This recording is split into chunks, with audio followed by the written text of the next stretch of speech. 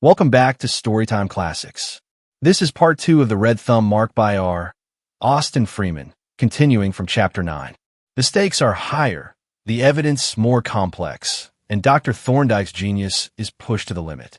Get ready for the thrilling conclusion of this landmark detective mystery. Chapter 9. The Prisoner. On the following morning, as I emerged from my room, I met Polton coming up with a tray. Our bedrooms were on the attic floor above the laboratory and workshop, and I accordingly followed him into my friend's chamber. "I shan't go out today," said Thorndyke, "though I shall come down presently. It is very inconvenient, but one must accept the inevitable. I have had a knock on the head, and, although I feel none the worse, I must take the proper precautions, rest, and a low diet, until I see that no results are going to follow. You can attend to the scalp wound and send round the necessary letters, can't you?"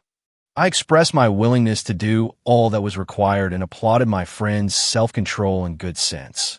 Indeed, I could not help contrasting the conduct of this busy, indefatigable man, cheerfully resigning himself to most distasteful inaction, with the fussy behavior of the ordinary patient who, with nothing of importance to do, can hardly be prevailed upon to rest, no matter how urgent the necessity. Accordingly, I breakfasted alone and spent the morning in writing and dispatching letters to the various persons who were expecting visits from my colleague. Shortly after lunch, a very spare one, by the way, for Polton appeared to include me in the scheme of reduced diet, my expectant ear caught the tinkle of a hansom approaching down Crown Office Row. "Here comes your fair companion," said Thorndyke, whom I had acquainted with my arrangements. "Tell Hornby from me to keep up his courage, and, for yourself, bear my warning in mind. I should be sorry indeed if you ever had cause to regret that you had rendered me the very valuable services for which I am now indebted to you. Goodbye. Don't keep her waiting."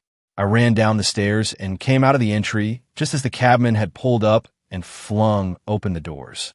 "Holloway Prison. Main entrance," I said, as I stepped up onto the footboard. "There ain't no back door there, sir," the man responded with a grin, and I was glad that neither the answer nor the grin was conveyed to my fellow passenger. "You are very punctual, Miss Gibson," I said. "It is not 1:30 yet."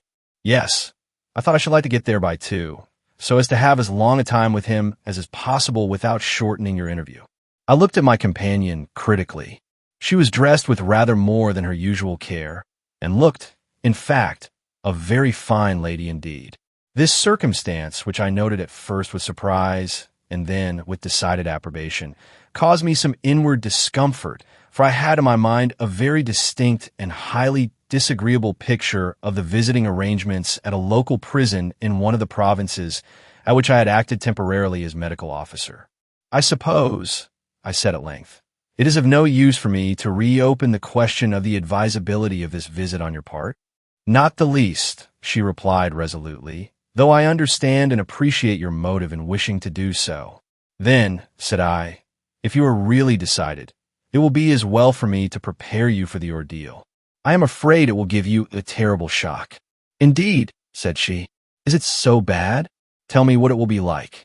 "In the first place," I replied, "you must keep in your mind the purpose of a prison like Holloway. We are going to see an innocent man, a cultivated and honorable gentleman. But the ordinary inmates of Holloway are not innocent men. For the most part, the remand cases on the male side are professional criminals, while the women are either petty offenders or chronic inebriates. Most of them are regular customers at the prison, such is the idiotic state of the law, who come into the reception room like travelers entering a familiar hostelry, address the prison officers by name, and demand the usual privileges and extra comforts.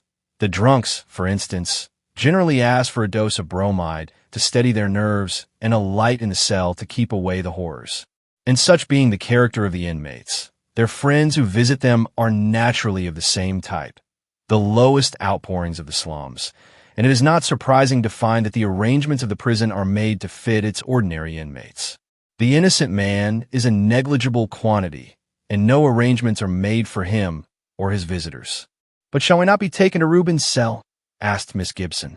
"Bless you, no," I answered, and, determined to give her every inducement to change her mind, I continued, I will describe the procedure as I have seen it, and a very dreadful and shocking sight I found it.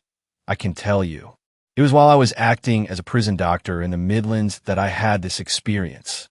I was going my round one morning when, passing along a passage, I became aware of a strange, muffled roar from the other side of the wall. "What is that noise?" I asked the warder who was with me. "Prisoners seeing their friends," he answered. "I'd like to have a look at them, sir." He unlocked a small door, and as he threw it open, the distant, muffled sound swelled into a deafening roar. I passed through the door and found myself in a narrow alley at one end of which a warder was sitting. The sides of the alley were formed by two immense cages with stout wire bars, one for the prisoners and the other for the visitors. And each cage was lined with faces and hands, all in incessant movement, the faces mouthing and grimacing, and the hands clawing restlessly at the bars. The uproar was so terrific that no single voice could be distinguished, though everyone present was shouting his loudest to make himself heard above the universal din.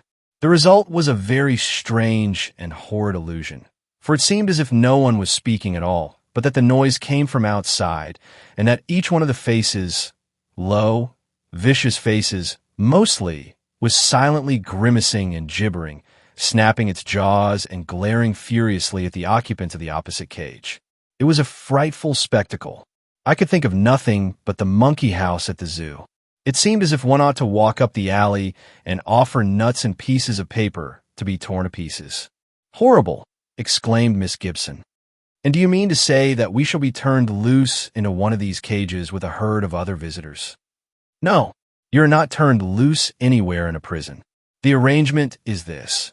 Each cage is divided by partitions into a number of small boxes or apartments, which are numbered. The prisoner is locked in one box, and his visitor in the corresponding box opposite. They are thus confronted, with the width of the alley between them. They can see one another and talk, but cannot pass any forbidden articles across. A very necessary precaution, I need hardly say. Yes, I suppose it is necessary, but it is horrible for decent people. Surely they ought to be able to discriminate. Why not give it up and let me take a message to Reuben? He would understand and be thankful to me for dissuading you." "No, no," she said quickly. "The more repulsive it is, the greater the necessity for me to go. He must not be allowed to think that a trifling inconvenience or indignity is enough to scare his friend away. What building is that ahead?" We had just swung round from Caledonian Road into a quiet and prosperous-looking suburban street, at the end of which rose the tower of a castellated building. "That is the prison," I replied. "We are looking at it from the most advantageous point of view. Seen from the back, and especially from the inside, it is a good deal less attractive." Nothing more was said until the cab drove into the courtyard and set us down outside the great front gates. Having directed the cabman to wait for us, I rang the bell, and we were speedily admitted through a wicket, which was immediately closed and locked, into a covered court closed in by a second gate, through the bars of which we could see across an inner courtyard to the actual entrance to the prison. Here, while the necessary formalities were gone through, we found ourselves part of a numerous and very motley company, for a considerable assemblage of the prisoner's friends was awaiting the moment of admission. I noticed that my companion was observing our fellow visitors with a kind of horrified curiosity, which she strove, however, and not unsuccessfully, to conceal, and certainly the appearance of the majority furnished eloquent testimony to the failure of crime as a means of worldly advancement. Their present position was productive of very varied emotions. Some were silent and evidently stricken with grief. A larger number were voluble and excited, while a considerable proportion were quite cheerful and even inclined to be facetious.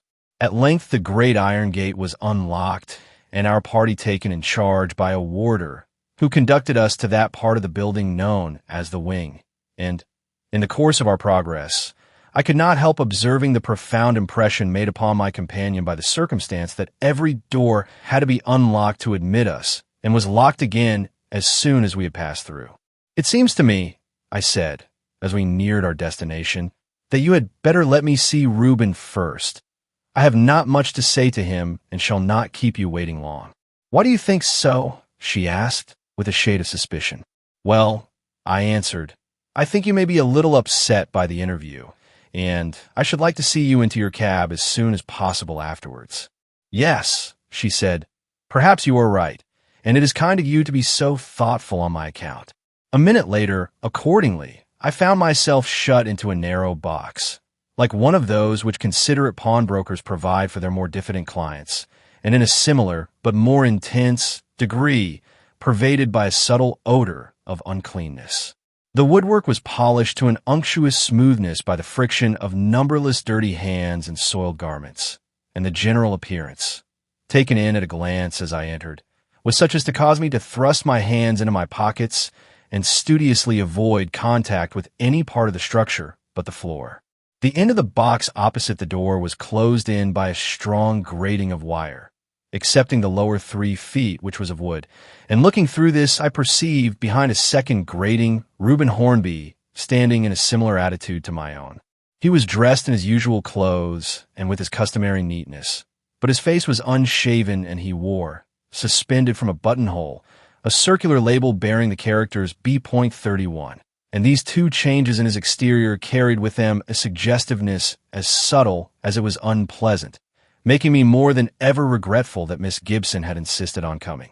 "It is exceedingly good of you, Dr. Jervis, to come and see me," he said heartily, making himself heard quite easily, to my surprise, above the hubbub of the adjoining boxes, "but I didn't expect you here.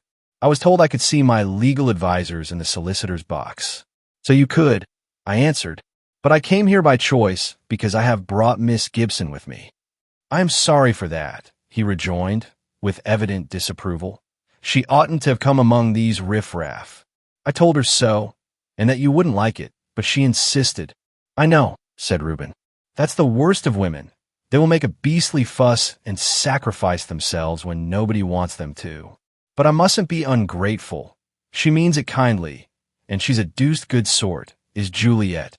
"She is indeed," I exclaimed, not a little disgusted at his cool, unappreciative tone. "A most noble-hearted girl, and her devotion to you is positively heroic." The faintest suspicion of a smile appeared on the face seen through the double grating, on which I felt that I could have pulled his nose with pleasure, only that a pair of tongs of special construction would have been required for the purpose. "Yes," he answered calmly, "we have always been very good friends." A rejoinder of the most extreme acidity was on my lips. Damn the fellow! What did he mean by speaking in that supercilious tone of the loveliest and sweetest woman in the world? But, after all, one cannot trample on a poor devil locked up in a jail on a false charge, no matter how great may be the provocation. I drew a deep breath, and, having recovered myself, outwardly at least, said, "I hope you don't find the conditions here too intolerable." "Oh no," he answered. "It's beastly unpleasant, of course, but it might easily be worse. I don't mind if it's only for a week or 2, and I am really encouraged by what Dr. Thorndyke said. I hope he wasn't being merely soothing. You may take it that he was not. What he said, I'm sure he meant. Of course, you know I am not in his confidence. Nobody is, but I gather that he is satisfied with the defense he is preparing." "If he is satisfied, I am," said Reuben, "and in any case, I shall owe him an immense debt of gratitude for having stood by me and believed in me when all the world, except my aunt and Juliet, had condemned me." He then went on to give me a few particulars of his prison life, and when he had chatted for a quarter of an hour or so, I took my leave to make way for Miss Gibson.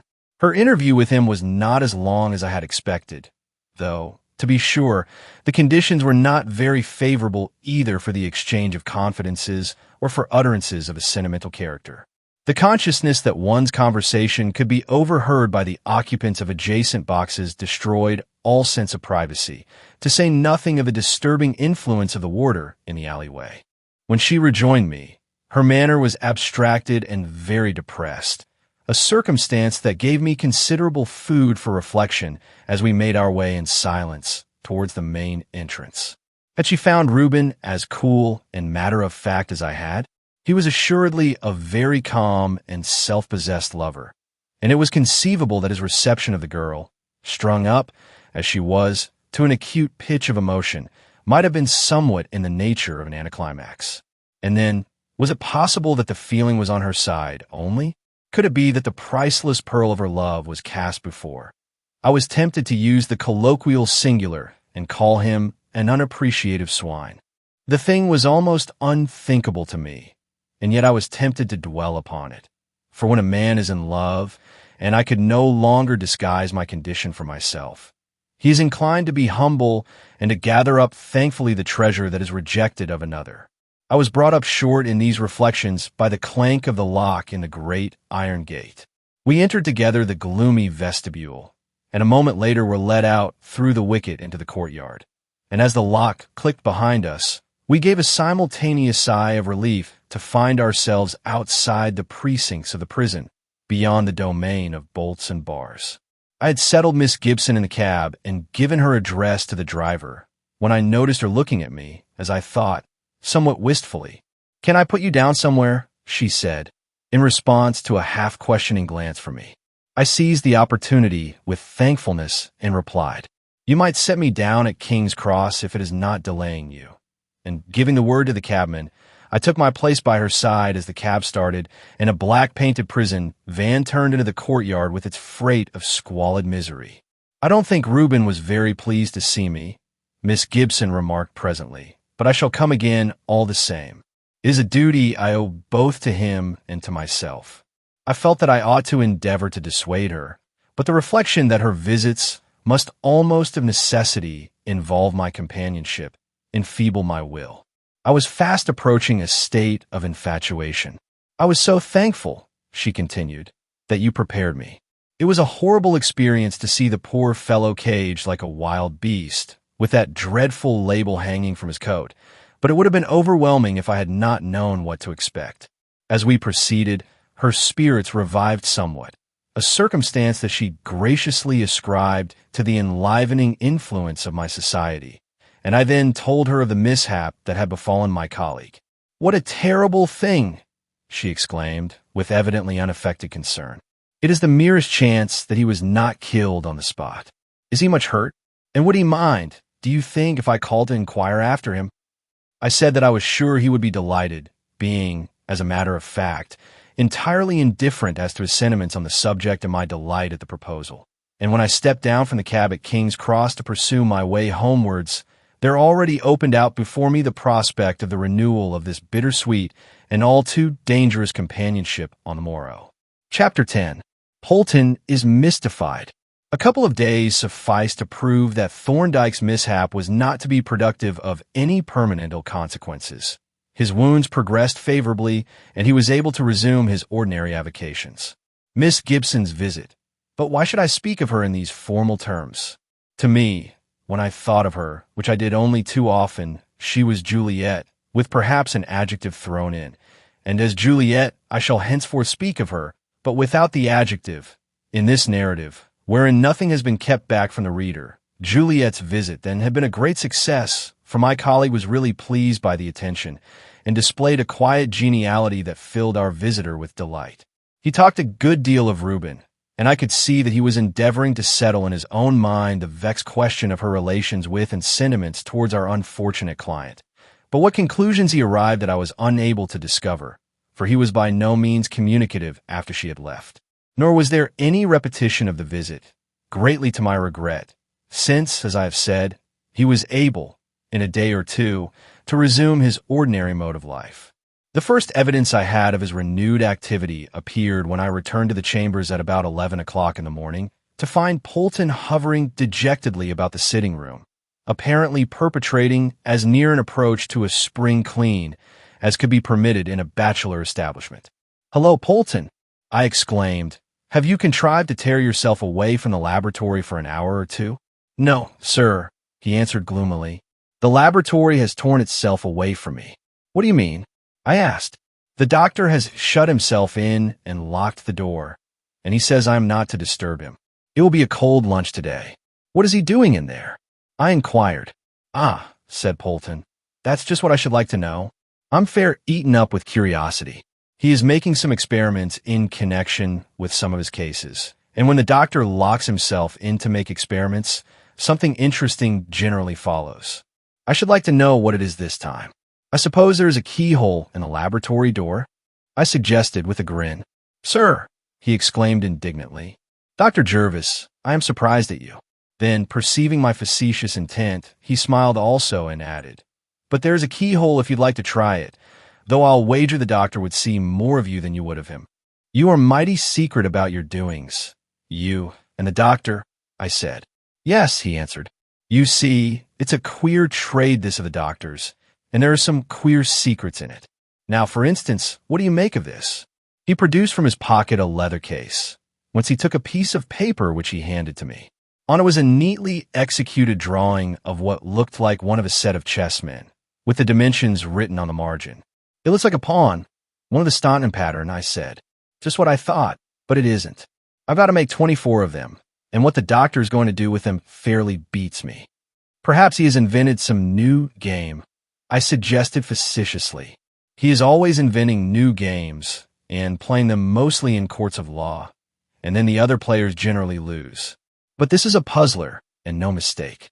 24 of these to be turned up in the best seasoned boxwood. What can they be for?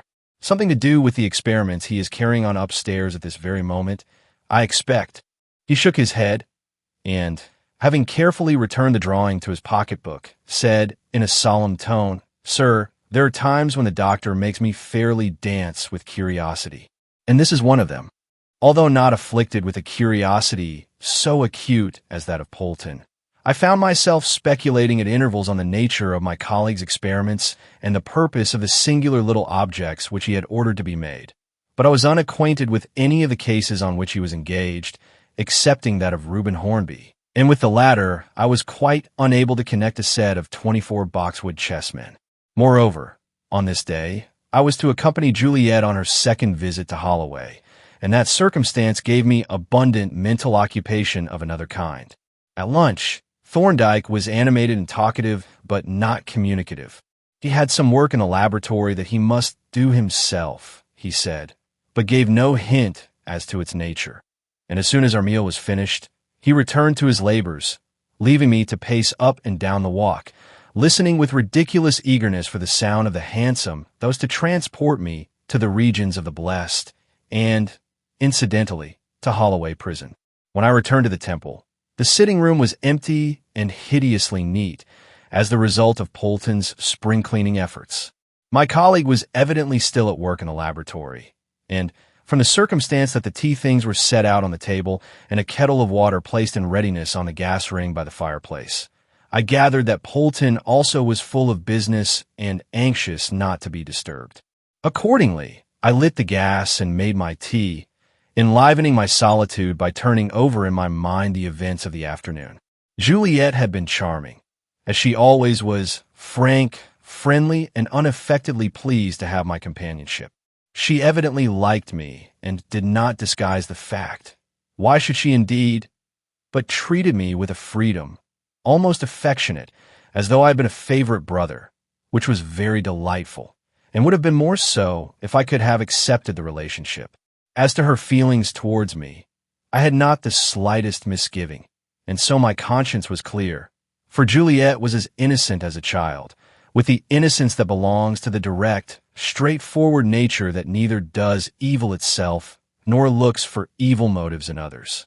For myself, I was past praying for her. The thing was done, and I must pay the price hereafter, content to reflect that I had trespassed against no one but myself. It was a miserable affair, and many a heartache did it promise me in the lonely days that would come, when I should have said goodbye to the Temple and gone back to my old nomadic life. And yet I would not have had it changed if I could, would not have bartered the bittersweet memories for dull forgetfulness. But other matters had transpired in the course of our drive than those that loomed so large to me in the egotism of my love. We had spoken of Mr. Hornby and his affairs, and from our talk there had emerged certain facts of no little moment to the inquiry on which I was engaged. Misfortunes are proverbially sociable, Juliet had remarked, in reference to her adopted uncle. As if this trouble about Reuben were not enough, there are worries in the city. Perhaps you have heard of them. I replied that Walter had mentioned the matter to me. Yes, said Juliet, rather viciously. I'm not quite clear as to what part that good gentleman has played in the matter. It has come out quite accidentally that he had a large holding in the mines himself, but he seems to have cut his loss, as the phrase goes, and got out of them. Though how he managed to pay such large differences is more than we can understand. We think he must have raised money somehow to do it. Do you know when the mines began to depreciate? I asked. Yes, it was quite a sudden affair, what Walter calls a slump, and it occurred only a few days before the robbery. Mr. Hornby was telling me about it only yesterday, and he recalled it to me by a ridiculous accident that happened on that day. What was that? I inquired. Why, I cut my finger and nearly fainted, she answered, with a shamefaced little laugh. It was rather a bad cut, but I didn't notice it until I found my hand covered with blood. Then I turned suddenly faint and had to lie down on the hearthrug. It was in Mr. Hornby's study, which I was tidying up at the time.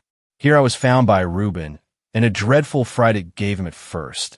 And then he tore up his handkerchief to tie up the wounded finger, and you never saw such an awful mess as he got his hands in. He might have been arrested as a murderer, poor boy, from the condition he was in. It will make your professional gorge rise to learn that he fastened up the extemporized bandage with red tape, which he got from the writing table after rooting about among the sacred papers in the most ruthless fashion. When he had gone, I tried to put the things on the table straight again, and really you might have thought some horrible crime had been committed. The envelopes and papers were all smeared with blood and marked with the print of gory fingers. I remembered it afterwards, when Reuben's thumb mark was identified, and thought that perhaps one of the papers might have got into the safe by accident. But Mr. Hornby told me that was impossible. He tore the leaf off his memorandum block at the time, when he put away the diamonds. Such was the gist of our conversation as the cab rattled through the streets on the way to the prison. And certainly it contained matter sufficiently important to draw away my thoughts from other subjects, more agreeable but less relevant to the case. With a sudden remembrance of my duty, I drew forth my notebook and was in the act of committing the statements to writing when Thorndyke entered the room. "Don't let me interrupt you, Jervis," said he. "I will make myself a cup of tea while you finish your writing, and then you shall exhibit the day's catch and hang your nets out to dry." I was not long in finishing my notes, for I was in a fever of impatience to hear Thorndyke's comments on my latest addition to our store of information. By the time the kettle was boiling, my entries were completed, and I proceeded forthwith to retail to my colleague those extracts from my conversation with Juliet that I have just recorded. He listened, as usual, with deep and critical attention. "This is very interesting and important," he said, when I had finished. "Really, Jervis, you are a most invaluable coadjutor. It seems that information, which would be strictly withheld from the forbidding Jorkins, trickles freely and unasked into the ear of the genial Spenlow. Now, I suppose you regard your hypothesis as having received very substantial confirmation." "Certainly I do, and very justifiably. You see now how completely you were in the right when you allowed yourself to entertain this theory of the crime in spite of its apparent improbability. By the light of these new facts, it has become quite a probable explanation of the whole affair. And if it could only be shown that Mr. Hornby's memorandum block was among the papers on the table, it would rise to a high degree of probability. The obvious moral is never disregard the improbable. By the way, it is odd that Reuben failed to recall this occurrence when I questioned him. Of course, the bloody finger marks were not discovered until he had gone, but one would have expected him to recall the circumstance when I asked him, pointedly, if he had never left bloody fingerprints on any papers. I must try to find out if Mr. Hornby's memorandum block was on the table and among the marked papers, I said. "Yes, that would be wise," he answered, "though I don't suppose the information will be forthcoming." My colleague's manner rather disappointed me. He had heard my report with the greatest attention. He had discussed it with animation, but yet he seemed to attach to the new and, as they appeared to me, highly important facts an interest that was academic rather than practical.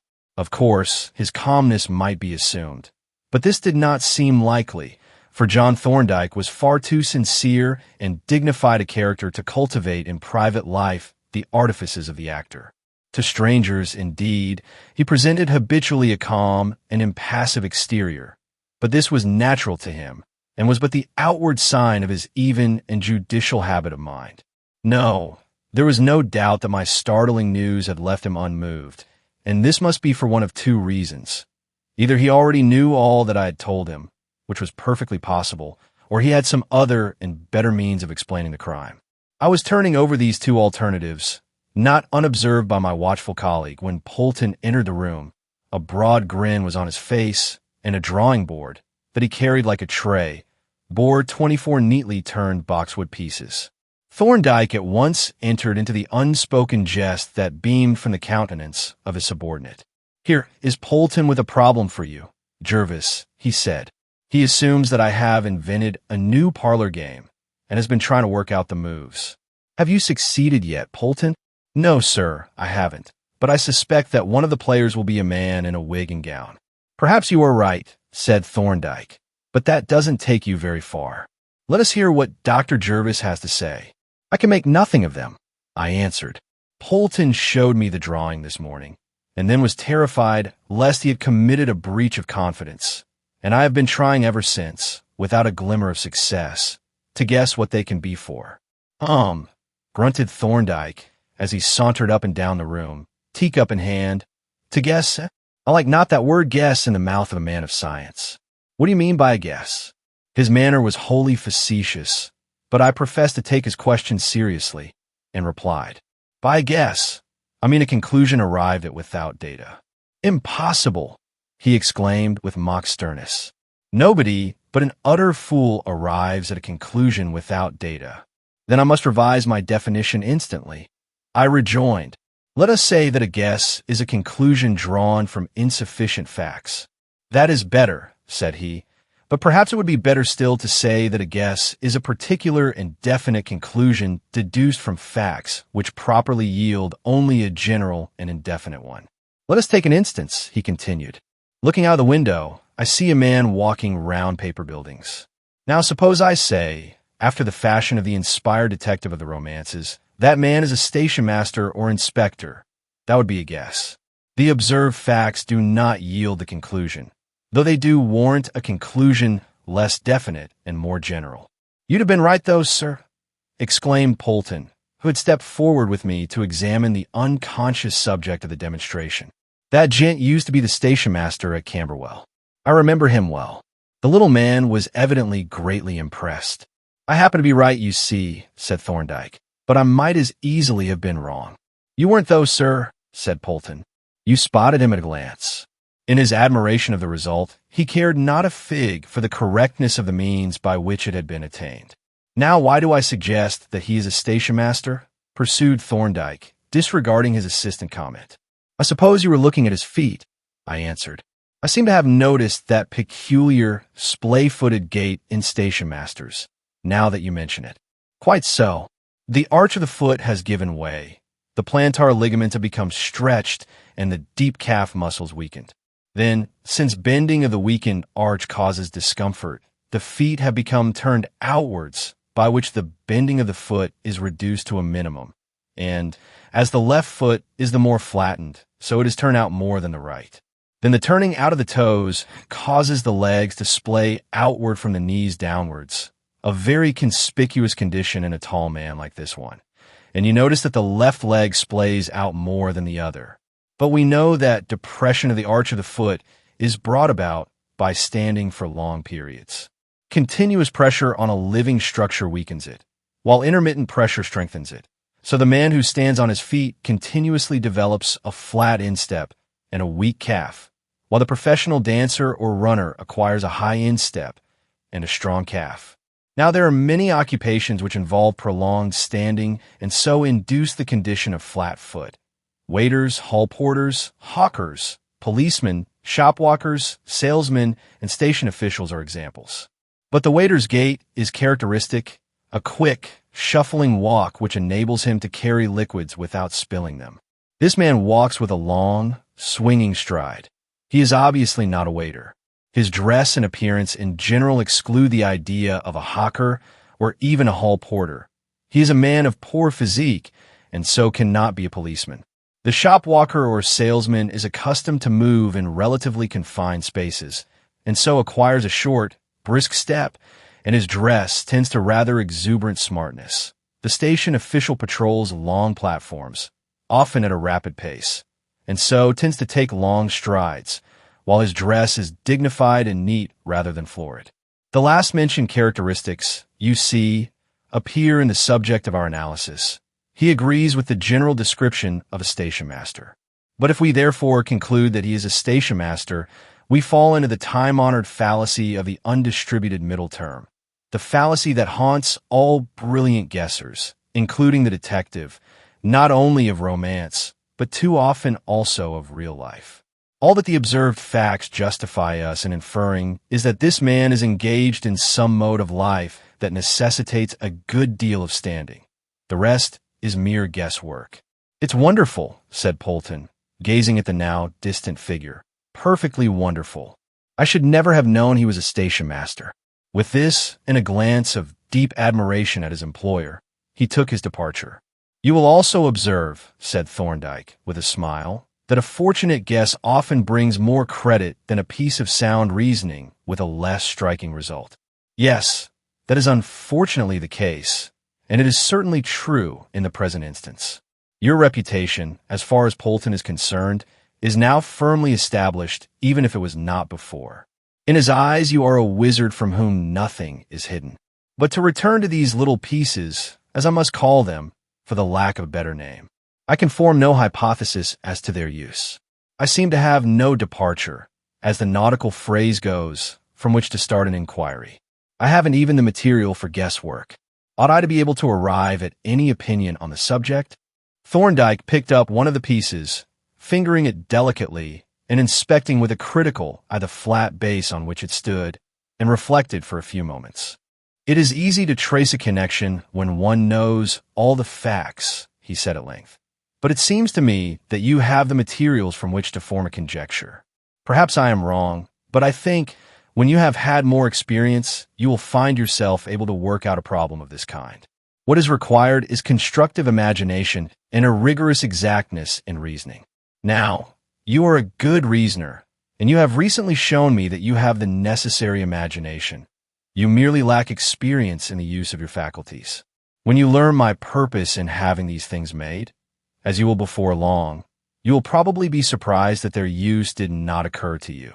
And now, let us go forth and take a brisk walk to refresh ourselves, or perhaps I should say myself, after the day's labor." Chapter 11. The Ambush. "I am going to ask for your collaboration in another case," said Thorndyke, a day or two later.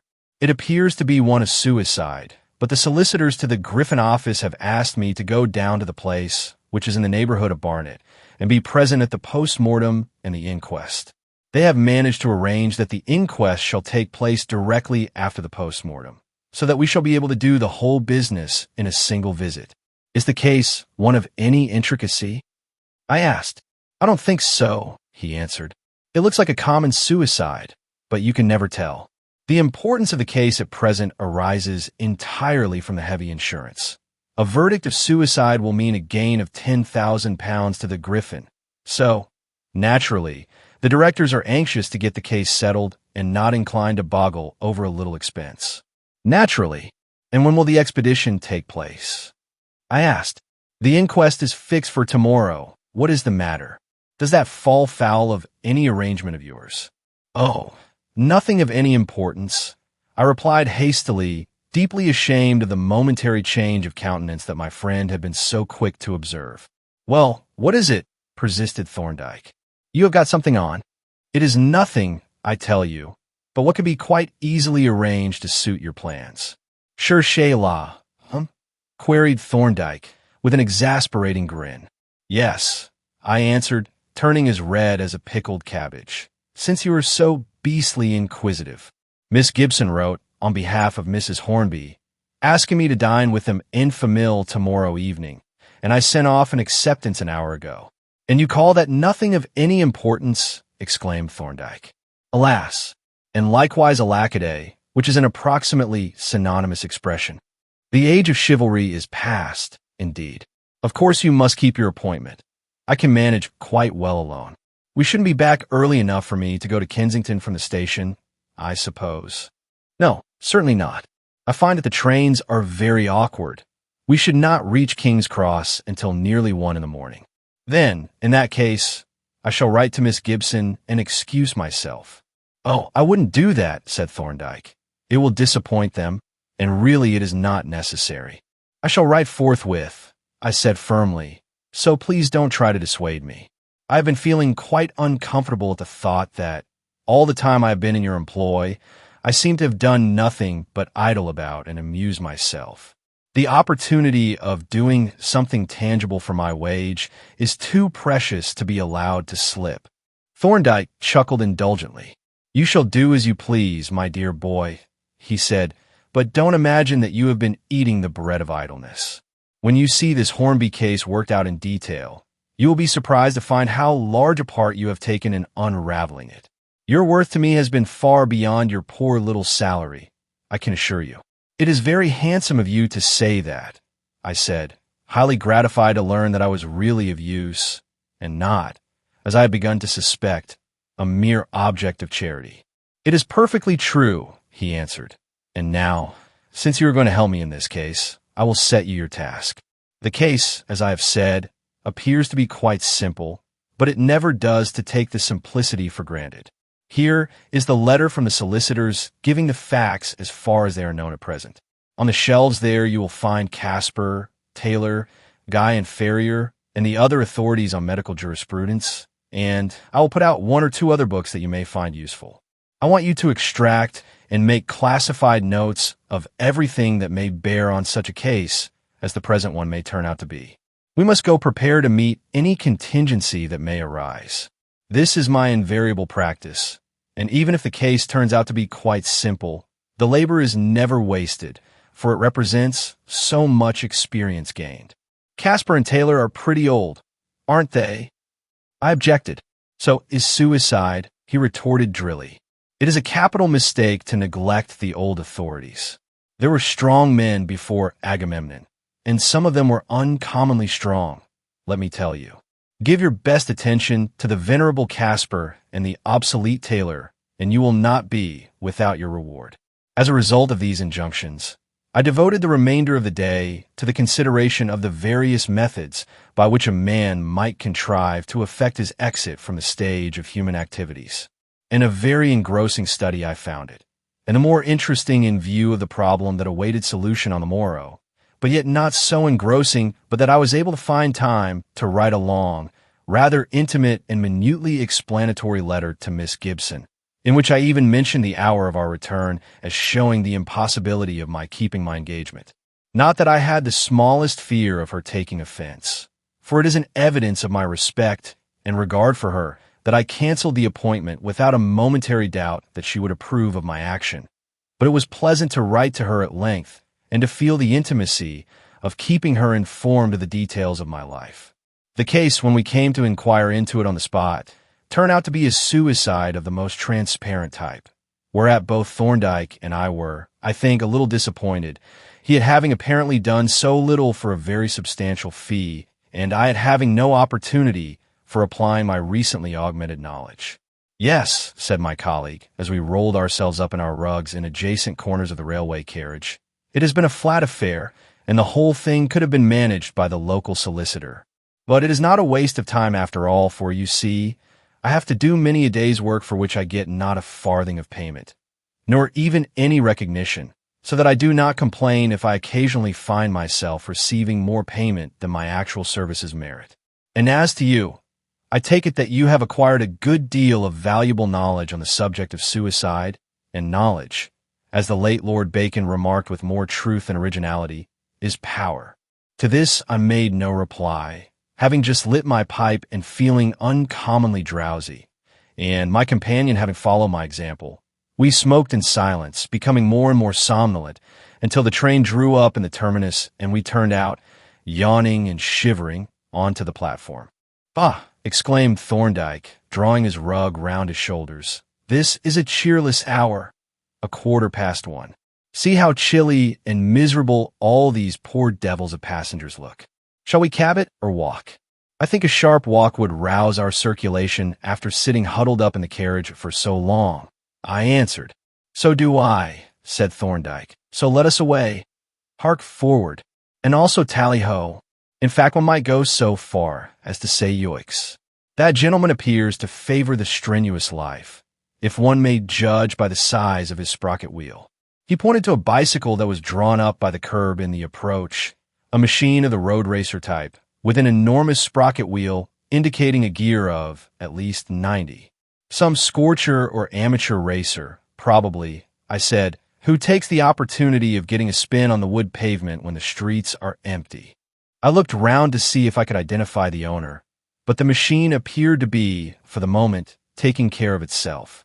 King's Cross is one of those districts of which the inhabitants are slow in settling down for the night, and even at 1:15 in the morning its streets are not entirely deserted. Here and there the glimmer of a street lamp or the far-reaching ray from a tall electric light reveals the form of some nocturnal prowler creeping along with cat-like stealthiness, or bursting, cat-like, into unmelodious song. Not greatly desirous of the society of these roisterers, we crossed quickly from the station into the Gray's Inn Road, now silent and excessively dismal in aspect, and took our way along the western side. We had turned the curve and were crossing Manchester Street, when a series of yelps from ahead announced the presence of a party of merrymakers, who we were not yet able to see. However, for the night was an exceptionally dark one, but the sounds of revelry continued to increase in volume as we proceeded, until, as we passed Sidmouth Street, we came in sight of the revelers. There were some half-dozen in number, all of them roughs of the hooligan type, and they were evidently in boisterous spirits, for, as they passed the entrance to the Royal Free Hospital, they halted and battered furiously at the gate. Shortly after this exploit, they crossed the road on to our side, whereupon Thorndyke caught my arm and slackened his pace. "Let them draw ahead," said he. "It is a wise precaution to give all hooligan gangs a very wide berth at this time of night. We had better turn down Heathcote Street and cross Mecklenburgh Square." We continued to walk on at reduced speed until we reached Heathcote Street, into which we turned, and so entered Mecklenburgh Square, where we mended our pace once more. "The hooligan," pursued Thorndyke, as we walked briskly across the silent square, "covers a multitude of sins, ranging from highway robbery with violence and paid assassination, technically known as bashing, down to the criminal folly of the philanthropic magistrate, who seems to think that his function in the economy of nature is to secure the survival of the unfittest. There goes a cyclist along Guildford Street. I wonder if that is our strenuous friend from the station. If so, he has slipped past the hooligans. We were just entering Doughty Street, and, as Thorndyke spoke, a man on a bicycle was visible for an instant at the crossing of the two streets. When we reached Guildford Street, we both looked down the long, lamp-lighted vista, but the cyclist had vanished. "We had better go straight on into Theobald's Road," said Thorndyke, and we accordingly pursued our way up the fine old world street, from whose tall houses our footfalls echoed, so that we seemed to be accompanied by an invisible multitude, until we reached that part where it unaccountably changes its name and becomes John Street. "There always seems to me something very pathetic about these old Bloomsbury streets," said Thorndyke, "with their faded grandeur and dignified seediness. They remind me of some prim and aged gentlewoman in reduced circumstances who— Hullo! What was that?" A faint, sharp thud from behind had been followed instantly by the shattering of a ground-floor window in front. We both stopped dead and remained, for a couple of seconds, staring into the gloom, from whence the first sound had come. Then Thorndyke darted diagonally across the road at a swift run, and I immediately followed. At the moment when the affair happened, we had gone about 40 yards up John Street, that is, from the place where it is crossed by Henry Street, and we now raced across the road to the further corner of the latter street. When we reached it, however, the little thoroughfare was empty, and, as we paused for a moment, no sound of retreating footsteps broke the silence. "The shot certainly came from here," said Thorndyke. "Come on." And he again broke into a run. A few yards up the street a mews turns off to the left, and into this my companion plunged, motioning me to go straight on, which I accordingly did, and in a few paces reached the top of the street. Here a narrow thoroughfare, with a broad, smooth pavement, bears off to the left, parallel with the mews, and as I arrived at the corner and glanced up the little street, I saw a man on a bicycle gliding swiftly and silently towards Little James Street. with a mighty shout of "Stop, thief!" I started in hot pursuit, but though the man's feet were moving in an apparently leisurely manner, he drew ahead at an astonishing pace, in spite of my efforts to overtake him. And it then dawned upon me that the slow revolutions of his feet were due, in reality, to the unusually high gear of the machine that he was riding. As I realized this, and at the same moment recalled the bicycle that we had seen in the station, the fugitive swung round into Little James Street and vanished. The speed at which the man was traveling made further pursuit utterly futile, so I turned and walked back, panting and perspiring from the unwanted exertion. As I re-entered Henry Street, Thorndyke emerged from the mews and halted on seeing me. "Cyclist?" he asked laconically as I came up. "Yes," I answered, riding a machine geared up to about 90. He must have followed us from the station," said Thorndyke. "Did you notice if he was carrying anything?" "He had a walking stick in his hand. I didn't see anything else." "What sort of walking stick?" "I couldn't see very distinctly.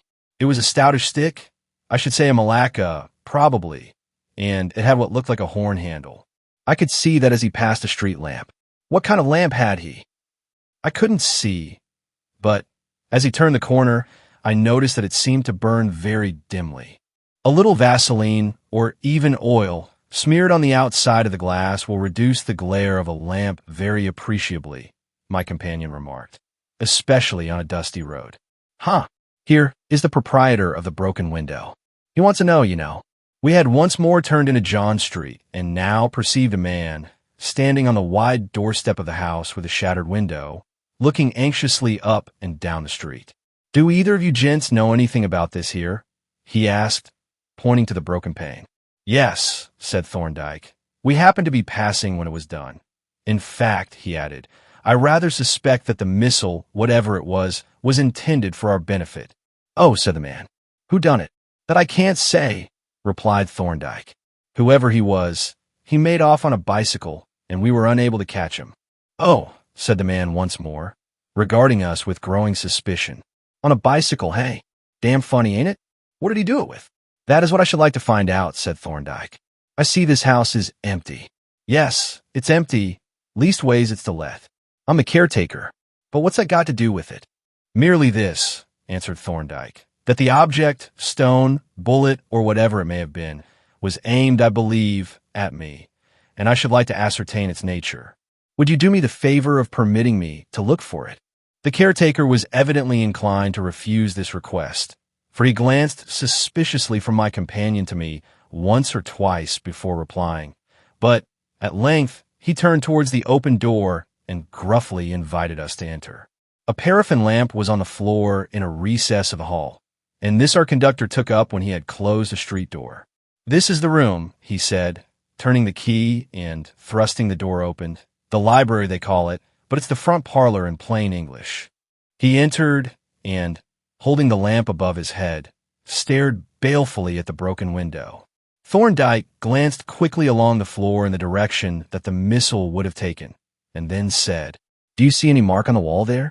As he spoke, he indicated the wall opposite the window, which obviously could not have been struck by a projectile entering with such extreme obliquity, and I was about to point out this fact when I fortunately remembered the great virtue of silence. Our friend approached the wall, still holding up the lamp, and scrutinized the surface with close attention. And while he was thus engaged, I observed Thorndyke stoop quickly and pick up something, which he deposited carefully and without remark in his waistcoat pocket. "I don't see no bruise anywhere," said the caretaker, sweeping his hand over the wall. "Perhaps the thing struck this wall," suggested Thorndyke, pointing to the one that was actually in the line of fire. "Yes, of course," he added. "It would be this one. The shot came from Henry Street." The caretaker crossed the room and threw the light of his lamp on the wall thus indicated. Here we are," he exclaimed with gloomy satisfaction, pointing to a small dent in which the wallpaper was turned back and the plaster exposed. "Looks almost like a bullet mark, but you say you didn't hear no report." "No," said Thorndyke. "There was no report. It must have been a catapult." The caretaker set the lamp down on the floor and proceeded to grope about for the projectile, in which operation we both assisted. and I could not suppress a faint smile as I noted the earnestness with which Thorndyke peered about the floor in search of the missile that was quietly reposing in his waistcoat pocket. We were deep in our investigations when there was heard an uncompromising double knock at the street door, followed by the loud pealing of a bell in the basement. "Bobby, I suppose," growled the caretaker. "Here's a blooming fuss about nothing." He caught up the lamp and went out, leaving us in the dark. "I picked it up, you know," said Thorndyke when we were alone. "I saw you," I answered. "Good. I applaud your discretion," he rejoined. The caretaker's supposition was correct. When he returned, he was accompanied by a burly constable, who saluted us with a cheerful smile and glanced facetiously round the empty room. "Our boys," said he, nodding towards the broken window. "They're playful lads, that they are. You were passing when it happened, sir, I hear." "Yes," answered Thorndyke, and he gave the constable a brief account of the occurrence, which the latter listened to, notebook in hand. "Well," said he when the narrative was concluded, "if those hooligan boys are going to take to catapults, they'll make things lively all round." "You ought to run some of 'em in," said the caretaker. "Run 'em in," exclaimed the constable in a tone of disgust. "Yes. And then the magistrate will tell 'em to be good boys and give 'em 5 shillings out of the poor box to buy illustrated testaments. I'd testament them, the worthless varmints." He rammed his notebook fiercely into his pocket and stalked out of the room into the street, whither we followed. "You'll find that bullet or stone when you sweep up the room," he said, as he turned onto his beat, "and you'd better let us have it. Good night, sir." He strolled off towards Henry Street, while Thorndyke and I resumed our journey southward. "Why were you so secret about that projectile?" I asked my friend as we walked up the street. "Partly to avoid discussion with the caretaker," he replied, "but principally because I thought it likely that a constable would pass the house and, seeing the light, come in to make inquiries. And then I should have had to hand over the object to him." "And why not? Is the object a specially interesting one?" "It is highly interesting to me at the present moment," replied Thorndyke with a chuckle, "because I have not examined it. I have a theory as to its nature, which theory I should like to test before taking the police into my confidence." "Are you going to take me into your confidence?" I asked. "When we get home, if you're not too sleepy," he replied. On our arrival at his chambers, Thorndyke desired me to light up and clear one end of the table while he went up to the workshop to fetch some tools. I turned back the table cover and, having adjusted the gas so as to light this part of the table, waited in some impatience for my colleague's return. In a few minutes he re-entered bearing a small vise, a metal saw, and a wide-mouthed bottle. "What have you got in that bottle?" I asked, perceiving a metal object inside it. "That is the projectile, which I have thought fit to rinse in distilled water, for reasons that will presently appear." He agitated the bottle gently for a minute or so, and then, with a pair of dissecting forceps, lifted out the object and held it above the surface of the water to drain, after which he laid it carefully on a piece of blotting paper. I stooped over the projectile and examined it with great curiosity, while Thorndyke stood by regarding me with almost equal interest. "Well," he said, after watching me in silence for some time, "what do you see?" "I see a small brass cylinder," I answered, "about 2 inches long and rather thicker than an ordinary lead pencil. One end is conical, and there is a small hole at the apex which seems to contain a steel point. The other end is flat, but has in the center a small square projection such as might fit a watch key. I notice also a small hole in the side of the cylinder close to the flat end. The thing looks like a miniature shell and appears to be hollow." "It is hollow," said Thorndyke. "You must have observed that when I held it up to drain, the water trickled out through the hole at the pointed end." "Yes, I noticed that. Now, take it up and shake it." I did so and felt some heavy object rattle inside it. "There is some loose body inside it," I said, "which fits it pretty closely as it moves only in the long diameter." "Quite so. Your description is excellent. And now, what is the nature of this projectile?" "I should say it is a miniature shell or explosive bullet." "Wrong," said Thorndyke. "A very natural inference, but a wrong one." "Then what is the thing?" I demanded, my curiosity still further aroused. "I will show you," he replied. It is something much more subtle than an explosive bullet, which would really be a rather crude appliance, admirably thought out and thoroughly well executed. We have to deal with a most ingenious and capable man.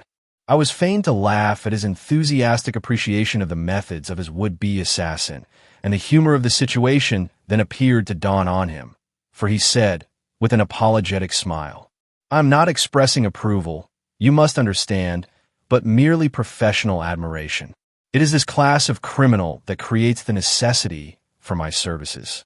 He is my patron, so to speak, my ultimate employer. For the common crook can be dealt with quite efficiently by the common policeman." While he was speaking, he had been fitting the little cylinder between two pads of tissue paper in the vise, which he now screwed up tight. Then, with the fine metal saw, he began to cut the projectile, lengthwise, into two slightly unequal parts. This operation took some time, especially since he was careful not to cut the loose body inside, but at length the section was completed and the interior of the cylinder exposed, when he released it from the vise and held it up before me with an expression of triumph. "Now, what do you make it?" he demanded. I took the object in my fingers and looked at it closely, but was at first more puzzled than before. The loose body I now saw to be a cylinder of lead about half an inch long, accurately fitting the inside of the cylinder, but capable of slipping freely backwards and forwards. The steel point, which I had noticed in the hole at the apex of the conical end, was now seen to be the pointed termination of a slender steel rod, which projected fully an inch into the cavity of the cylinder, and the conical end itself was a solid mass of lead. "Well?" queried Thorndyke, seeing that I was still silent. "You tell me it is not an explosive bullet," I replied. "Otherwise I should have been confirmed in that opinion. I should have said that the percussion cap was carried by this lead plunger and struck on the end of that steel rod when the flight of the bullet was suddenly arrested." "Very good indeed," said Thorndyke. "You are right so far that this is, in fact, the mechanism of a percussion shell. But look at this. You see, this little rod was driven inside the bullet when the latter struck the wall. Let us replace it in its original position." He laid the end of a small flat file against the end of the rod and pressed it firmly, when the rod slid through the hole until it projected an inch beyond the apex of the cone. Then he handed the projectile back to me. A single glance at the point of the steel rod made the whole thing clear, and I gave a whistle of consternation, for the rod was a fine tube with a sharply pointed end. "The infernal scoundrel!" I exclaimed.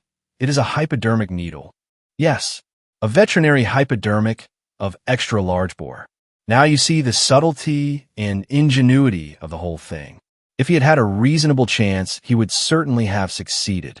"You speak quite regretfully," I said, laughing again at the oddity of his attitude towards the assassin. "Not at all," he replied. "I have the character of a single-handed player, but even the most self-reliant man can hardly make a post-mortem on himself. I am merely appreciating an admirable piece of mechanical design most efficiently carried out. Observe the completeness of the thing and the way in which all the necessities of the case are foreseen and met. This projectile was discharged from a powerful air gun, the walking stick form, provided with a force pump and key. The barrel of that gun was rifled." "How do you know that?" I asked. "Well, to begin with, it would be useless to fit a needle to the projectile unless the latter was made to travel with the point forwards. But there is direct evidence that the barrel was rifled. You notice the little square projection on the back surface of the cylinder. That was evidently made to fit a washer or wad, probably a thin plate of soft metal, which would be driven by the pressure from behind into the grooves of the rifling, and thus give a spinning motion to the bullet. When the latter left the barrel, the wad would drop off, leaving it free." "I see. I was wondering what the square projection was for. It is, as you say, extremely ingenious." "Highly ingenious," said Thorndyke, enthusiastically. "And so is the whole device. See how perfectly it would have worked but for a mere fluke and for the complication of your presence. Supposing that I had been alone, so that he could have approached to a shorter distance. In that case, he would not have missed, and the thing would have been done. You see how it was intended to be done, I suppose?" "I think so," I answered, "but I should like to hear your account of the process." "Well, you see, he first finds out that I am returning by a late train, which he seems to have done, and he waits for me at the terminus. Meanwhile, he fills the cylinder with a solution of a powerful alkaloidal poison, which is easily done by dipping the needle into the liquid and sucking at the small hole near the back end, when the piston will be drawn up and the liquid will follow it. You notice that the upper side of the piston is covered with Vaseline, introduced through the hole, no doubt, which would prevent the poison from coming out into the mouth and make the cylinder secure from leakage. On my arrival, he follows me on his bicycle until I pass through a sufficiently secluded neighborhood.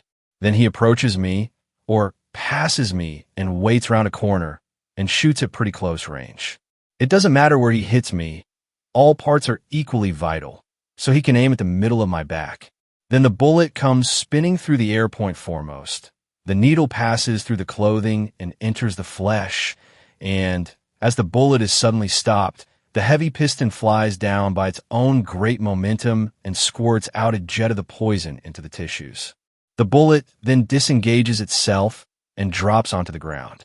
Meanwhile, our friend has mounted his bicycle and is off, and when I feel the prick of the needle, I turn and, without stopping to look for the bullet, immediately give chase. I am, of course, not able to overtake a man on a racing machine, but still I follow him some distance.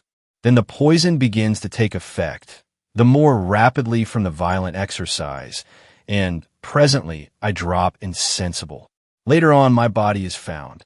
There are no marks of violence, and probably the needle puncture escapes observation at the post-mortem, in which case the verdict will be death from heart failure.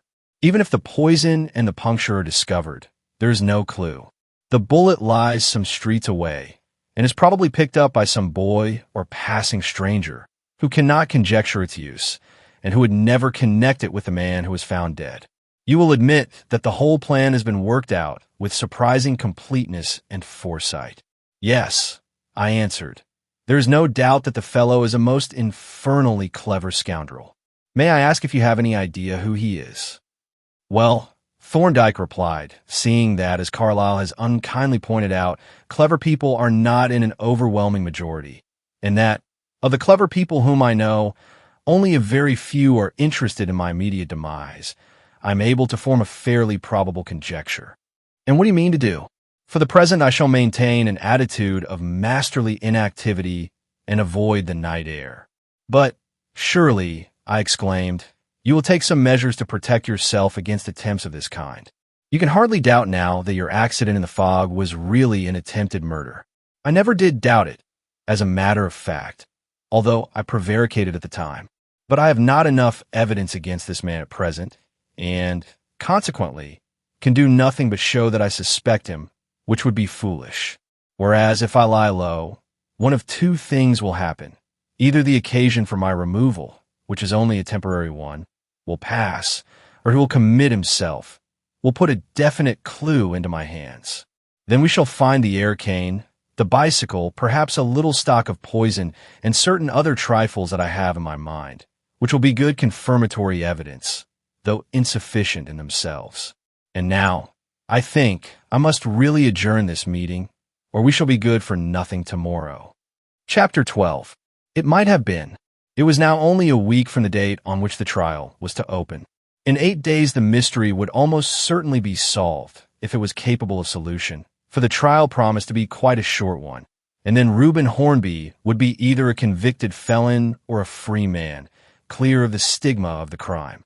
For several days past, Thorndyke had been in almost constant possession of a laboratory, while his own small room, devoted ordinarily to bacteriology and microscopical work, was kept continually locked, a state of things that reduced Polton to a condition of the most extreme nervous irritation, especially when, as he told me indignantly, he met Mr. Anstey emerging from the Holy of Holies, grinning and rubbing his hands and giving utterance to genial but unparliamentary expressions of amused satisfaction. I had met Anstey on several occasions lately, and each time liked him better than the last, for his whimsical, facetious manner covered a nature, as it often does, that was serious and thoughtful, and I found him not only a man of considerable learning, but one also of a lofty standard of conduct. His admiration for Thorndyke was unbounded, and I could see that the two men collaborated with the utmost sympathy and mutual satisfaction. But although I regarded Mr. Anstey with feelings of the liveliest friendship, I was far from gratified when, on a morning of which I am writing, I observed him from our sitting room window, crossing the graveled space from Crown Office Row and evidently bearing down on our chambers. For the fact is that I was awaiting the arrival of Juliet, and should greatly have preferred to be alone at the moment, seeing that Thorndyke had already gone out. It is true that my fair enslaver was not due for nearly half an hour, but then, who could say how long Anstey would stay, or what embarrassments might arise from my efforts to escape? By all of which it may be perceived that my disease had reached a very advanced stage, and that I was unequal to those tactics of concealment that are commonly attributed to the ostrich. A sharp rap of the knocker announced the arrival of the disturber of my peace, and when I opened the door, Anstey walked in with the air of a man to whom an hour more or less is of no consequence whatever. He shook my hand with mock solemnity, and, seating himself upon the edge of the table, proceeded to roll a cigarette with exasperating deliberation. "I infer," said he, "that our learned brother is practicing parlor magic upstairs, or peradventure he has gone on a journey?" "He has a consultation this morning," I answered. "Was he expecting you?" "Evidently not, or he would have been here." "No, I just looked in to ask a question about the case of your friend Hornby. You know it comes on for trial next week." "Yes, Thorndyke told me." "What do you think of Hornby's prospects? Is he going to be convicted, or will he get an acquittal?" "He will be entirely passive," replied Anstey, "but we," here he slapped his chest impressively, "are going to secure an acquittal. You will be highly entertained, my learned friend, and Mr. the Enemy will be excessively surprised." He inspected the newly made cigarette with a critical air and chuckled softly. "You seem pretty confident," I remarked. "I am," he answered, "though Thorndyke considers failure possible, which, of course, it is if the jury box should chance to be filled with microcephalic idiots and the judge should prove incapable of understanding simple technical evidence. But we hope that neither of these things will happen, and if they do not, we feel pretty safe. By the way, I hope I am not divulging your principal's secrets." "Well," I replied with a smile, "you have been more explicit than Thorndyke ever has." "Have I?" he exclaimed with mock anxiety. "Then I must swear you to secrecy. Thorndyke is so very close, and he is quite right too. I never cease admiring his tactics of allowing the enemy to fortify and barricade the entrance that he does not mean to attack. But I see you are wishing me at the devil, so give me a cigar and I will go, though not to that particular destination." "Will you have one of Thorndyke's special brand?" I asked malignantly. "What, those foul trichinopolies? Not while brown paper is to be obtained at every stationer's. I'd sooner smoke my own wig." I tendered my own case, from which he selected a cigar with anxious care and much sniffing. Then he bade me a ceremonious adieu and departed down the stairs, blithely humming a melody from the latest comic opera. He had not left more than 5 minutes when a soft and elaborate rat-tat from the little brass knocker brought my heart into my mouth. I ran to the door and flung it open, revealing Juliet standing on the threshold. "May I come in?" she asked. "I want to have a few words with you before we start." I looked at her with some anxiety, for she was manifestly agitated, and the hand that she held out to me trembled. "I am greatly upset, Dr. Jervis," she said, ignoring the chair that I had placed for her. "Mr. Lawley has been giving us his views of poor Reuben's case, and his attitude fills me with dismay." "Hang Mr. Lawley," I muttered, and then apologized hastily. "What made you go to him, Miss Gibson?" "I didn't go to him. He came to us. He dined with us last night, he and Walter, and his manner was gloomy in the extreme. After dinner, Walter took him apart with me and asked him what he really thought of the case. He was most pessimistic. 'My dear sir,' he said, 'the only advice I can give you is that you prepare yourself to contemplate disaster as philosophically as you can. In my opinion, your cousin is almost certain to be convicted.' 'But,' said Walter, 'what about the defense?' I understood that there was at least a plausible case. Mr. Lawley shrugged his shoulders. 'I have a sort of alibi that will go for nothing, but I have no evidence to offer in answer to that of the prosecution, and no case. And I may say, speaking in confidence, that I do not believe there is any case.' I do not see how there can be any case, and I have heard nothing from Dr. Thorndyke to lead me to suppose that he has really done anything in the matter. Is this true, Dr. Jervis? Oh, do tell me the real truth about it. I have been so miserable and terrified since I heard this, and I was so full of hope before. Tell me, is it true? Will Reuben be sent to prison after all? In her agitation, she laid her hands on my arm and looked up into my face with her gray eyes swimming with tears, and was so piteous, so trustful, and, withal, so bewitching that my reserve melted like snow before a July sun. It is not true, I answered, taking her hands in mine and speaking perforce in a low tone that I might not betray my emotion. If it were, it would mean that I have willfully deceived you, that I have been false to our friendship, and how much that friendship has been to me, no one but myself will ever know. She crept a little closer to me with a manner at once penitent and wheedling. You are not going to be angry with me, are you? It was foolish of me to listen to Mr. Lawley after all you have told me, and it did look like a want of trust in you, I know. But you, who are so strong and wise, must make allowance for a woman who is neither.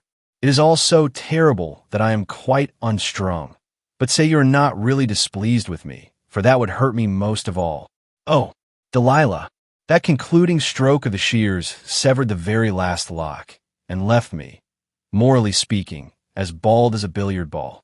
Henceforth I was at her mercy and would have divulged, without a scruple, the uttermost secrets of my principal, but that astute gentleman had placed me beyond the reach of temptation. As to being angry with you, I answered, I am not, like Thorndyke, one to essay the impossible, and if I could be angry it would hurt me more than it would you. But, in fact, you are not to blame at all, and I am an egotistical brute. Of course you were alarmed and distressed. Nothing could be more natural. So now let me try to chase away your fears and restore your confidence. I have told you what Thorndyke said to Reuben, that he had good hopes of making his innocence clear to everybody. That alone should have been enough. I know it should, murmured Juliet remorsefully. Please forgive me for my want of faith. But, I continued, I can quote you the words of one to whose opinions you will attach more weight. Mr. Anstey was here less than half an hour ago. Do you mean Reuben's counsel? Yes. And what did he say? Oh, do tell me what he said. He said, in brief, that he was quite confident of obtaining an acquittal, and that the prosecution would receive a great surprise. He seemed highly pleased with his brief, and spoke with great admiration of Thorndyke. Did he really say that he was confident of an acquittal?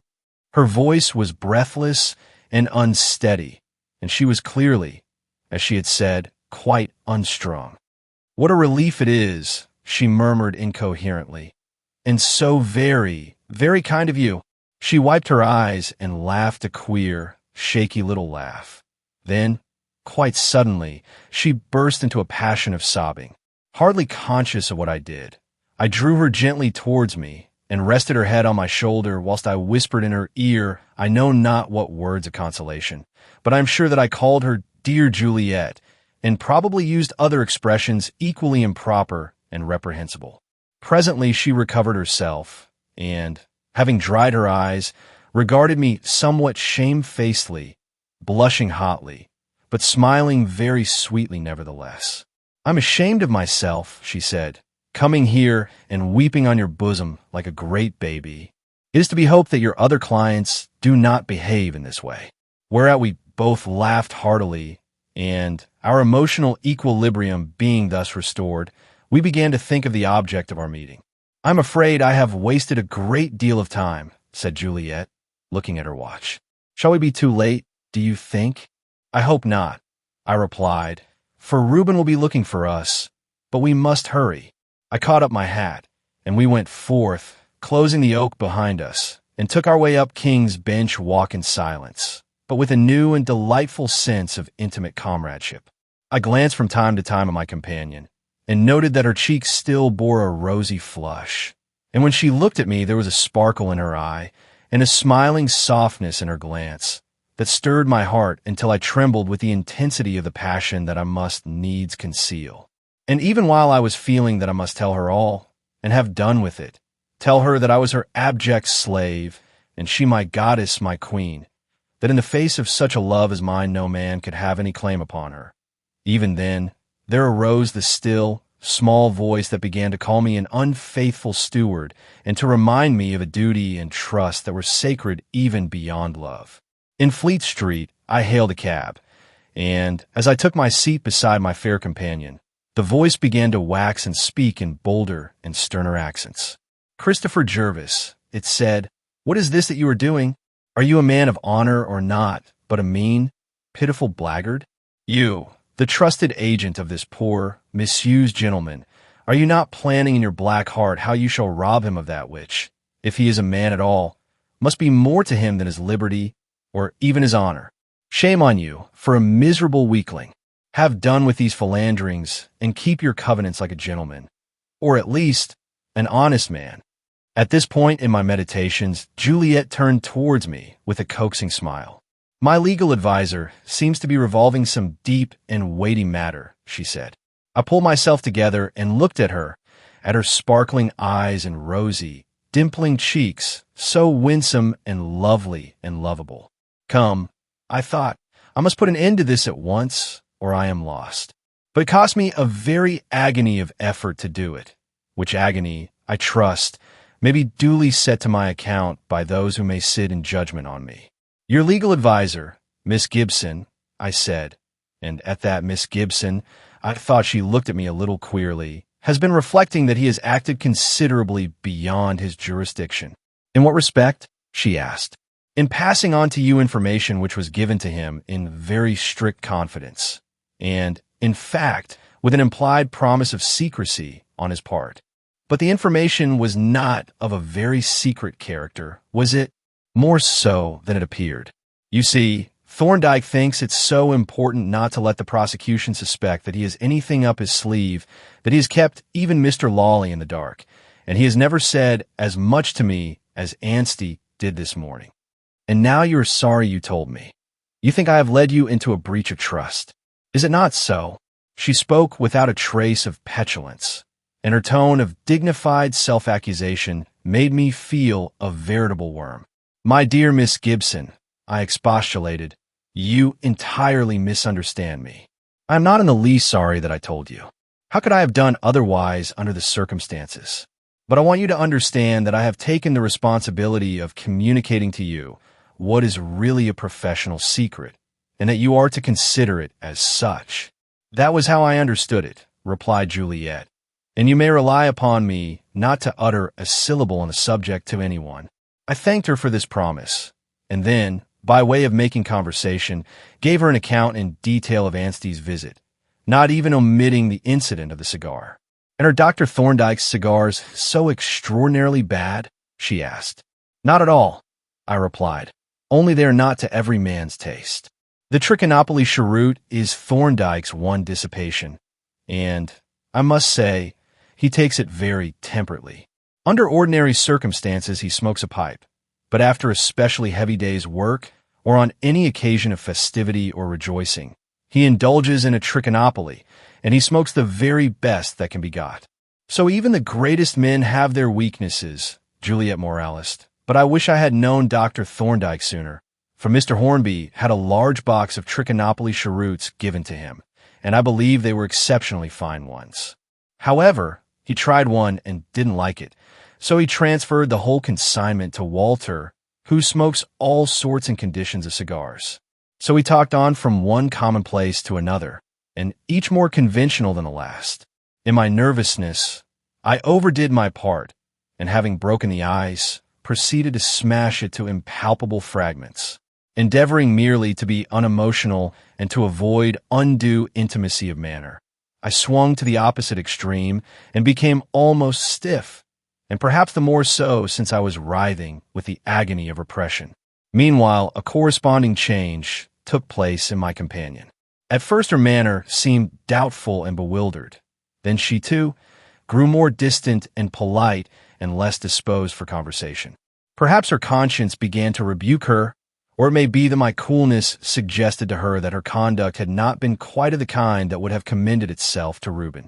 But however that may have been, we continued to draw farther and farther apart, And in that short half hour, we retraced the steps of our growing friendship to such purpose that when we descended from the cab at the prison gate, we seemed more like strangers than on the first day that we met. It was a miserable ending to all our delightful comradeship. And yet what other end could one expect in this world of cross purposes and things that might have been? In the extremity of my wretchedness, I could have wept on the bosom of the portly warder who opened the wicket, even as Juliet had wept upon mine. And it was almost a relief to me, when our brief visit was over, to find that we should not return together to King's Cross as was our wont, but that Juliet would go back by omnibus that she might do some shopping in Oxford Street, leaving me to walk home alone. I saw her enter her omnibus and stood on the pavement looking wistfully at the lumbering vehicle as it dwindled in the distance. At last, with a sigh of deepest despondency, I turned my face homeward and, walking like one in a dream, retraced the route over which I had journeyed so often of late and with such different sensations. Chapter 13. Murder by Post. The next few days were perhaps the most unhappy that I have known. My life, indeed, since I had left the hospital, had been one of many disappointments and much privation. Unfulfilled desires and ambitions unrealized had combined with distaste for the daily drudgery that had fallen to my lot to embitter my poverty and cause me to look with gloomy distrust upon the unpromising future. But no sorrow that I had hitherto experienced could compare with the grief that I now felt in contemplating the irretrievable ruin of what I knew to be the great passion of my life. For to a man like myself, of few friends and deep affections, one great emotional upheaval exhausts the possibilities of nature, leaving only the capacity for feeble and ineffective echoes. The edifice of love that is raised upon the ruins of a great passion can compare with the original no more than can the paltry mosque that perches upon the Mount of Jonah with the glories of the palace that lies entombed beneath. I had made a pretext to write to Juliet and had received a reply quite frank and friendly in tone, by which I knew that she had not, as some women would have done, set the blame upon me for our temporary outburst of emotion. And yet there was a subtle difference from her previous manner of writing that only emphasized the finality of our separation. I think Thorndyke perceived that something had gone awry, though I was at great pains to maintain a cheerful exterior and keep myself occupied, and he probably formed a pretty shrewd guess at the nature of the trouble. But he said nothing, and I only judged that he had observed some change in my manner by the fact that there was blended with his usual quiet geniality an almost insensible note of sympathy and affection. A couple of days after my last interview with Juliet, an event occurred which served, certainly, to relieve the tension and distract my thoughts, though not in a very agreeable manner.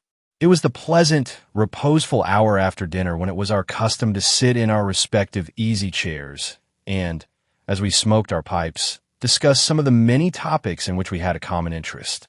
The postman had just discharged into the capacious letterbox an avalanche of letters and circulars, and as I sat glancing through the solitary letter that had fallen to my share, I looked from time to time at Thorndyke and noticed, as I had often done before with some surprise, a curious habit that he had of turning over and closely scrutinizing every letter and package before he opened it.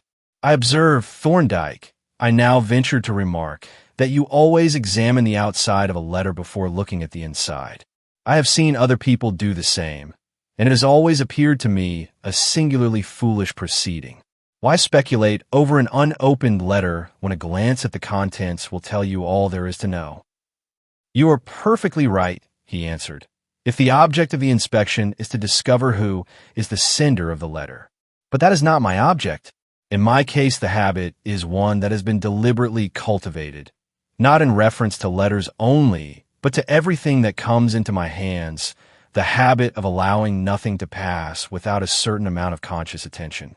The observant man is, in reality, the attentive man, and the so-called power of observation is simply the capacity for continuous attention. As a matter of fact, I have found in practice that the habit is a useful one even in reference to letters. More than once I have gleaned a hint from the outside of a letter that has proved valuable when applied to the contents. Here, for instance, is a letter which has been opened after being fastened up, apparently by the aid of steam. The envelope is soiled and rubbed, and smells faintly of stale tobacco, and has evidently been carried in a pocket along with a well-used pipe. Why should it have been opened? On reading it, I perceive that it should have reached me 2 days ago, and that the date has been skillfully altered from the 13th to the 15th. The inference is that my correspondent has a highly untrustworthy clerk. But the correspondent may have carried the letter in his own pocket. I objected. Hardly, replied Thorndyke. He would not have troubled to steam his own letter open and close it again. He would have cut the envelope and addressed a fresh one. This the clerk could not do, because the letter was confidential and was addressed in the principal's handwriting. And the principal would have almost certainly added a postscript. And, moreover, he does not smoke. This, however, is all very obvious. But here is something rather more subtle which I have put aside for more detailed examination. What do you make of it? He handed me a small parcel to which was attached by string a typewritten address label, the back of which bore the printed inscription, James Bartlett and Sons, Cigar Manufacturers, London and Havana. I am afraid, said I, after turning the little packet over and examining every part of it minutely, that this is rather too subtle for me. The only thing that I observe is that the typewriter has bungled the address considerably. Otherwise, this seems to me a very ordinary packet indeed. Well, you have observed one point of interest, at any rate, said Thorndyke, taking the packet from me. But let us examine the thing systematically and note down what we see. In the first place, you will notice that the label is an ordinary luggage label, such as you may buy at any stationer's, with its own string attached. Now, manufacturers commonly use a different and more substantial pattern, which is attached by the string of the parcel. But that is a small matter. What is much more striking is the address on the label. It is typewritten and, as you say, typed very badly. Do you know anything about typewriters? Very little. Then you do not recognize the machine? Well, this label was typed with a Blickensderfer, an excellent machine, but not the form most commonly selected for the rough work of a manufacturer's office. But we will let that pass. The important point is this.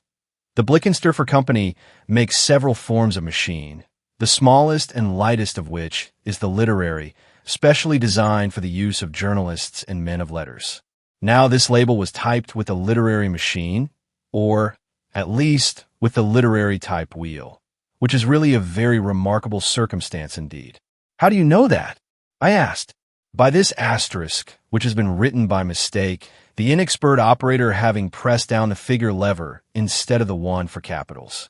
The literary type wheel is the only one that has an asterisk, as I noticed when I was thinking of purchasing a machine. Here, then, we have a very striking fact. For even if a manufacturer chose to use a Blick in his factory, it is inconceivable that he should select the literary form in preference to the more suitable commercial machine. Yes, I agreed. It is certainly very singular. And now, pursued Thorndyke, to consider the writing itself. It has been done by an absolute beginner. He has failed to space in 2 places. He has written 5 wrong letters, and he has written figures instead of capitals in 2 instances. Yes, he has made a shocking muddle of it. I wonder he didn't throw the label away and type another. Precisely, said Thorndyke. And if we wish to find out why he did not, we have only to look at the back of the label. You see that the name of the firm, instead of being printed on the label itself in the usual manner, is printed on a separate slip of paper which is pasted on the label, a most foolish and clumsy arrangement, involving an immense waste of time. But if we look closely at the printed slip itself, we perceive something still more remarkable, for that slip has been cut down to fit the label, and has been cut with a pair of scissors. The edges are not quite straight, and in one place the overlap, which is so characteristic of the cut made with scissors, can be seen quite plainly. He handed the packet to me with a reading lens, through which I could distinctly make out the points he had mentioned. Now I need not point out to you, he continued, that these slips would, ordinarily, have been trimmed by the printer to the correct size in his machine, which would leave an absolutely true edge. Nor need I say that no sane businessman would adopt such a device as this. The slip of paper has been cut with scissors to fit the label, and it has then been pasted on to the surface that it has been made to fit, when all this waste of time and trouble, which in practice means money, could have been saved by printing the name on the label itself. Yes, that is so, but I still do not see why the fellow should not have thrown away this label and typed another. Look at the slip again, said Thorndyke. It is faintly but evenly discolored, and, to me, has the appearance of having been soaked in water. Let us, for the moment, assume that it has been. That would look as if it had been removed from some other package, which again would suggest that the person using it had only the one slip, which he had soaked off the original package, dried, cut down, and pasted on the present label. If he pasted it on before typing the address, which he would most probably have done, he might well be unwilling to risk destroying it by soaking it a second time. You think, then, there's a suspicion that the package may have been tampered with. There is no need to jump to conclusions, replied Thorndyke. I merely gave this case as an instance showing that careful examination of the outside of a package or letter may lead us to bestow a little extra attention on the contents. Now let us open it and see what those contents are. With a sharp knife, he divided the outside cover, revealing a stout cardboard box wrapped in a number of advertisement sheets. The box, when the lid was raised, was seen to contain a single cigar, a large cheroot, packed in cotton wool. "A Trishy, by Jove!" I exclaimed. "Your own special fancy, Thorndyke." "Yes, and another anomaly, at once, you see, which might have escaped our notice if we had not been on the qui-vive.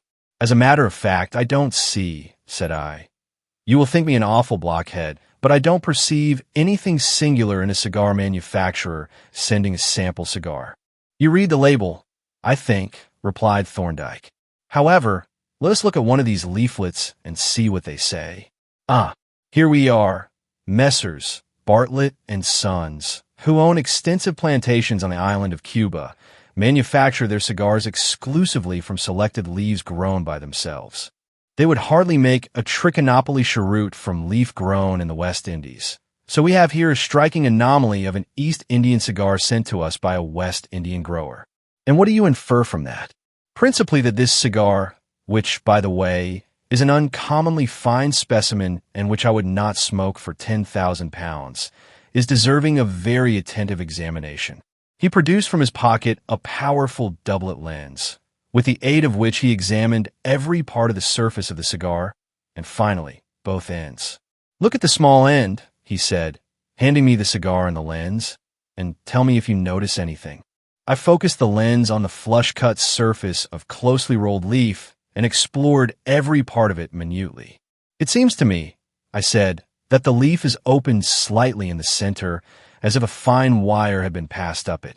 "So it appeared to me," replied Thorndyke, "and, as we are in agreement so far, we will carry our investigations a step further."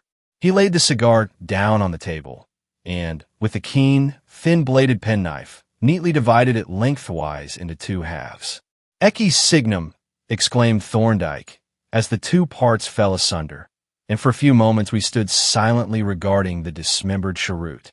For about half an inch from the small end, there appeared a little circular patch of white, chalky material which, by the even manner in which it was diffused among the leaf, had evidently been deposited from a solution.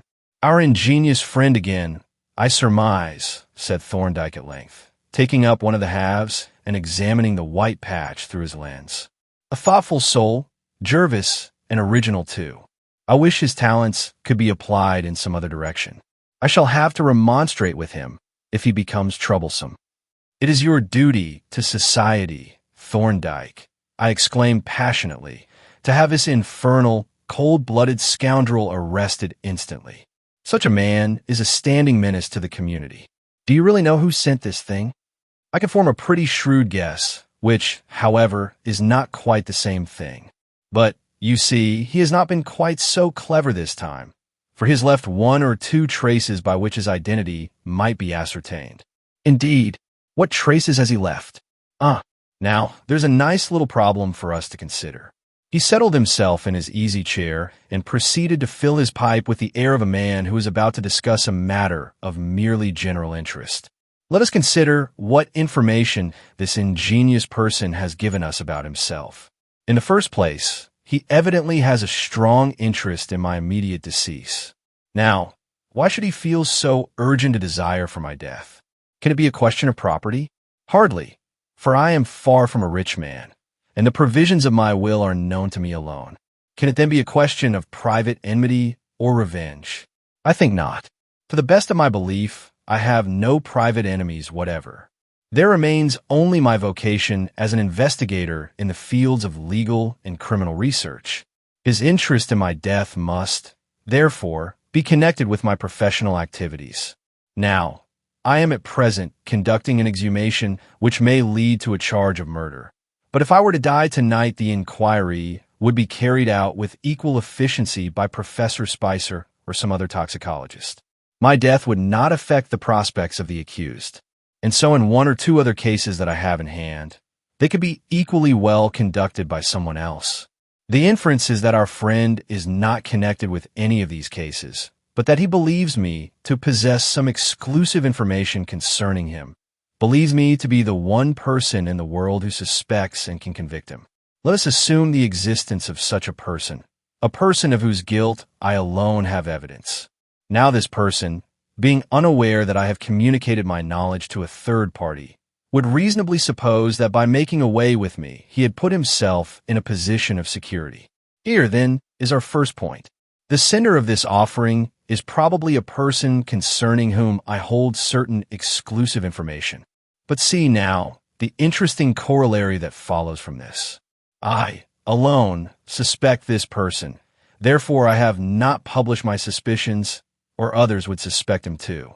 Why then does he suspect me of suspecting him, since I have not spoken? Evidently, he too must be in possession of exclusive information. In other words, my suspicions are correct, for if they were not, he could not be aware of their existence. The next point is the selection of this rather unusual type of cigar. Why should he have sent a Trichinopoly instead of an ordinary Havana, such as Bartlett's actually manufacture? It looks as if he were aware of my peculiar predilection, and, by thus consulting my personal tastes, had guarded against the chance of my giving the cigar to some other person. We may, therefore, infer that our friend probably has some knowledge of my habits. The third point is, what is the social standing of this gentle stranger, whom we will call X? Now, Bartlett's do not send their advertisements and samples to Thomas, Richard, and Henry. They send, chiefly, to members of the professions and men of means and position. It is true that the original package might have been annexed by a clerk, office boy, or domestic servant, but the probabilities are that X received the package himself, and this is borne out by the fact that he was able to obtain access to a powerful alkaloidal poison, such as this undoubtedly is. In that case, he would probably be a medical man or a chemist, I suggested. Not necessarily, replied Thorndyke. The laws relating to poisons are so badly framed and administered that any well-to-do person who has the necessary knowledge can obtain almost any poison that he wants. But social position is an important factor, whence we may conclude that X belongs, at least, to the middle class. The fourth point relates to the personal qualities of X.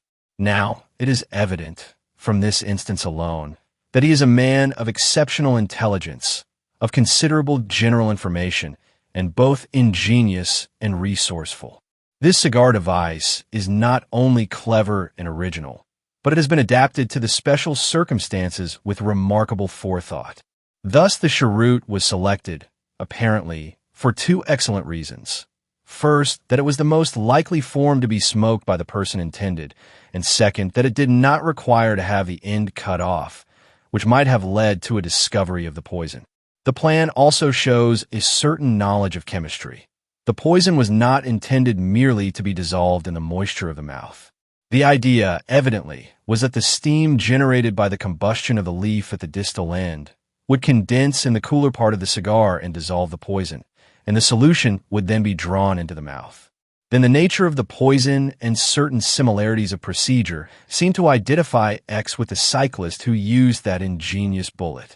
The poison in this case is a white, non-crystalline solid. The poison contained in the bullet was a solution of a white, non-crystalline solid, which analysis showed to be the most poisonous of all alkaloids. The bullet was virtually a hypodermic syringe. The The poison in this cigar has been introduced in the form of an alcoholic or ethereal solution by a hypodermic syringe. We shall thus be justified in assuming that the bullet and the cigar came from the same person. And, if this be so, we may say that X is a person of considerable knowledge, of great ingenuity, and no mean skill as a mechanician, as shown by the manufacture of the bullet. These are our principal facts, to which we may add the surmise that he has recently purchased a second-hand Blickensderfer of the literary form, or, at least, fitted with a literary type wheel. I don't quite see how you arrive at that, I said in some surprise. It is merely a guess, you know, he replied, though a probable one. In the first place, he is obviously unused to typing, as the numerous mistakes show. Therefore, he has not had the machine very long. The type is that which is peculiar to the Blickensderfer, and in one of the mistakes, an asterisk has been printed in place of a letter. But the literary type wheel is the only one that has the asterisk. As to the age of the machine, there are evident signs of wear, for some of the letters have lost their sharpness, and this is most evident in the case of those letters which are the most used. The ink, you will notice, for instance, is much worn, and it occurs more frequently than any other letter of the alphabet. Hence the machine, if recently purchased, was bought second-hand. But I objected, it may not have been his own machine at all. That is quite possible, answered Thorndyke, though considering the secrecy that would be necessary, the probabilities are in favor of his having bought it. But, in any case, we have here a means of identifying the machine, should we ever meet with it. He picked up the label and handed it to me, together with his pocket lens. Look closely at the that we have been discussing.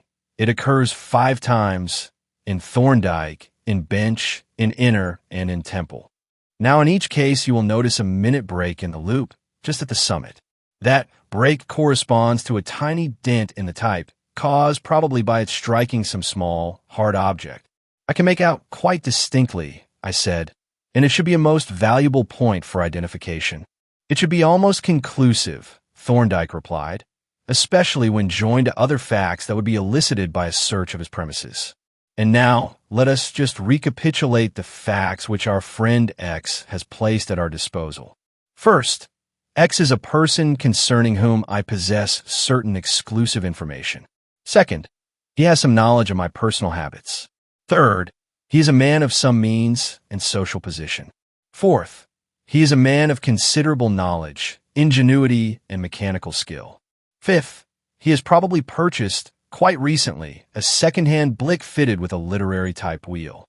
Sixth, that machine, whether his own or some other person's property, can be identified by a characteristic mark on the small. If you will note down those 6 points and add that X is probably an expert cyclist and a fairly good shot with a rifle, you may possibly be able, presently, to complete the equation X equals. I am afraid, I said, I do not possess the necessary data, but I suspect you do, and if it is so, I repeat that it is your duty to society, to say nothing of your clients, whose interests would suffer by your death, to have this fellow laid by the heels before he does any mischief. Yes, I shall have to interfere if he becomes really troublesome, but I have reasons for wishing to leave him alone at present. You do really know who he is, then? Well, I think I can solve the equation that I have just offered to you for solution. You see, I have certain data, as you suggest, which you do not possess. There is, for instance, a certain ingenious gentleman concerning whom I hold what I believe to be exclusive information, and my knowledge of him does not make it appear unlikely that he might be the author of these neat little plans. I am much impressed, I said, as I put away my notebook, after having jotted down the points that Thorndyke had advised me to consider. I am much impressed by your powers of observation and your capacity for reasoning from apparently trivial data, but I do not see, even now, why you viewed that cigar with such immediate and decided suspicion. There was nothing actually to suggest the existence of poison in it, and yet you seemed to form the suspicion at once and to search for it, as though you expected to find it. Yes, replied Thorndyke. To a certain extent you are right. The idea of a poisoned cigar was not new to me, and thereby hangs a tale. He laughed softly and gazed into the fire with eyes that twinkled with quiet amusement. You have heard me say, he resumed, after a short pause, that when I first took these chambers I had practically nothing to do. I had invented a new variety of medical legal practice and had to build it up by slow degrees, and the natural consequence was that for a long time it yielded nothing but almost unlimited leisure. Now, that leisure was by no means wasted, for I employed it in considering the class of cases in which I was likely to be employed and in working out theoretical examples. And seeing that crimes against the person have nearly always a strong medical interest, I gave them special attention. For instance, I planned a series of murders, selecting royal personages and great ministers as the victims. And on each murder, I brought to bear all the special knowledge, skill, and ingenuity at my command. I inquired minutely into the habits of my hypothetical victims, ascertained who were their associates, friends, enemies, and servants, considered their diet, their residences, their modes of conveyance, the source of their clothing, and, in fact, everything which it was necessary to know in order to achieve their deaths with certainty and with absolute safety to the murderer. How deeply gratified and flattered those great personages would have felt, I remarked, if they had known how much attention they were receiving. Yes, I suppose it would have been somewhat startling, to the Prime Minister, for instance, to have learned that he was being watched and studied by an attentive observer and that the arrangements for his decease had been completed down to the minutest detail. But of course, the application of the method to a particular case was the essential thing, for it brought into view all the incidental difficulties, in meeting which all the really interesting and instructive details were involved. Well, the particulars of these crimes I wrote out at length in my private shorthand, in a journal which I kept for the purpose, and which, I need not say, I locked up securely in my safe when I was not using it. After completing each case, it was my custom to change sides and play the game over again from the opposite side of the board. That is to say, I added, as an appendix to each case, an analysis with a complete scheme for the detection of the crime. I have in my safe at the present moment 6 volumes of cases, fully indexed, and I can assure you that they are not only highly instructive reading, but are really valuable as works of reference. That I can readily believe, I replied, laughing heartily, nevertheless, at the grotesqueness of the whole proceeding, though they might have proved rather incriminating documents if they had passed out of your possession. They would never have been read, rejoined Thorndyke. My shorthand is, I think, quite undecipherable. It has been so made intentionally with a view to secrecy. And have any of your theoretical cases ever turned up in real life? Several of them have, though very imperfectly planned and carried out as a rule. The poison cigar is one of them, though of course I should never have adopted such a conspicuous device for presenting it, and the incident of the other night is a modification, for the worse, of another. In fact, most of the intricate and artistic crimes with which I have had to deal professionally have had their more complete and elaborate prototypes in my journals. I was silent for some time, reflecting on the strange personality of my gifted friend and the singular fitness that he presented for the part he had chosen to play in the drama of social life. But presently my thoughts returned to the peril that overshadowed him, and I came back, once more, to my original question. And now, Thorndyke, I said, that you have penetrated both the motives and the disguise of this villain, what are you going to do? Is he to be put safely under lock and key, or is he to be left in peace and security to plan some other, and perhaps more successful, scheme for your destruction? For the present, replied Thorndyke, I am going to put these things in a place of safety. Tomorrow you shall come with me to the hospital and see me place the ends of the cigar in the custody of Dr. Chandler, who will make an analysis and report on the nature of the poison. After that we shall act in whatever way seems best. Unsatisfactory as this conclusion appeared, I knew it was useless to raise further objections, and, accordingly, when the cigar with its accompanying papers and wrappings had been deposited in a drawer, we dismissed it, if not from our thoughts, at least from our conversation. Chapter 14. A startling discovery. The morning of the trial, so long looked forward to, had at length arrived, and the train of events which it has been my business to chronicle in this narrative was now fast drawing to an end. To me those events had been in many ways of the deepest moment. Not only had they transported me from a life of monotonous drudgery into one charged with novelty and dramatic interest, not only had they introduced me to a renaissance of scientific culture and revived under new conditions my intimacy with the comrade of my student days, but far more momentous than any of these, they had given me the vision, all too fleeting, of happiness untold, with the reality of sorrow and bitter regret that promised to be all too enduring. Whence it happened that on this morning my thoughts were tinged with a certain grayness. A chapter of my life that had been both bitter and sweet was closing, and already I saw myself once more an Ishmaelite and a wanderer among strangers. This rather egotistical frame of mind, however, was soon dispelled when I encountered Polton, for the little man was in a veritable twitter of excitement at the prospect of witnessing the clearing up of the mysteries that had so severely tried his curiosity, and even Thorndyke, beneath his habitual calm, showed a trace of expectancy and pleasurable anticipation. "I have taken the liberty of making certain little arrangements on your behalf," he said, as we sat at breakfast, "of which I hope you will not disapprove. I have written to Mrs. Hornby, who is one of the witnesses, to say that you will meet her at Mr. Lawley's office and escort her and Miss Gibson to the court. Walter Hornby may be with them, and if he is, you had better leave him, if possible, to come on with Lawley. You will not come to the office then?" "No, I shall go straight to the court with Anstey. Besides, I am expecting Superintendent Miller from Scotland Yard, who will probably walk down with us." "I am glad to hear that," I said, "for I have been rather uneasy at the thought of your mixing in the crowd without some kind of protection."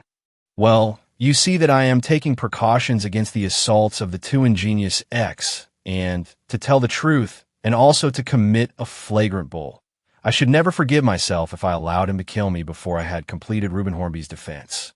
Ah, here is Polton. That man is on wires this morning.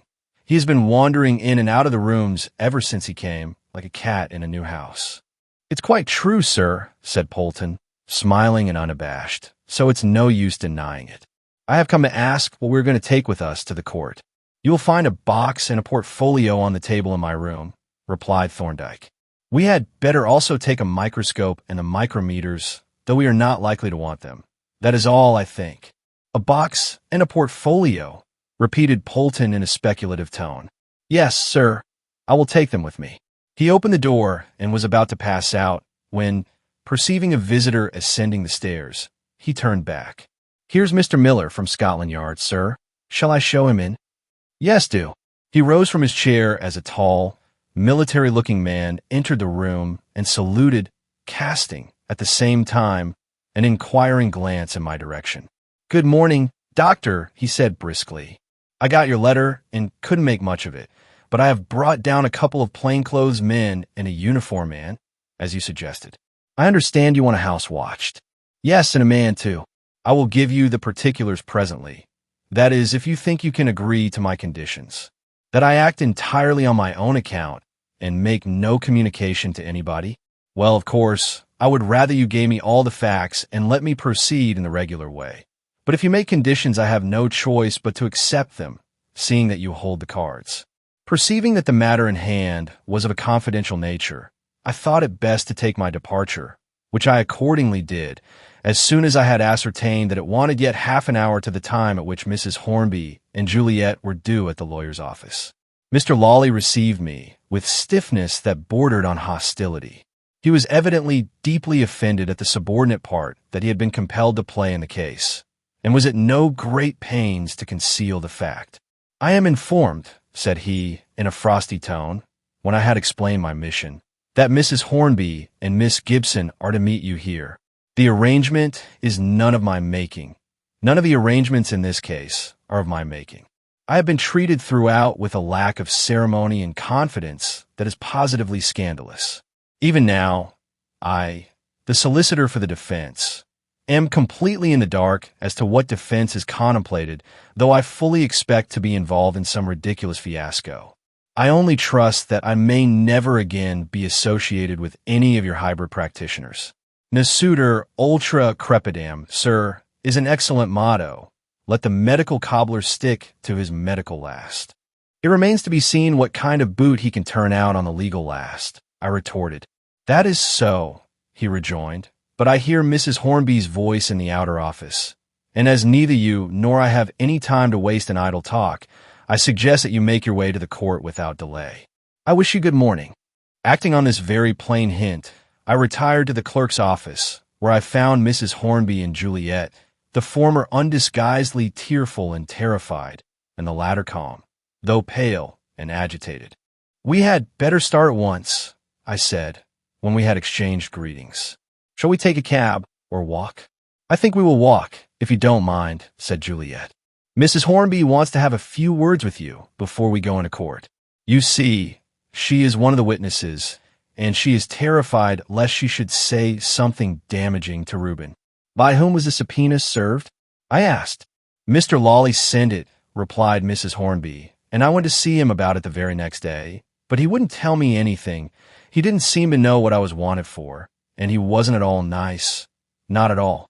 I expect your evidence will relate to the thumbograph, I said. There's really nothing else in connection with the case that you have any knowledge of. That is just what Walter said, exclaimed Mrs. Hornby. I went to his rooms to talk the matter over with him. He is very upset about the whole affair, and I'm afraid he thinks very badly of poor Reuben's prospects. I only trust he may be wrong.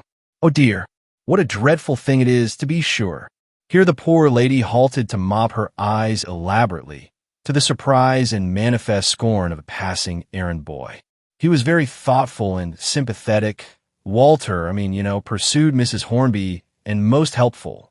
He asked me all I knew about that horrid little book and took down my answers in writing. Then he wrote out the questions I was likely to be asked with my answers so that I could read them over and get them well into my head. Wasn't it good of him? And I made him print them with his machine so that I could read them without my glasses, and he did it beautifully. I have the paper in my pocket now. I didn't know Mr. Walter went in for printing, I said. Has he a regular printing press?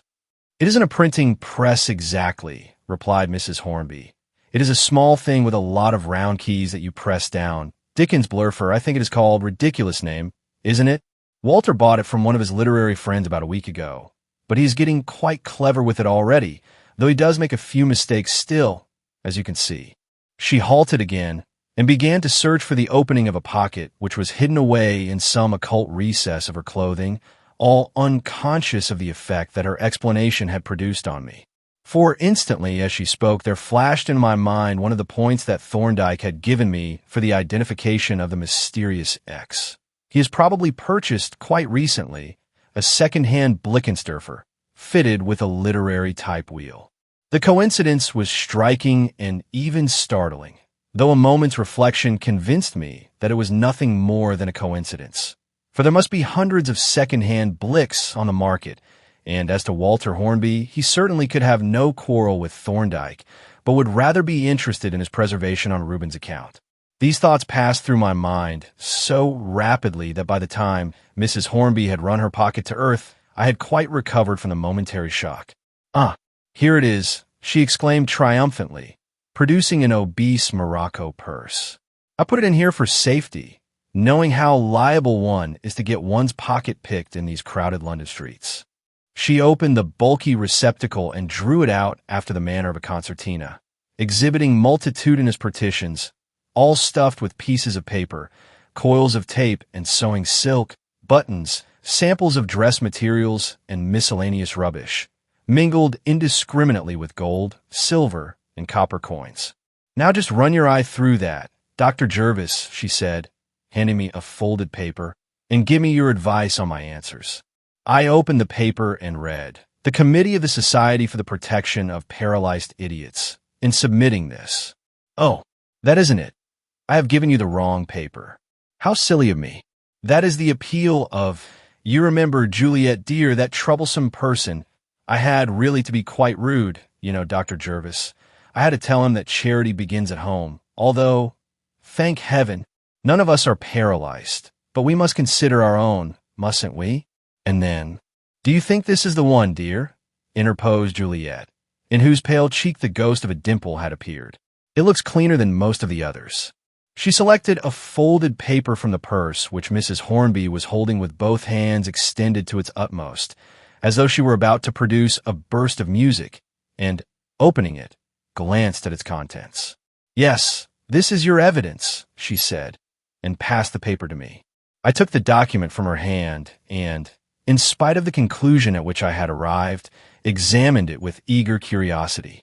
And at the very first glance, I felt my head swim and my heart throb violently.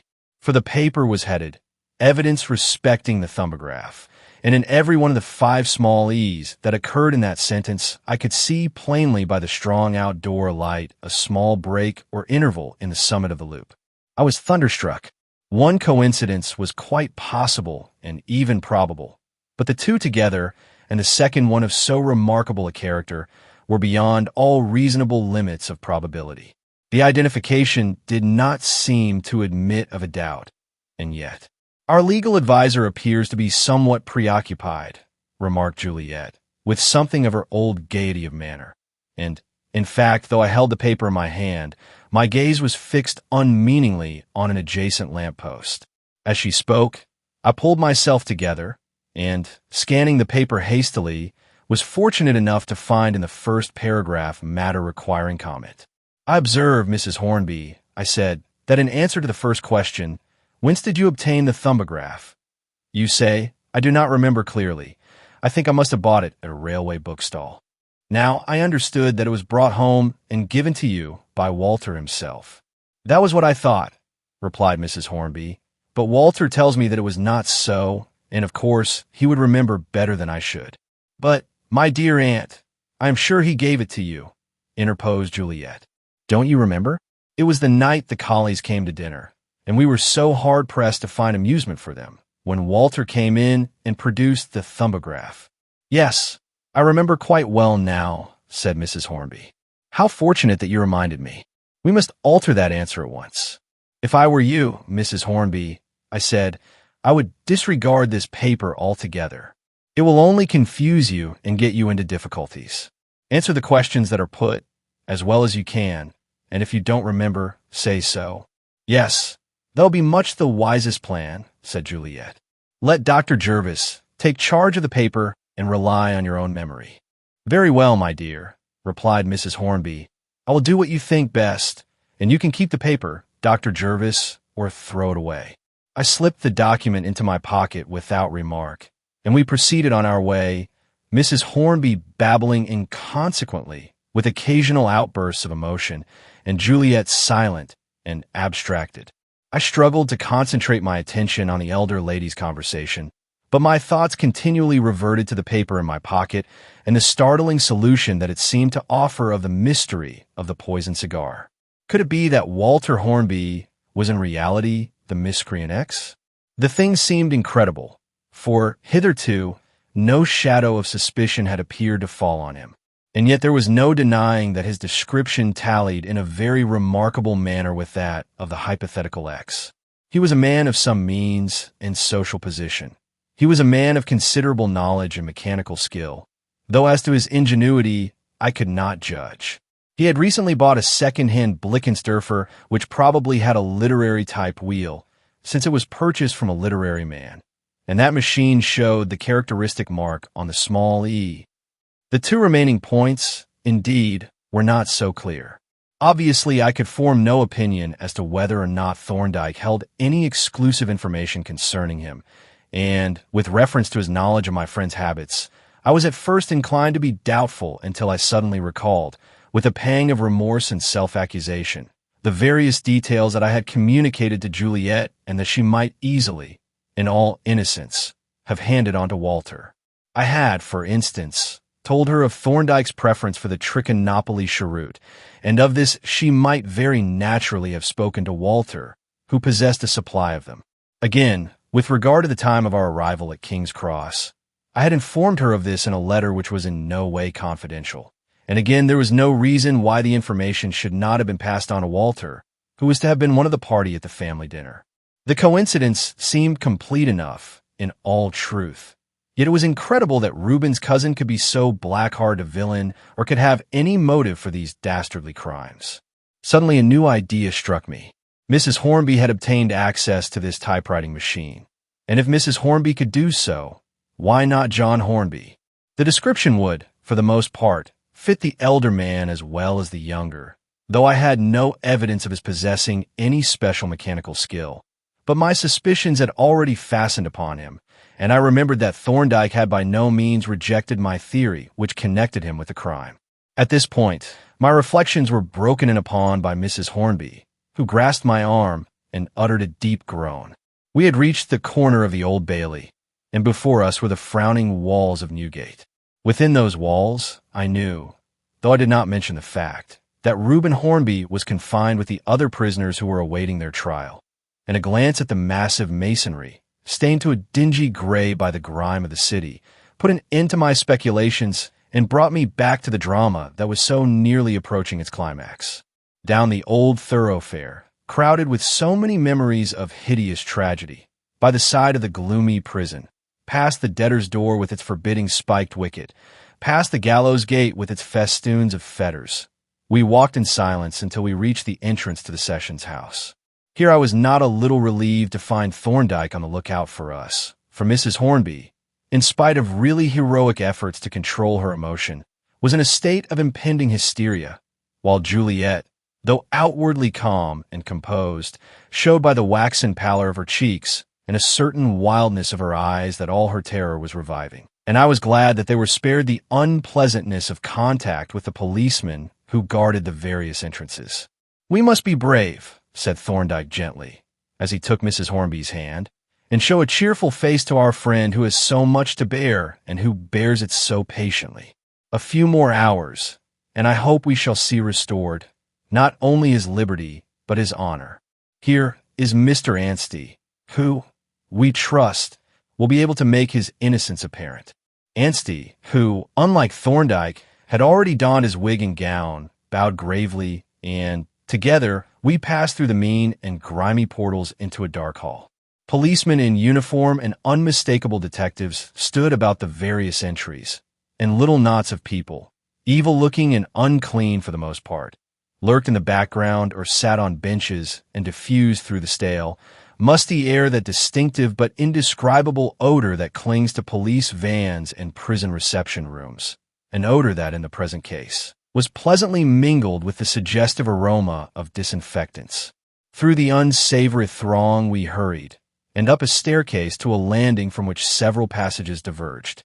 Into one of these passages, a sort of dark entry, furnished with a cage-like gate of iron bars, we passed to a black door on which was painted the inscription, "Old Court, Counsel and Clerks." Anstey held the door open for us, and we passed through into the court, which at once struck me with a sense of disappointment. It was smaller than I had expected, and plain and mean to the point of sordidness. The woodwork was poor, thinly disguised by yellow graining, and slimy with dirt wherever a dirty hand could reach it. The walls were distempered a pale, greenish-gray. The floor was of bare and dirty planking, and the only suggestions of dignity or display were those offered by the canopy over the judge's seat, lined with scarlet baize and surmounted by the royal arms, the scarlet cushions of the bench, and a large, circular clock in the gallery, which was embellished with a gilded border and asserted its importance by a loud, aggressive tick. Following Anstey and Thorndyke into the well of the court, we were ushered into one of the seats reserved for counsel, the third from the front, where we sat down and looked about us, while our two friends seated themselves on the front bench next to the central table.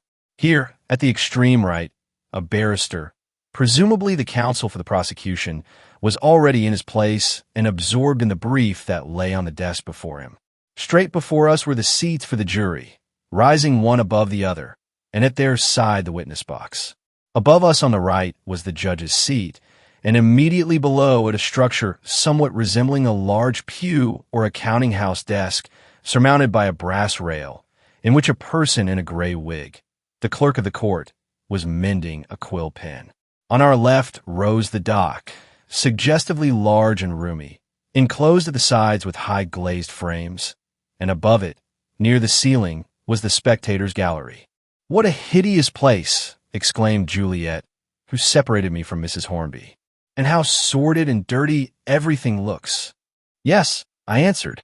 The uncleanness of the criminal is not confined to his moral being. Wherever he goes, he leaves a trail of actual, physical dirt. It is not so long ago that the dock and the bench alike used to be strewn with medicinal herbs, and I believe the custom still survives of furnishing the judge with a nosegay as a preventive of jail fever. And to think that Reuben should be brought to a place like this. Juliet continued bitterly. To be herded with such people as we saw downstairs. She sighed and looked round at the benches that rose behind us, where a half-dozen reporters were already seated and apparently in high spirits at the prospect of a sensational case. Our conversation was now interrupted by the clatter of feet on the gallery stairs, and heads began to appear over the wooden parapet. Several junior counsel filed into the seats in front of us. Mr. Lawley and his clerk entered the attorney's bench. The ushers took their stand below the jury box. A police officer seated himself at a desk in the dock, and inspectors, detectives, and miscellaneous officers began to gather in the entries or peer into the court through the small, glazed openings in the doors. Chapter 15. The Fingerprint Experts. The hum of conversation that had been gradually increasing as the court filled suddenly ceased. A door at the back of the dais was flung open. Counsel, solicitors, and spectators alike rose to their feet, and the judge entered, closely followed by the Lord Mayor, the sheriff, and various civic magnates, all picturesque and gorgeous in their robes and chains of office. The clerk of arraigns took his place behind his table under the dais. The counsel suspended their conversation and fingered their briefs. And, as the judge took his seat, lawyers, officials, and spectators took their seats, and all eyes were turned towards the dock. A few moments later, Reuben Hornby appeared in the enclosure in company with a warder, the two rising, apparently, from the bowels of the earth, and, stepping forward to the bar, stood with a calm and self-possessed demeanor, glancing somewhat curiously around the court.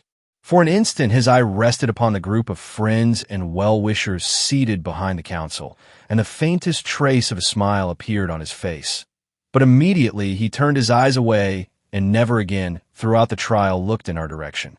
The clerk of arraigns now rose and, reading from the indictment which lay before him on the table, addressed the prisoner. Reuben Hornby, you stand indicted for that you did, on the 9th or 10th day of March, feloniously steal a parcel of diamonds of the goods and chattels of John Hornby. Are you guilty or not guilty? Not guilty, replied Reuben. The clerk of arraigns, having noted the prisoner's reply, then proceeded. The gentlemen whose names are about to be called will form the jury who are to try you. If you wish to object to any of them, you must do so as each comes to the book to be sworn, and before he is sworn, you will then be heard. In acknowledgment of this address, which was delivered in clear, ringing tones, and with remarkable distinctness, Reuben bowed to the clerk, and the process of swearing in the jury was commenced, while the counsel opened their briefs, and the judge conversed facetiously with an official in a fur robe and a massive neck chain. Very strange, to unaccustomed eyes and ears, was the effect of this function, half solemn and half grotesque, with an effect intermediate between that of a religious rite and that of comic opera. Above the half-suppressed hum of conversation, the clerk's voice arose at regular intervals, calling out the name of one of the jurymen, and as its owner stood up, the court usher, black-gowned and sacerdotal of aspect, advanced and proffered the book. Then, as the juryman took the volume in his hand, the voice of the usher resounded through the court like that of a priest intoning some refrain or antiphon, an effect that was increased by the rhythmical and archaic character of the formula. Samuel Seppings, a stolid-looking working man, rose and, taking the testament in his hand, stood regarding the usher while that official sang out in a solemn monotone, "You shall well and truly try and true deliverance make between our sovereign lord the king and the prisoner at the bar, whom you shall have in charge, and a true verdict give according to the evidence. So help you God." James Piper, another juryman, rose and was given the book to hold, and again the monotonous sing-song arose. "You shall well and truly try and true deliverance make," etc. "I shall scream aloud if that horrible chant goes on much longer," Juliet whispered. "Why don't they all swear at once?" and have done with it. That would not meet the requirements, I answered. However, there are only 2 more, so you must have patience. And you will have patience with me, too, won't you? I am horribly frightened. It is all so solemn and dreadful. You must try to keep up your courage until Dr. Thorndyke has given his evidence, I said. Remember that, until he has spoken, everything is against Reuben, so be prepared. I will try, she answered meekly, but I can't help being terrified. The last of the jurymen was at length sworn, and when the clerk had once more called out the names one by one, the usher counting loudly as each man answered to his name, the latter officer turned to the court and spectators and proclaimed in solemn tones, "If anyone can inform my lords the king's justices, the king's attorney general, or the king's sergeant, ere this inquest be now taken between our sovereign lord the king and the prisoner at the bar, of any treason, murder, felony, or misdemeanor committed or done by him, let him come forth, and he shall be heard. For the prisoner stands at the bar upon his deliverance." This proclamation was followed by a profound silence, and after a brief interval the clerk of arraigns turned towards the jury and addressed them collectively. "Gentlemen of the jury, the prisoner at the bar stands indicted by the name of Reuben Hornby, for that he, on the 9th or 10th of March, feloniously did steal, take, and carry away a parcel of diamonds of the goods of John Hornby.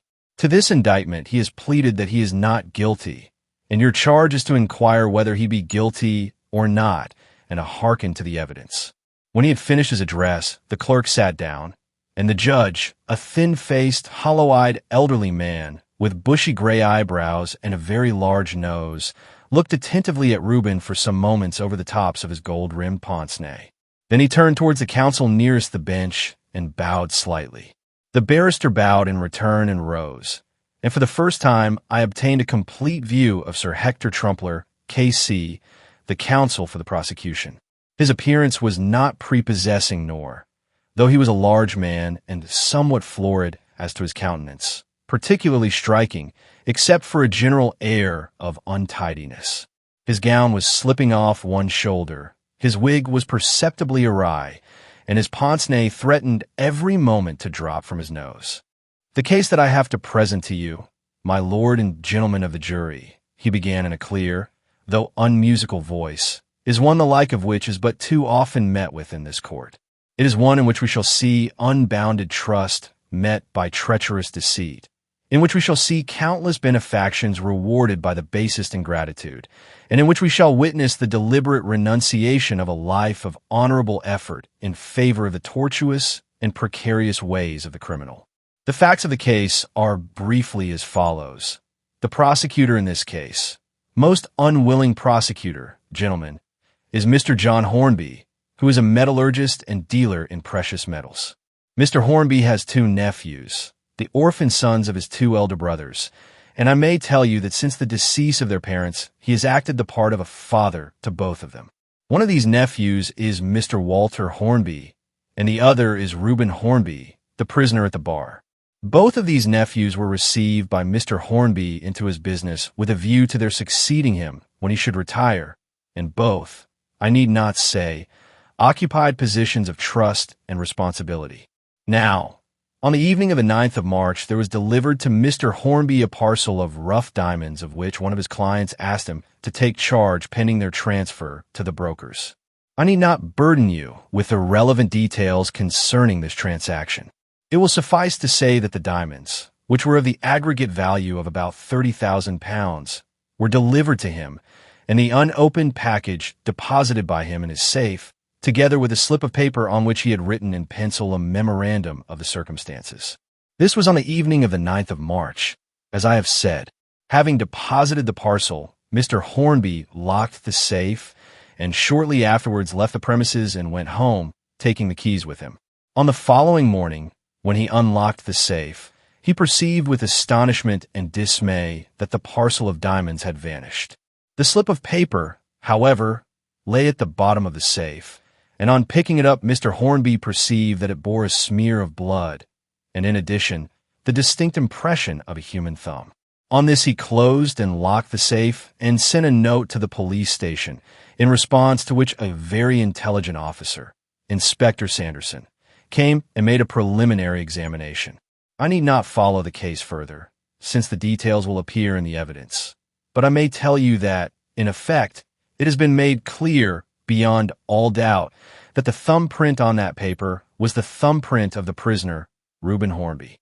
He paused to adjust his glasses, which were in the very act of falling from his nose, and hitch up his gown, while he took a leisurely survey of the jury, as though he were estimating their impressionability. At this moment, I observed Walter Hornby enter the court and take up a position at the end of our bench nearest the door, and, immediately after, Superintendent Miller came in and seated himself on one of the benches opposite. "The first witness whom I shall call," said Sir Hector Trumpler, "is John Hornby." Mr. Hornby, looking wild and agitated, stepped into the witness box, and the usher, having handed him the testament, sang out, "The evidence you shall give to the court and jury sworn, between our sovereign lord the king and the prisoner at the bar shall be the truth, the whole truth, and nothing but the truth. So help you God." Mr. Hornby kissed the book and, casting a glance of unutterable misery at his nephew, turned towards the counsel. "Your name is John Hornby, is it not?" asked Sir Hector. "It is. And you occupy premises in St. Mary Axe?" "Yes. I am a dealer in precious metals, but my business consists principally in the assaying of samples of ore in quartz and bars of silver and gold. Do you remember what happened on the 9th of March last?" "Perfectly. My nephew Reuben, the prisoner, delivered to me a parcel of diamonds which he had received from the purser of the Elmina Castle, to whom I had sent him as my confidential agent. I had intended to deposit the diamonds with my banker, but when the prisoner arrived at my office, the banks were already closed, so I had to put the parcel for the night in my own safe. I may say that the prisoner was not in any way responsible for the delay." "You are not here to defend the prisoner," said Sir Hector. "Answer my questions and make no comments, if you please. Was anyone present when you placed the diamonds in the safe?" "No one was present but myself." "I did not ask if you were present when you put them in," said Sir Hector, whereupon the spectators sniggered and the judge smiled indulgently. "What else did you do?" "I wrote in pencil on a leaf of my pocket memorandum block, handed in by Reuben at 7:03 p.m., September 3rd, '01, and annealed it. Then I tore the leaf from the block and laid it on the parcel, after which I closed the safe and locked it." "How soon did you leave the premises after this?" "Almost immediately. The prisoner was waiting for me in the outer office." "Never mind where the prisoner was. Confine your answers to what is asked." "Did you take the keys with you?" "Yes." "When did you next open the safe?" "On the following morning at 10 o'clock. "Was the safe locked or unlocked when you arrived?" "It was locked." "I unlocked it. Did you notice anything unusual about the safe?" "No." "Had the keys left your custody in the interval?" "No." "They were attached to a keychain, which I always wear." "Are there any duplicates of those keys? The keys of the safe, I mean." "No, there are no duplicates." "Have the keys ever gone out of your possession?" "Yes. If I have had to be absent from the office for a considerable time, it has been my custom to hand the keys to one of my nephews, whichever has happened to be in charge at the time." "And never to any other person?" "Never to any other person." "What did you observe when you opened the safe?" "I observed that the parcel of diamonds had disappeared."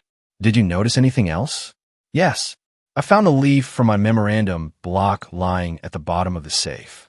I picked it up and turned it over, and then saw that there were smears of blood on it and what looked like the print of a thumb in blood. The thumb mark was on the undersurface, as the paper lay at the bottom of the safe." "What did you do next?" "I closed and locked the safe, and sent a note to the police station saying that a robbery had been committed on my premises." "You have known the prisoner several years, I believe?" "Yes, I have known him all his life. He is my eldest brother's son." "Then you can tell us, no doubt, whether he is left-handed or right-handed." "I should say he was ambidextrous, but he uses his left hand by preference." "A fine distinction, Mr. Hornby, a very fine distinction. Now tell me, did you ascertain beyond all doubt that the diamonds were really gone?" "Yes, I examined the safe thoroughly, first by myself, and afterwards with the police. There was no doubt that the diamonds had really gone." "When the detective suggested that you should have the thumbprints of your two nephews taken, did you refuse?" "I refused." "Why did you refuse?" because I did not choose to subject my nephews to the indignity. Besides, I had no power to make them submit to the proceeding. Had you any suspicions of either of them? I had no suspicions of anyone. Kindly examine this piece of paper, Mr. Hornby, said Sir Hector, passing across a small oblong slip, and tell us if you recognize it. Mr. Hornby glanced at the paper for a moment, and then said, "This is the memorandum slip that I found lying at the bottom of the safe." "How do you identify it?" "By the writing on it, which is in my own hand and bears my initials." "Is it the memorandum that you placed on the parcel of diamonds?" "Yes." "Was there any thumb mark or blood smear on it when you placed it in the safe?" "No." "Was it possible that there could have been any such marks?" "Quite impossible. I tore it from my memorandum block at the time I wrote upon it." "Very well." Sir Hector Trumpler sat down, and Mr. Anstey stood up to cross-examine the witness. "You have told us, Mr. Hornby," said he, "that you have known the prisoner all his life. Now, what estimate have you formed of his character?" "I have always regarded him as a young man of the highest character, honorable, truthful, and in every way trustworthy. I have never, in all my experience of him, known him to deviate a hair's breadth from the strictest honor and honesty of conduct." "You regarded him as a man of irreproachable character. Is that so?" "That is so, and my opinion of him is unchanged." "Has he, to your knowledge, any expensive or extravagant habits?" "No. His habits are simple and rather thrifty." "Have you ever known him to bet, gamble, or speculate?" "Never."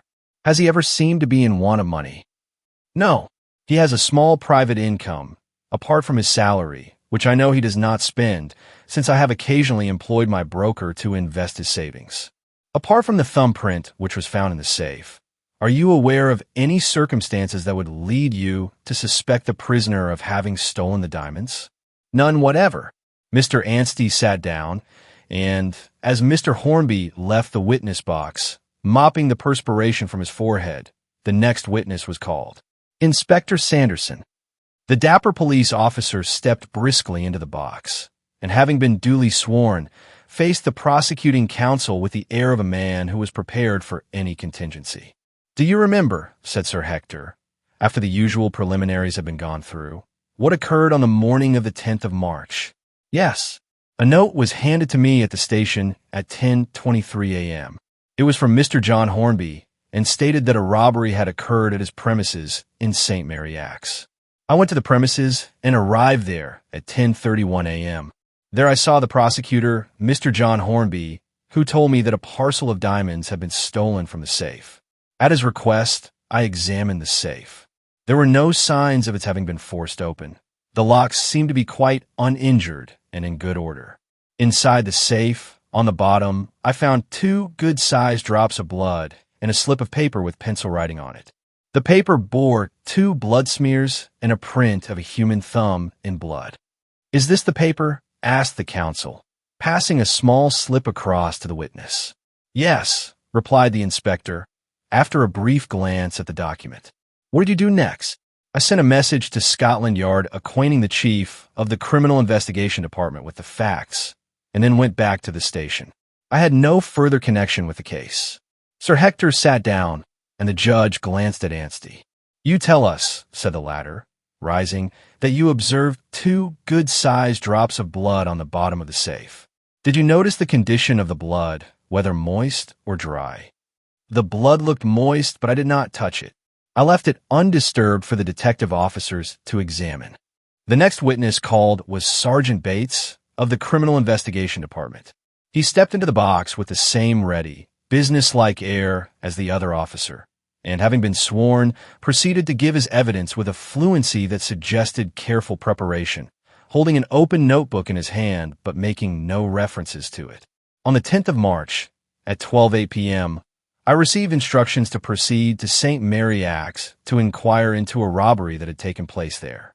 Inspector Sanderson's report was handed to me, and I read it in the cab on my way to the premises. On arriving at the premises at 12:30 p.m., I examined the safe carefully. It was quite uninjured, and there were no marks of any kind upon it. I tested the locks and found them perfect. There were no marks or indications of any picklock having been used. On the bottom of the inside, I observed two rather large drops of a dark fluid. I took up some of the fluid on a piece of paper and found it to be blood. I also found, in the bottom of the safe, the burnt head of a wax match, and on searching the floor of the office, I found, close by the safe, a used wax match from which the head had fallen. I also found a slip of paper which appeared to have been torn from a perforated block. On it was written in pencil, handed in by Reuben at 7:03 p.m. September 3rd, 01.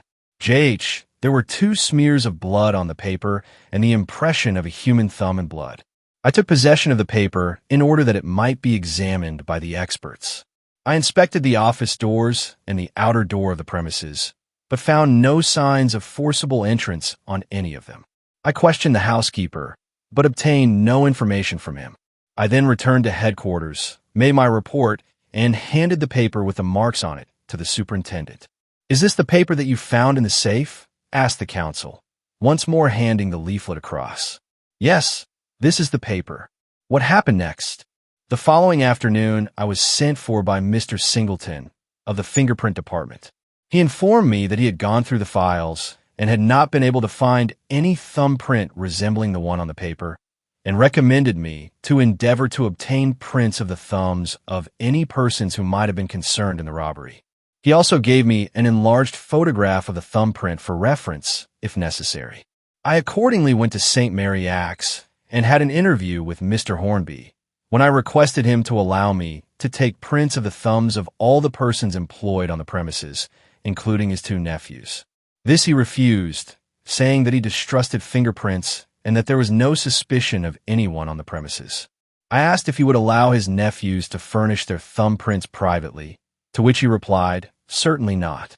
"Had you then any suspicion of either of the nephews?" I thought they were both open to some suspicion.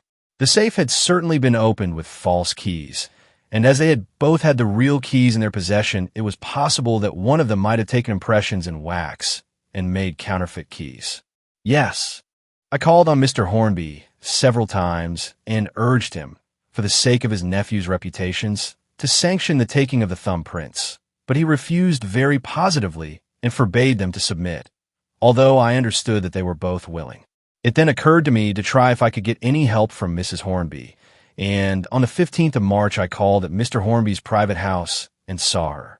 I explained to her what was wanted to clear her nephews from the suspicion that rested on them, and she then said that she could dispose of those suspicions at once, for she could show me the thumbprints of the whole family. She had them all in a thumbograph. "A thumbograph?" repeated the judge. "What is a thumbograph?" Anstey rose with a little red-covered volume in his hand. "A thumbograph, my lord," said he, "is a book like this in which foolish people collect the thumbprints of their more foolish acquaintances." He passed the volume up to the judge, who turned over the leaves curiously and then nodded to the witness. "Yes," she said she had them all in a thumbograph. Then she fetched from a drawer a small red-covered book, which she showed to me. It contained the thumbprints of all the family and some of her friends.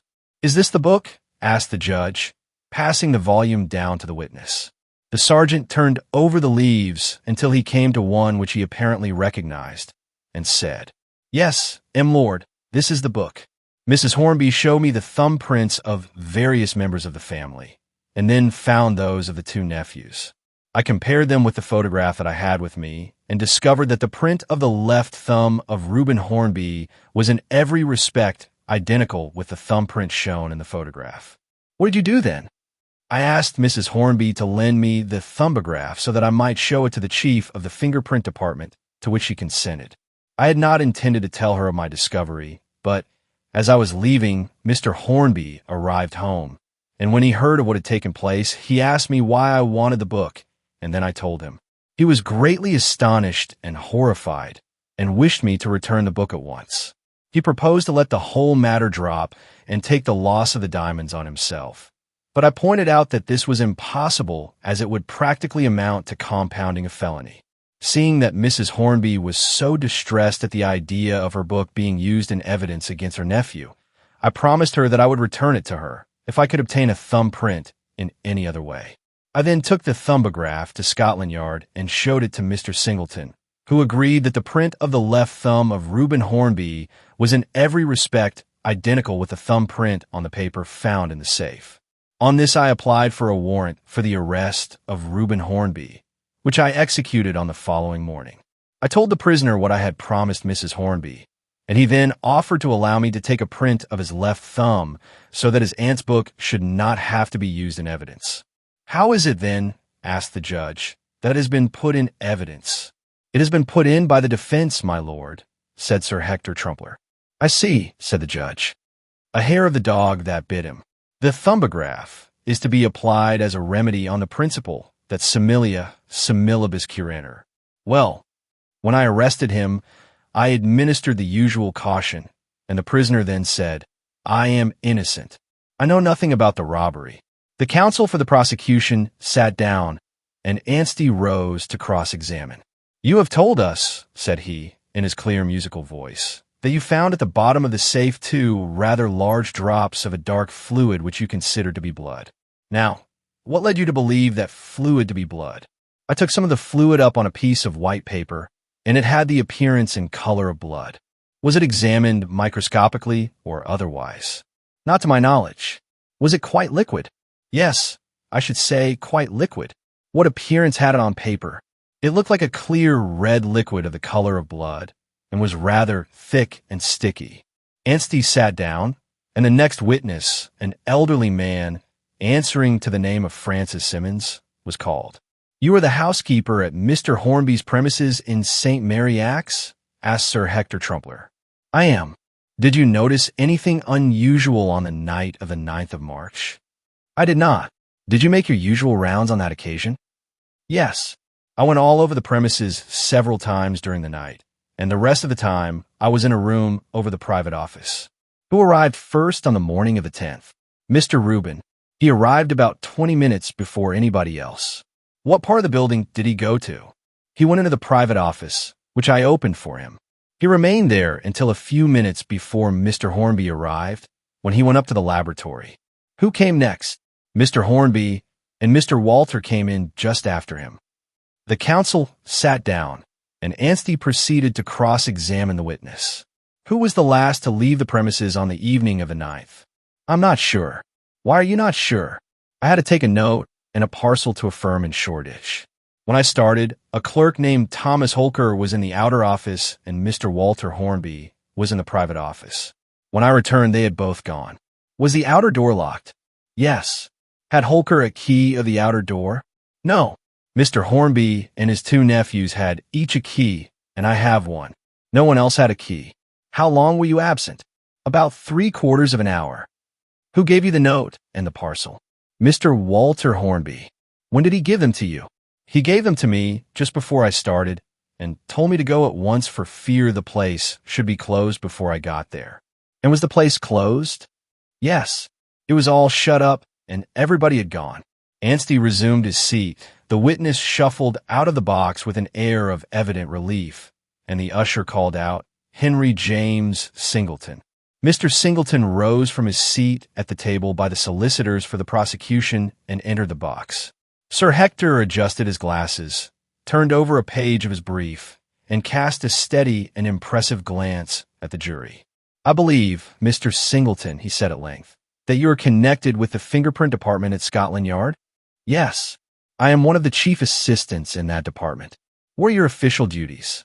'My principal occupation consists in the examination and comparison of the fingerprints of criminals and suspected persons. These fingerprints are classified by me according to their characters and arranged in files for reference.' 'I take it that you have examined a great number of fingerprints?' 'I have examined many thousands of fingerprints and have studied them closely for purposes of identification.' 'Kindly examine this paper, Mr. Singleton.' Here the fatal leaflet was handed to him by the usher. 'Have you ever seen it before?' 'Yes.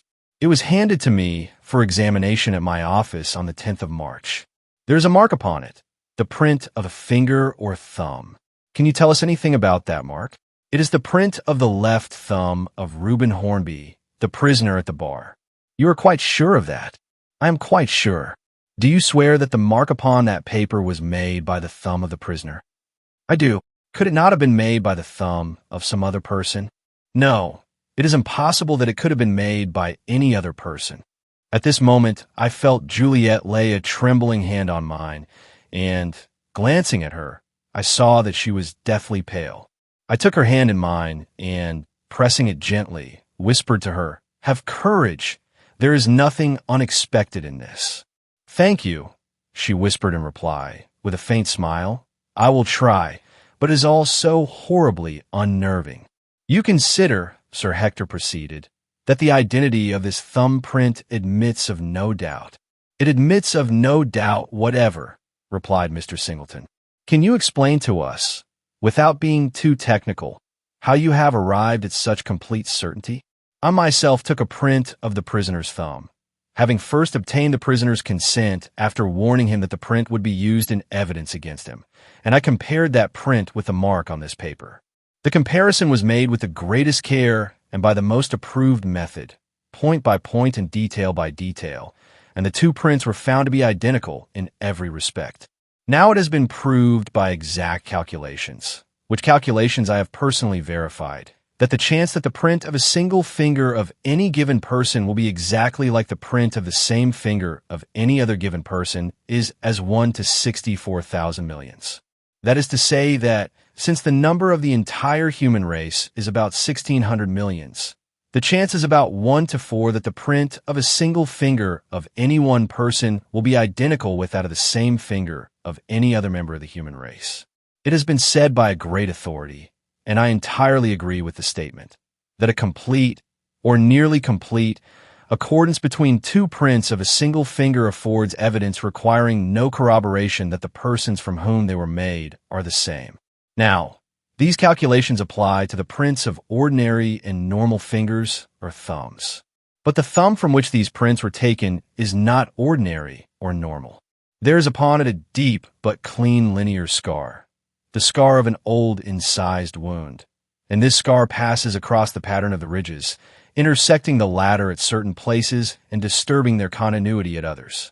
Now this very characteristic scar is an additional feature having a set of chances of its own, so that we have to consider not only the chance that the print of the prisoner's left thumb should be identical with the print of some other person's left thumb, which is as 1 to 64,000 millions, but the further chance that these two identical thumbprints should be traversed by the impression of a scar identical in size and appearance, and intersecting the ridges at exactly the same places and producing failures of continuity in the ridges of exactly the same character.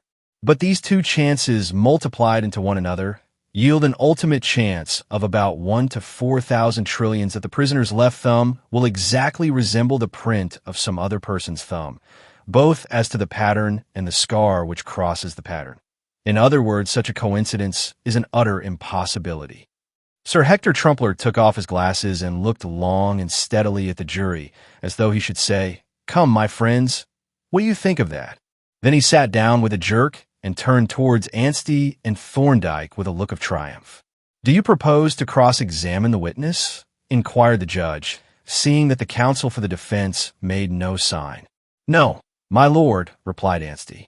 Thereupon Sir Hector Trumpler turned once more towards the defending counsel, and his broad, red face was illumined by a smile of deep satisfaction.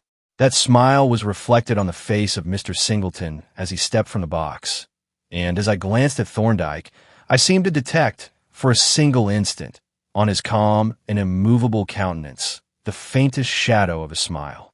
Herbert John Nash, a plump, middle-aged man of keen, though studious, aspect, stepped into the box, and Sir Hector rose once more. "You are one of the chief assistants in the fingerprint department, I believe, Mr. Nash?" "I am." "Have you heard the evidence of the last witness?" "I have." "Do you agree with the statements made by that witness?" "Entirely." "I am prepared to swear that the print on the paper found in the safe is that of the left thumb of the prisoner, Reuben Hornby." "And you are certain that no mistake is possible?" "I am certain that no mistake is possible."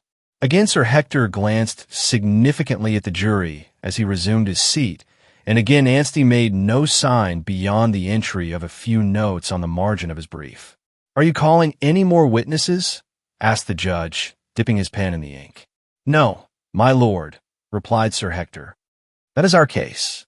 Upon this Anstey rose and, addressing the judge, said, I call witnesses, my lord. The judge nodded and made an entry in his notes while Anstey delivered his brief introductory speech.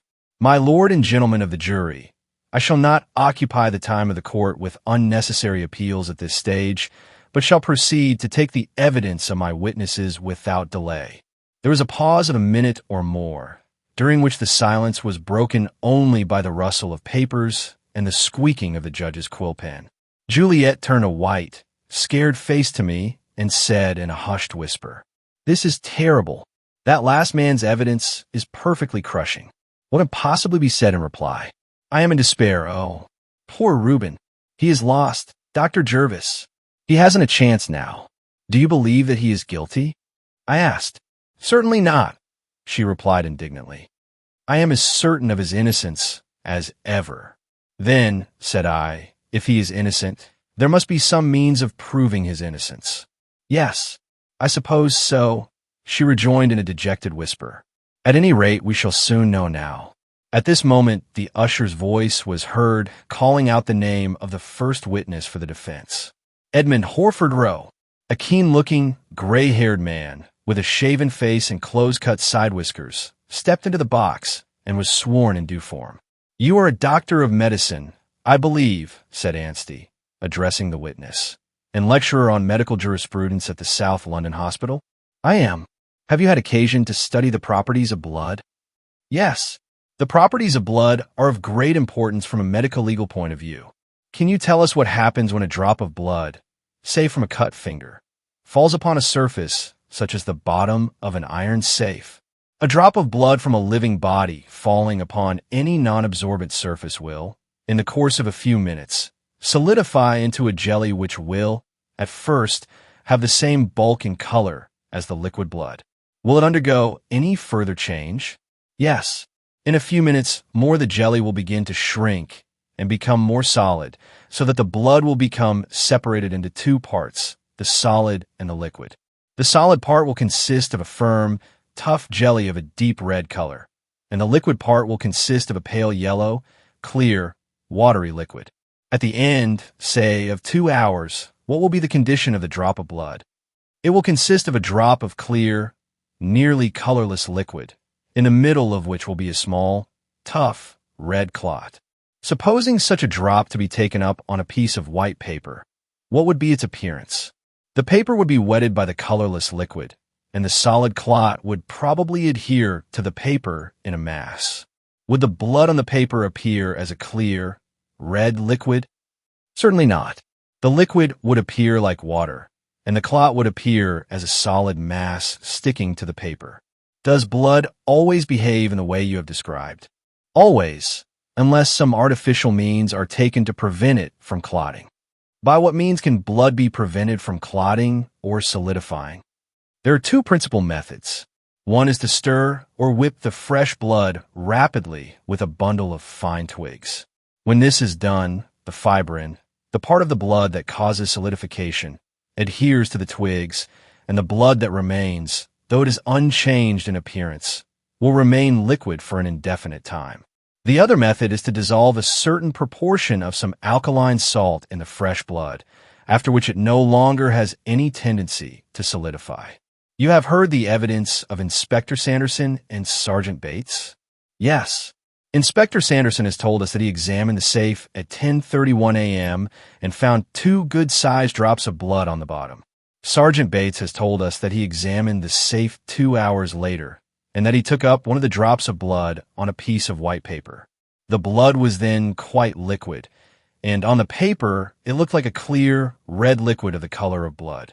What should you consider the condition and nature of that blood to have been? If it was really blood at all, I should say that it was either defibrinated blood, that is, blood from which the fibrin has been extracted by whipping, or that it had been treated with an alkaline salt. You are of opinion that the blood found in the safe could not have been ordinary blood shed from a cut or wound. I'm sure it could not have been. Now, Dr. Rowe, I'm going to ask you a few questions on another subject. Have you given any attention to fingerprints made by bloody fingers? Yes. I have recently made some experiments on the subject. Will you give us the results of those experiments? My object was to ascertain whether fingers wet with fresh blood would yield distinct and characteristic prints. I made a great number of trials, and as a result found that it is extremely difficult to obtain a clear print when the finger is wetted with fresh blood. The usual result is a mere red blot showing no ridge pattern at all, owing to the blood filling the furrows between the ridges. But if the blood is allowed to dry almost completely on the finger, a very clear print is obtained. Is it possible to recognize a print that has been made by a nearly dry finger? Yes, quite easily. The half-dried blood is nearly solid and adheres to the paper in a different way from the liquid, and it shows minute details such as the mouths of the sweat glands, which are always obliterated by the liquid. Look carefully at this paper, which was found in the safe, and tell me what you see.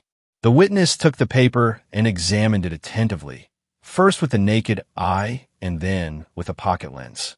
"I see," said he, "two blood marks and a print, apparently of a thumb. Of the two marks, one is a blot, smeared slightly by a finger or thumb. The other is a smear only.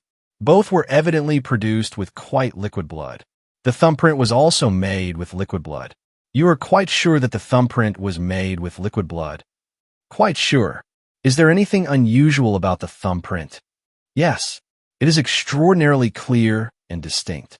I have made a great number of trials and have endeavored to obtain the clearest prints possible with fresh blood, but none of my prints are nearly as distinct as this one." Here the witness produced a number of sheets of paper, each of which was covered with the prints of bloody fingers, and compared them with a memorandum slip. The papers were handed to the judge for his inspection, and Anstey sat down, when Sir Hector Trumpler rose, with a somewhat puzzled expression on his face, to cross-examine. "You say that the blood found in the safe was defibrinated or artificially treated. What inference do you draw from that fact?" "I infer that it was not dropped from a bleeding wound." "Can you form any idea how such blood should have got into the safe?" "None whatever." "You say that the thumbprint is a remarkably distinct one. What conclusion do you draw from that?" "I do not draw any conclusion. I cannot account for its distinctness at all." The learned counsel sat down with rather a baffled air, and I observed a faint smile spread over the countenance of my colleague. Arabella Hornby. A muffled whimpering from my neighbor on the left hand was accompanied by a wild rustling of silk. Glancing at Mrs. Hornby, I saw her stagger from the bench, shaking like a jelly, mopping her eyes with her handkerchief and grasping her open purse. She entered the witness box, and, having gazed wildly round the court, began to search the multitudinous compartments of her purse. "The evidence you shall give," sang out the usher, whereat Mrs. Hornby paused in her search and stared at him apprehensively. "To the court and jury sworn, between our sovereign lord the king and the prisoner at the bar shall be the truth." "Certainly," said Mrs. Hornby stiffly. "The whole truth and nothing but the truth. So help you God." He held out the testament, which she took from him with a trembling hand and forthwith dropped with a resounding bang onto the floor of the witness box, diving after it with such precipitancy that her bonnet jammed violently against the rail of the box. She disappeared from view for a moment, and then rose from the depths with a purple face and her bonnet flattened and cocked over one ear like an artilleryman's forage cap. "Kiss the book, if you please," said the usher, suppressing a grin by an heroic effort, as Mrs. Hornby, encumbered by her purse, her handkerchief, and the testament, struggled to unfasten her bonnet strings. She clawed frantically at her bonnet, and, having dusted the testament with her handkerchief, kissed it tenderly and laid it on the rail of the box, whence it fell instantly on to the floor of the court. "I am really very sorry," exclaimed Mrs. Hornby, leaning over the rail to address the usher as he stooped to pick up the book and discharging onto his back a stream of coins, buttons, and folded bills from her open purse. "You will think me very awkward, I'm afraid." She mopped her face and replaced her bonnet rakishly on one side, as Anstey rose and passed a small red book across to her. "Kindly look at that book, Mrs. Hornby." "I'd rather not," said she, with a gesture of repugnance. "It is associated with matters of so extremely disagreeable a character." Do you recognize it? Do I recognize it? How can you ask me such a question when you must know? Answer the question, interposed the judge. Do you or do you not recognize the book in your hand? Of course I recognize it. How could I fail to? Then say so, said the judge. I have said so, retorted Mrs. Hornby indignantly. The judge nodded to Anstey, who then continued, It is called a thumbograph, I believe. Yes, the name thumbograph is printed on the cover, so I suppose that is what it is called. Will you tell us, Mrs. Hornby, how the thumbograph came into your possession? For one moment, Mrs. Hornby stared wildly at her interrogator. Then she snatched a paper from her purse, unfolded it, gazed at it with an expression of dismay, and crumpled it up in the palm of her hand. You are asked a question, said the judge. Oh, yes, said Mrs. Hornby. The committee of the society, no, that is the wrong one. I mean Walter, you know, at least. I beg your pardon, said Anstey, with polite gravity. You were speaking of the committee of some society, interposed the judge. What society were you referring to? Mrs. Hornby spread out the paper and, after a glance at it, replied, The Society of Paralyzed Idiots, your worship, whereat a rumble of suppressed laughter arose from the gallery. But what has that society to do with the thumbograph? Inquired the judge.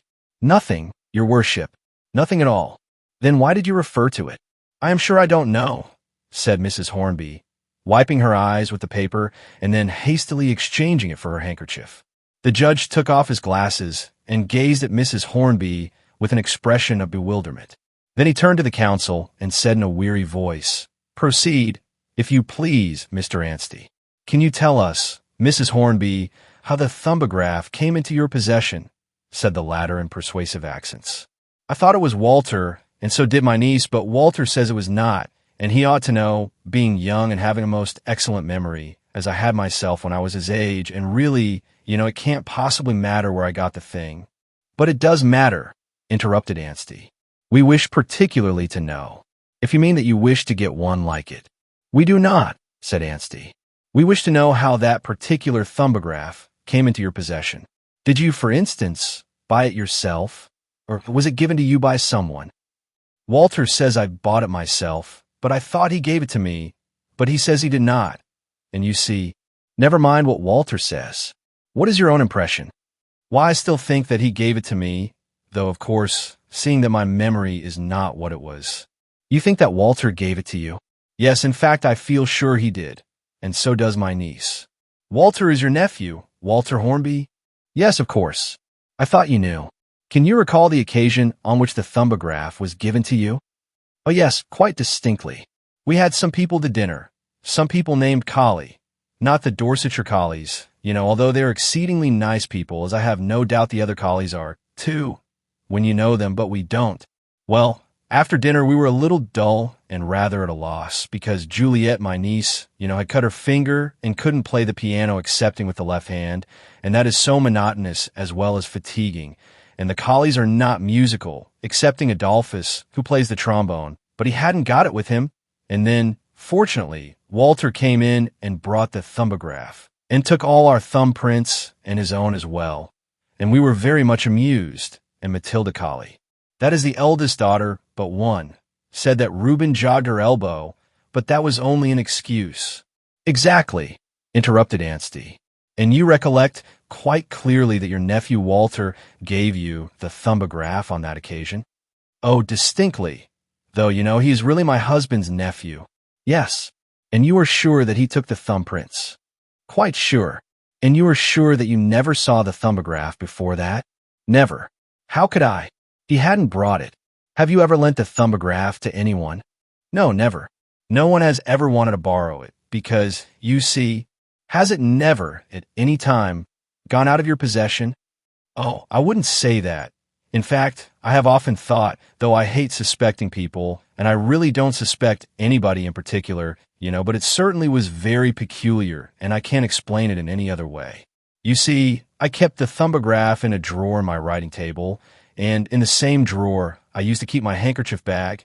In fact, I do still, and it is there at this very moment, for in my hurry and agitation, I forgot about it until we were in the cab, and then it was too late because Mr. Lawley, yes, You kept it in a drawer with your handkerchief bag. That was what I said. Well, when Mr. Hornby was staying at Brighton, he wrote to ask me to go down for a week and bring Juliet, Miss Gibson, with me. So we went, and just as we were starting, I sent Juliet to fetch my handkerchief bag from the drawer, and I said to her, perhaps we might take the thumb book with us. It might come in useful on a wet day. So she went, and presently she came back and said that the thumbograph was not in the drawer. Well, I was so surprised that I went back with her and looked myself, and sure enough, the drawer was empty. Well, I didn't think much of it at the time, but when we came home again, as soon as we got out of the cab, I gave Juliet my handkerchief bag to put away, and presently she came running to me in a great state of excitement. Why, Auntie, she said, the thumbograph is in the drawer. Somebody must have been meddling with your writing table. I went with her to the drawer, and there, sure enough, was the thumbograph. Somebody must have taken it out and put it back while we were away. Who could have had access to your writing table? Oh, anybody, because, you see, the drawers were never locked. We thought it must have been one of the servants. Had anyone been to the house during your absence? No, nobody, except, of course, my 2 nephews. And neither of them had touched it, because we asked them, and they both said they had not. Thank you.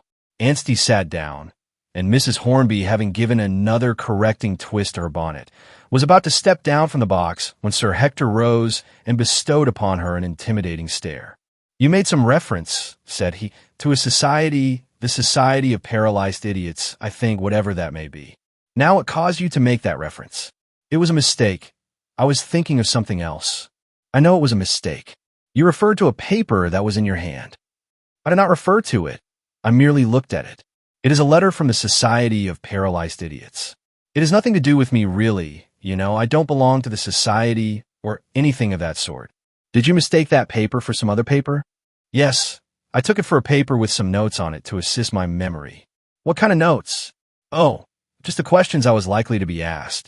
Were the answers that you were to give to those questions also written on the paper? Of course they were. The questions would not have been any use without the answers. Have you been asked the questions that were written on the paper? Yes, at least some of them. Have you given the answers that were written down? I don't think I have. In fact, I am sure I haven't, because you see...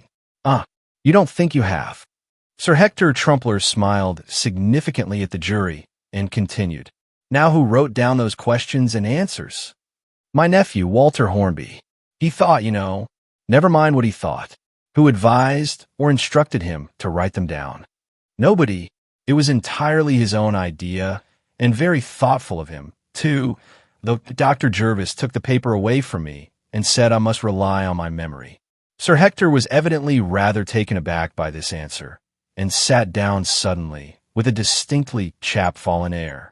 Where is this paper on which the questions and answers are written? Asked the judge. In anticipation of this inquiry, I had already handed it to Thorndyke, and had noted by the significant glance that he bestowed on me that he had not failed to observe the peculiarity in the type. Indeed, the matter was presently put beyond all doubt, for he hastily passed to me a scrap of paper, on which I found, when I opened it out, that he had written X equals WH. As Anstey handed the rather questionable document up to the judge, I glanced at Walter Hornby and observed him to flush angrily, though he strove to appear calm and unconcerned, and the look that he directed at his aunt was very much the reverse of benevolent. "Is this the paper?" asked the judge, passing it down to the witness. "Yes, your worship," answered Mrs. Hornby, in a tremulous voice, whereupon the document was returned to the judge, who proceeded to compare it with his notes. "I shall order this document to be impounded," said he sternly, after making a brief comparison. "There's been a distinct attempt to tamper with witnesses. Proceed with your case, Mr. Anstey." There was a brief pause, during which Mrs. Hornby tottered across the court and resumed her seat, gasping with excitement and relief. Then the usher called out, "John Evelyn Thorndyke." "Thank God!" exclaimed Juliet, clasping her hands. "Oh, will he be able to save Reuben? Do you think he will, Dr. Jervis?"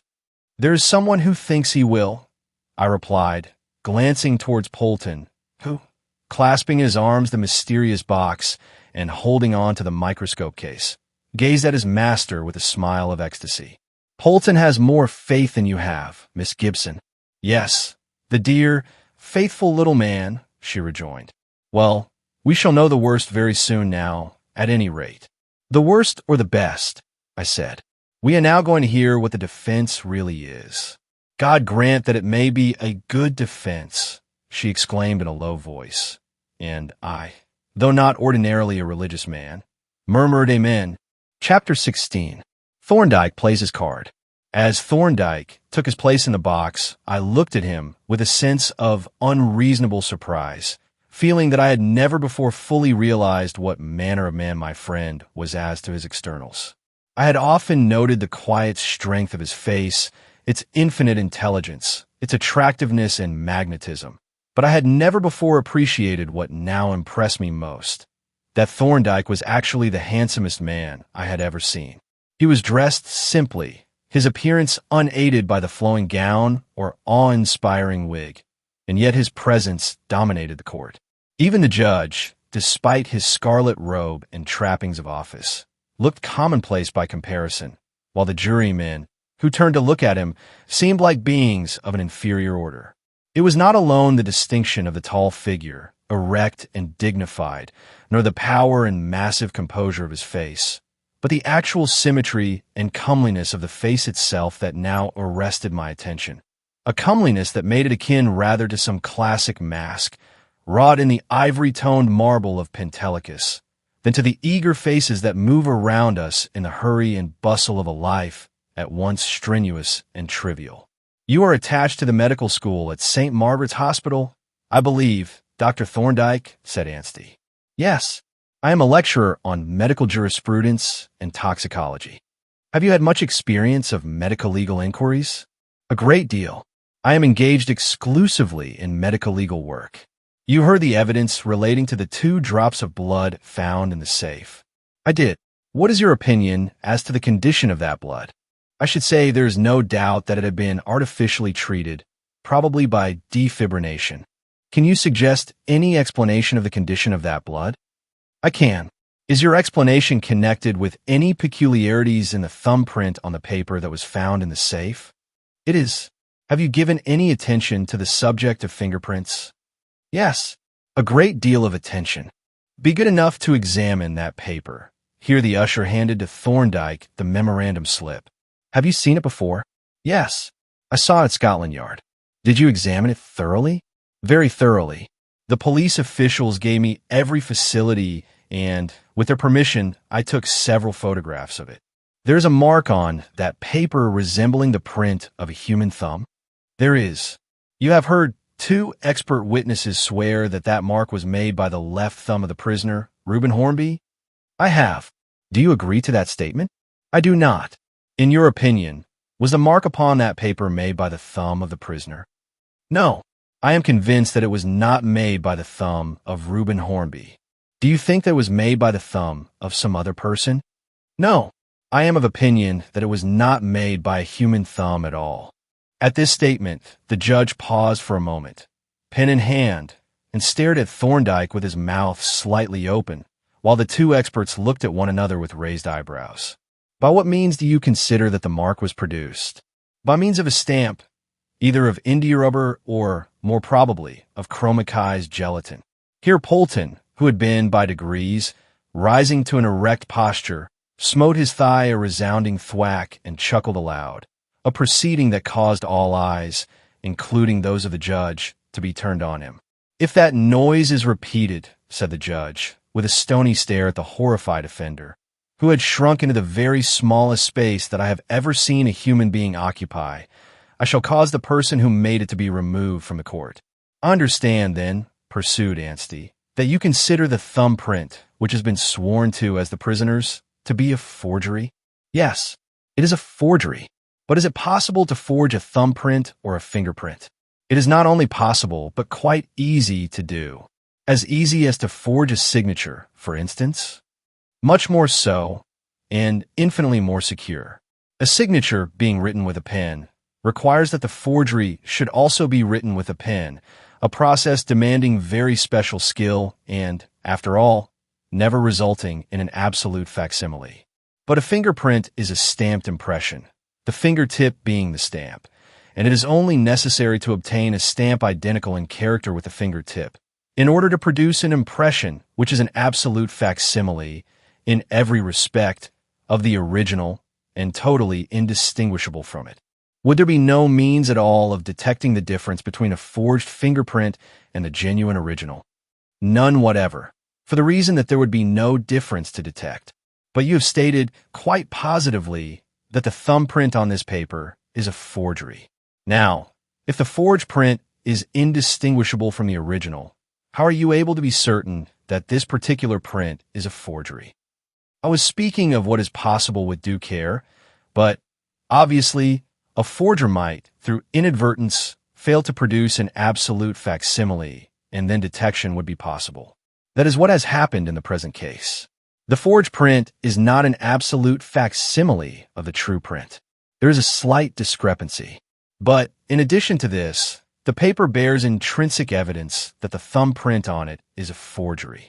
We will consider that evidence presently, Dr. Thorndyke. To return to the possibility of forging a fingerprint, can you explain to us, without being too technical, by what methods it would be possible to produce such a stamp as you have referred to? There are two principal methods that suggest themselves to me. The first, which is rather crude though easy to carry out, consists in taking an actual cast of the end of the finger. A mold would be made by pressing the finger into some plastic material, such as fine modeling clay or hot sealing wax, and then, by pouring a warm solution of gelatin into the mold and allowing it to cool and solidify, a cast would be produced which would yield very perfect fingerprints. But this method would, as a rule, be useless for the purpose of the forger, as it could not ordinarily be carried out without the knowledge of the victim. Though in the case of dead bodies and persons asleep or unconscious or under an anesthetic, it could be practiced with success and would offer the advantage of requiring practically no technical skill or knowledge and no special appliances. The second method, which is much more efficient and is the one, I have no doubt, that has been used in the present instance, requires more knowledge and skill. In the first place, it is necessary to obtain possession of or access to a genuine fingerprint. Of this fingerprint, a photograph is taken, or rather, a photographic negative, which for this purpose requires to be taken on a reverse plate, and the negative is put into a special printing frame with a plate of gelatin which has been treated with potassium bichromate, and the frame is exposed to light. Now, gelatin treated in this way, chromicized gelatin, as it is called, has a very peculiar property. Ordinary gelatin, as is well known, is easily dissolved in hot water, and chromicized gelatin is also soluble in hot water as long as it is not exposed to light. But on being exposed to light, it undergoes a change and is no longer capable of being dissolved in hot water. Now the plate of chromicized gelatin under the negative is protected from the light by the opaque parts of the negative, whereas the light passes freely through the transparent parts. But the transparent parts of the negative correspond to the black marks on the fingerprint, and these correspond to the ridges on the finger. Hence it follows that the gelatin plate is acted upon by light only on the parts corresponding to the ridges, and in these parts the gelatin is rendered insoluble, while all the rest of the gelatin is soluble. The gelatin plate, which is cemented to a thin plate of metal for support, is now carefully washed with hot water, by which the soluble part of the gelatin is dissolved away, leaving the insoluble part, corresponding to the ridges, standing up from the surface. Thus there is produced a facsimile in relief of the fingerprint having actual ridges and furrows identical in character with the ridges and furrows of the fingertip.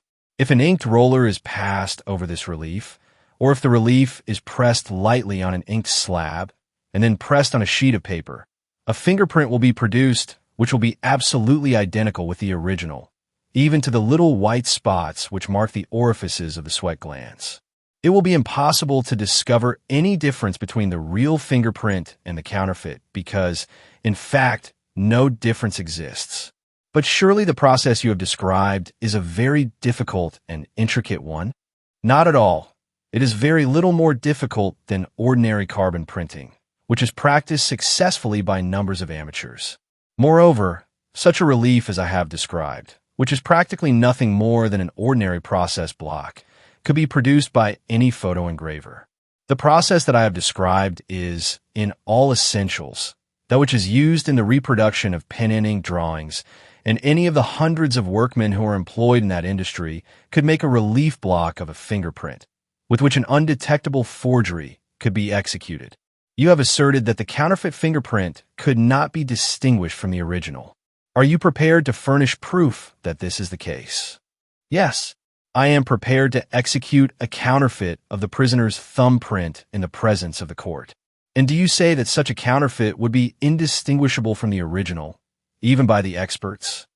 I do. Anstey turned towards the judge. Would your lordship give your permission for a demonstration such as the witness proposes? Certainly, replied the judge. The evidence is highly material. How do you propose that the comparison should be made? He added, addressing Thorndyke. I have brought, for the purpose, my lord, answered Thorndyke, some sheets of paper, each of which is ruled into 20 numbered squares. I propose to make on 10 of the squares counterfeits of the prisoner's thumb mark, and to fill the remaining 10 with real thumb marks. I propose that the experts should then examine the paper and tell the court which are the real thumbprints and which are the false. That seems a fair and efficient test, said his lordship. Have you any objection to offer, Sir Hector? Sir Hector Trumpler hastily consulted with the two experts, who were sitting in the attorney's bench, and then replied, without much enthusiasm, We have no objection to offer, my lord. Then, in that case, I shall direct the expert witnesses to withdraw from the court while the prints are being made. In obedience to the judge's order, Mr. Singleton and his colleague rose and left the court with evident reluctance, while Thorndyke took from a small portfolio 3 sheets of paper which he handed up to the judge. If your lordship, said he, will make marks in 10 of the squares on 2 of these sheets, one could be given to the jury and one retained by your lordship to check the 3rd sheet when the prints are made on it. That is an excellent plan, said the judge, and as the information is for myself and the jury, it would be better if you came up and performed the actual stamping on my table in the presence of the foreman of the jury and the counsel for the prosecution and defense. In accordance with the judge's direction, Thorndyke stepped up on the dais, and Anstey, as he rose to follow, leaned over towards me.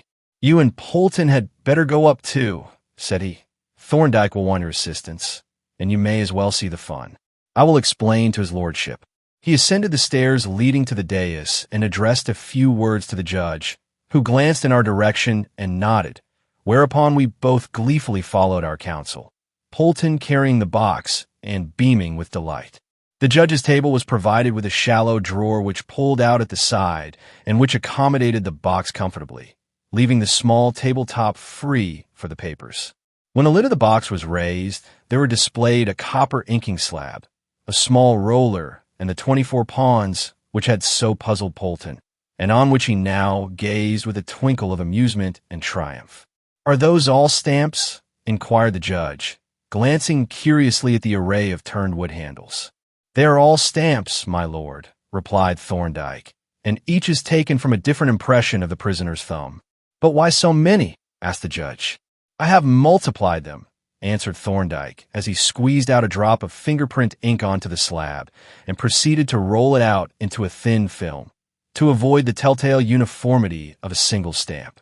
And I may say, he added, that it is highly important that the experts should not be informed that more than one stamp has been used. Yes, I see that, said the judge. You understand that, Sir Hector, he added, addressing the counsel, who bowed stiffly, clearly regarding the entire proceeding with extreme disfavor.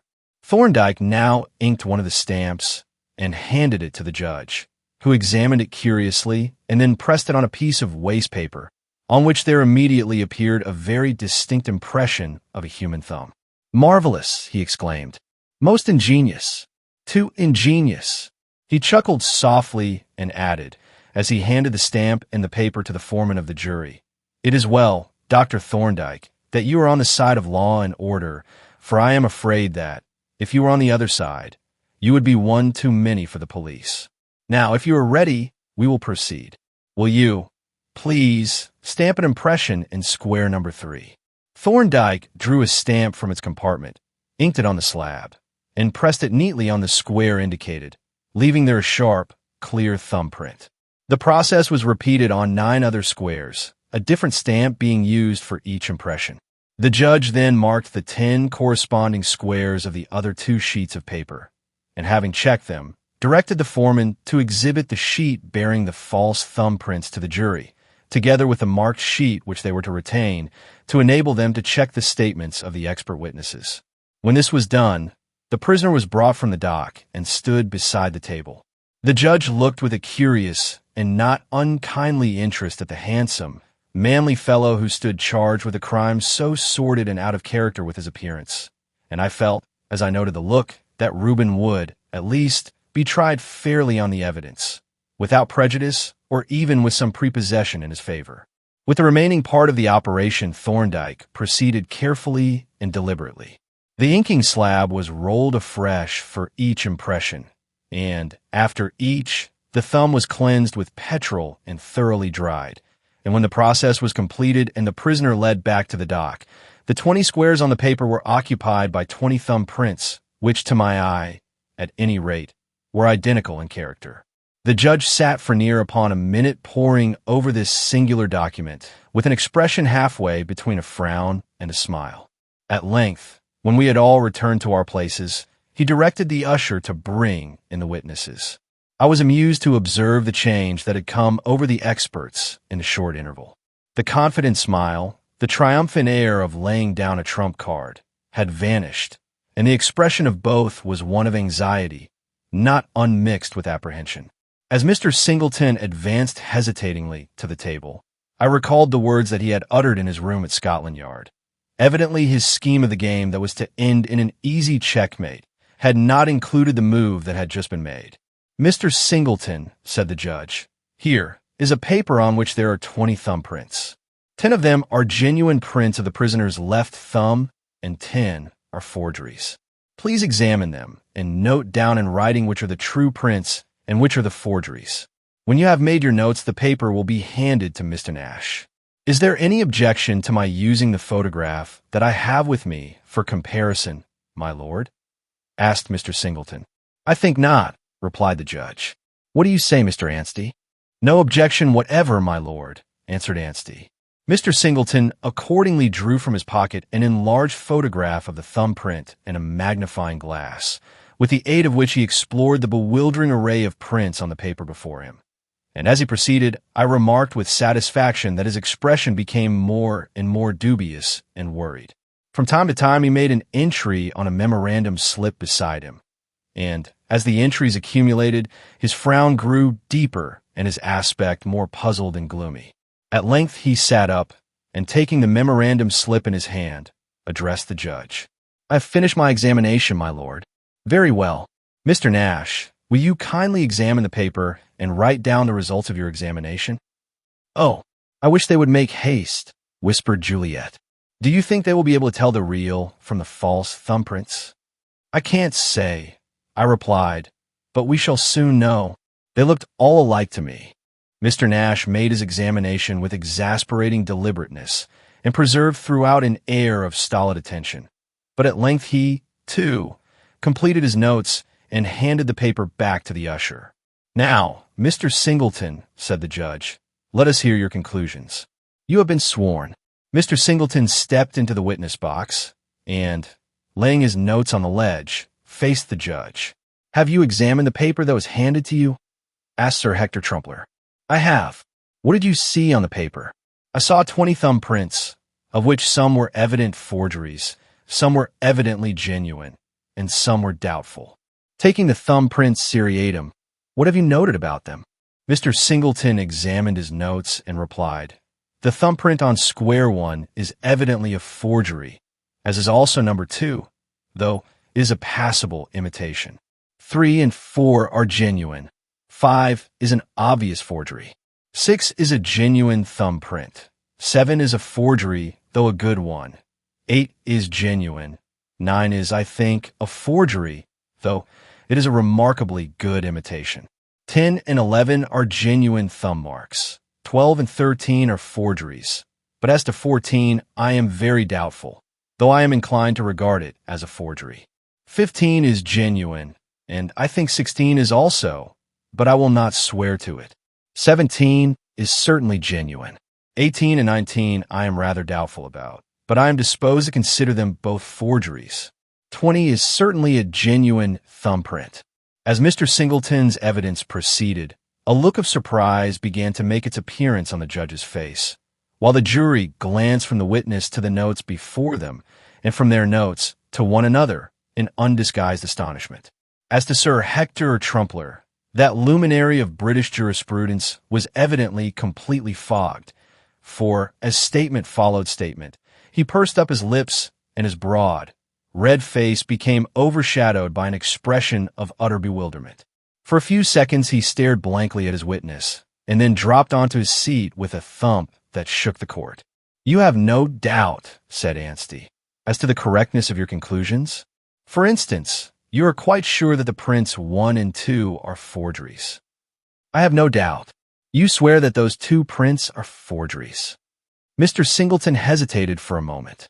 He had been watching the judge and the jury and had apparently misinterpreted their surprise, assuming it to be due to his own remarkable powers of discrimination, and his confidence had revived accordingly.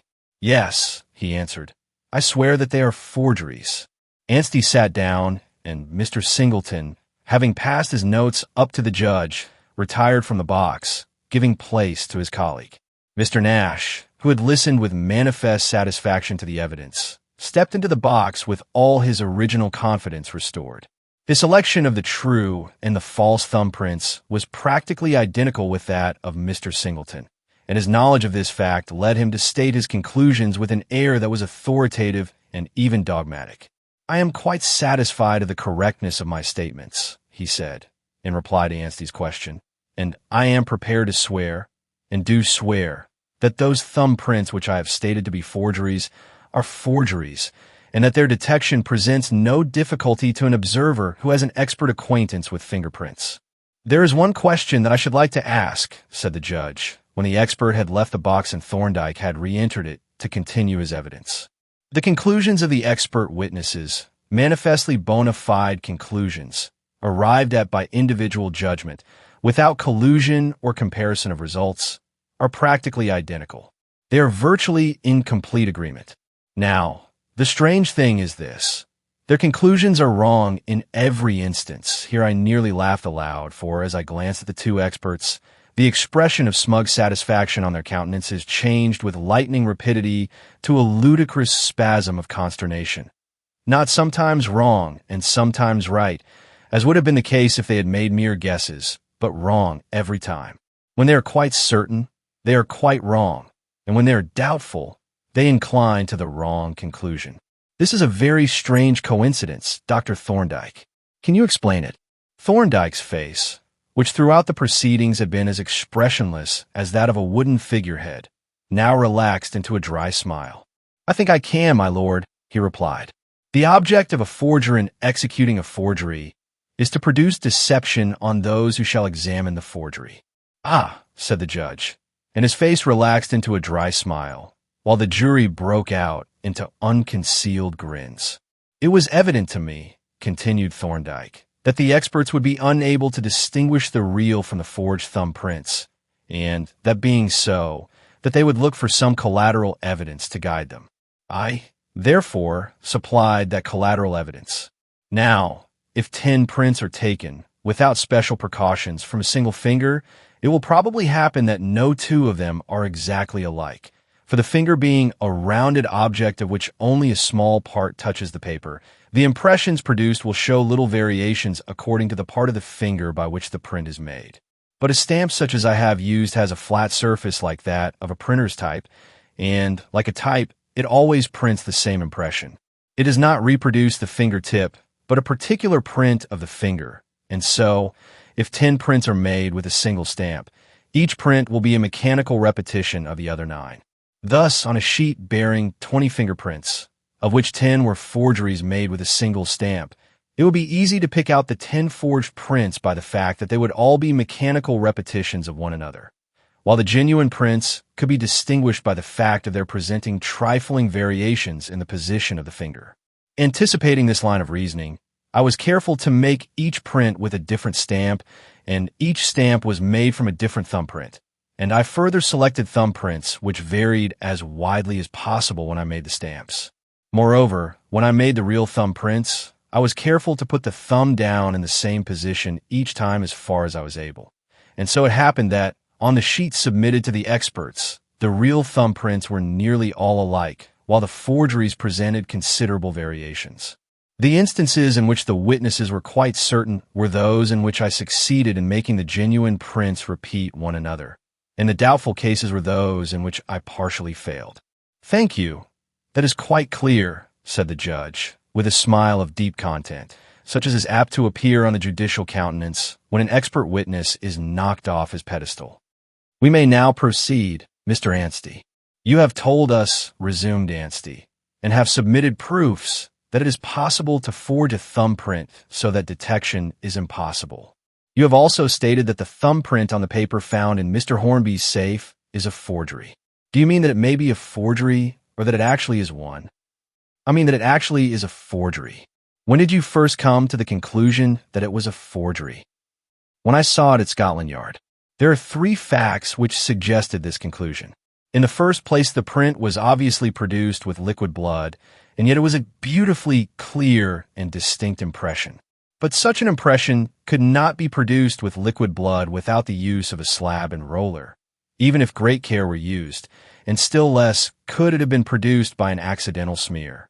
In the second place, on measuring the print with a micrometer, I found that it did not agree in dimensions with a genuine thumbprint of Reuben Hornby.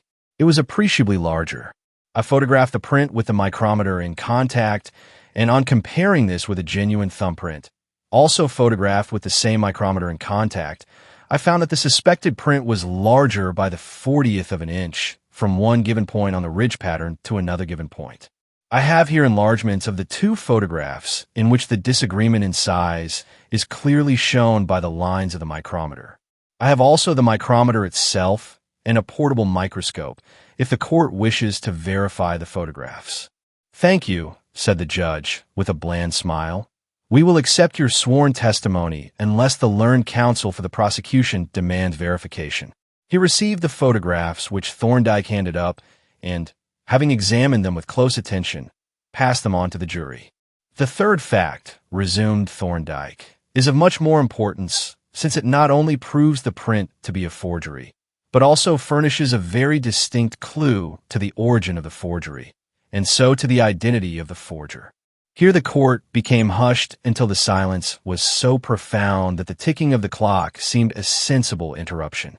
I glanced at Walter, who sat motionless and rigid at the end of the bench, and perceived that a horrible pallor had spread over his face, while his forehead was covered with beads of perspiration.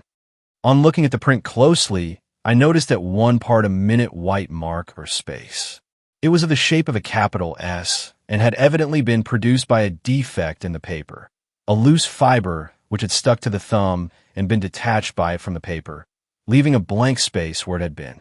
But, on examining the paper under a low power of the microscope, I found the surface to be perfect and intact. No loose fiber had been detached from it, for if it had, the broken end, or at least the groove in which it had lain, would have been visible. The inference seemed to be that the loose fiber had existed, not in the paper which was found in the safe, but in the paper on which the original thumb mark had been made. Now, as far as I knew, there was only one undoubted thumbprint of Reuben Hornby's in existence, the one in the thumbograph. At my request, the thumbograph was brought to my chambers by Mrs. Hornby, and, on examining the print of Reuben Hornby's left thumb, I perceived on it a minute, S-shaped white space occupying a similar position to that in the red thumb mark.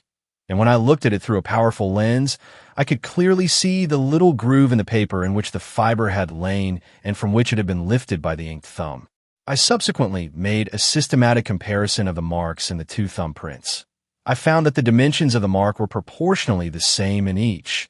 That is to say, the mark in the thumbograph print had an extreme length of 26/1,000 of an inch and an extreme breadth of 14.5/1,000 of an inch, while that in the red thumb mark was 1/40th larger in each dimension, having an extreme length of 26.65/1000 of an inch and an extreme breadth of 14.86/1000 of an inch, that the shape was identical, as was shown by superimposing tracings of greatly enlarged photographs of each mark on similar enlargements of the other, and that the mark intersected the ridges of the thumbprint in the same manner and at exactly the same parts in the two prints. Do you say that, having regard to the facts which you have stated, it is certain that the red thumb mark is a forgery? I do, and I also say that it is certain that the forgery was executed by means of the thumbograph. Might not the resemblances be merely a coincidence? No.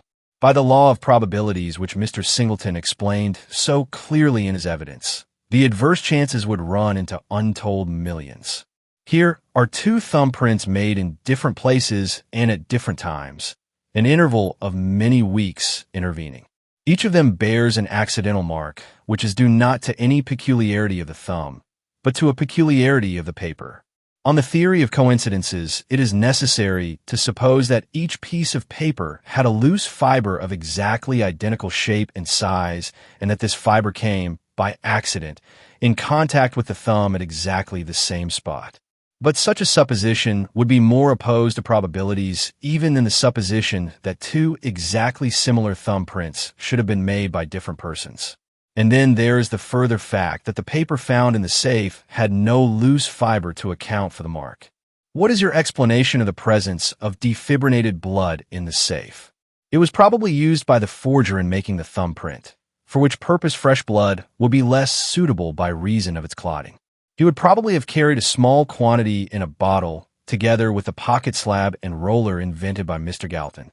It would thus be possible for him to put a drop on the slab, roll it out into a thin film, and take a clean impression with his stamp. It must be remembered that these precautions were quite necessary, since he had to make a recognizable print at the first attempt. A failure in a second trial would have destroyed the accidental appearance, and might have aroused suspicion. You have made some enlarged photographs of the thumbprints, have you not? Yes. I have here two enlarged photographs, one of the thumbograph print and one of the red thumbprint.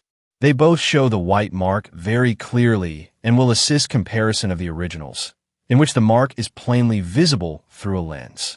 He handed the two photographs up to the judge, together with the thumbograph, the memorandum slip, and a powerful doublet lens with which to examine them. The judge inspected the two original documents with the aid of the lens and compared them with the photographs, nodding approvingly as he made out the points of agreement. Then he passed them on to the jury and made an entry in his notes. While this was going on, my attention was attracted by Walter Hornby. An expression of terror and wild despair had settled on his face, which was ghastly in its pallor and bedewed with sweat. He looked furtively at Thorndyke, and, as I noted the murderous hate in his eyes, I recalled our midnight adventure in John Street and the mysterious cigar. Suddenly he rose to his feet, wiping his brow and steadying himself against the bench with a shaking hand. Then he walked quietly to the door and went out. Apparently, I was not the only onlooker who had been interested in his doings, for, as the door swung to after him, Superintendent Miller rose from his seat and went out by the other door. "Are you cross-examining this witness?" the judge inquired, glancing at Sir Hector Trumpler. "No, my lord," was the reply. "Are you calling any more witnesses, Mr. Anstey?" "Only one, my lord," replied Anstey. "The prisoner, whom I shall put in the witness box, as a matter of form, in order that he may make a statement on oath." Reuben was accordingly conducted from the dock to the witness box, and, having been sworn, made a solemn declaration of his innocence. A brief cross-examination followed, in which nothing was elicited, but that Reuben had spent the evening at his club and gone home to his rooms about 11:30 and had let himself in with his latchkey. Sir Hector at length sat down. The prisoner was led back to the dock, and the court settled itself to listen to the speeches of the counsel. "My lord and gentlemen of the jury," Anstey commenced in his clear, mellow tones, "I do not propose to occupy your time with a long speech. The evidence that has been laid before you is at once so intelligible, so lucid, and so conclusive that you will, no doubt, arrive at your verdict uninfluenced by any display of rhetoric either on my part or on the part of the learned counsel for the prosecution. Nevertheless, it is desirable to disentangle from the mass of evidence those facts which are really vital and crucial. Now, the one fact which stands out and dominates the whole case is this. The prisoner's connection with this case rests solely upon the police theory of the infallibility of fingerprints. Apart from the evidence of the thumbprint, there is not, and there never was, the faintest breath of suspicion against him. You have heard him described as a man of unsullied honor, as a man whose character is above reproach, a man who is trusted implicitly by those who have had dealings with him. And this character was not given by a casual stranger, but by one who has known him from childhood. His record is an unbroken record of honorable conduct. His life has been that of a clean-living, straightforward gentleman. And now he stands before you charged with a miserable, paltry theft, charged with having robbed that generous friend, the brother of his own father, the guardian of his childhood, and the benefactor who has planned and striven for his well-being. Charged, in short, gentlemen, with a crime which every circumstance connected with him and every trait of his known character renders utterly inconceivable. Now, upon what grounds has this gentleman of irreproachable character been charged with this mean and sordid crime? Baldly stated, the grounds of the accusation are these. A certain learned and eminent man of science has made a statement, which the police have not merely accepted but have, in practice, extended beyond its original meaning. That statement is as follows. A complete, or nearly complete, accordance between two prints of a single finger affords evidence requiring no corroboration that the persons from whom they were made are the same. That statement, gentlemen, is in the highest degree misleading and ought not to have been made without due warning and qualification. So far is it from being true, in practice, that its exact contrary is the fact. The evidence of a fingerprint, in the absence of corroboration, is absolutely worthless. Of all forms of forgery, the forgery of a fingerprint is the easiest and most secure, as you have seen in this court today. Consider the character of the high-class forger, his skill, his ingenuity, his resource. Think of the forged banknotes, of which not only the engraving, the design, and the signature, but even the very paper with its private watermarks, is imitated with a perfection that is at once the admiration and the despair of those who have to distinguish the true from the false. Think of the forged check, in which actual perforations are filled up, of which portions are cut out bodily and replaced by indistinguishable patches. Think of these, and then of a fingerprint, of which any photo, engraver's apprentice, can make you a forgery that the greatest experts cannot distinguish from the original, which any capable amateur can imitate beyond detection after a month's practice.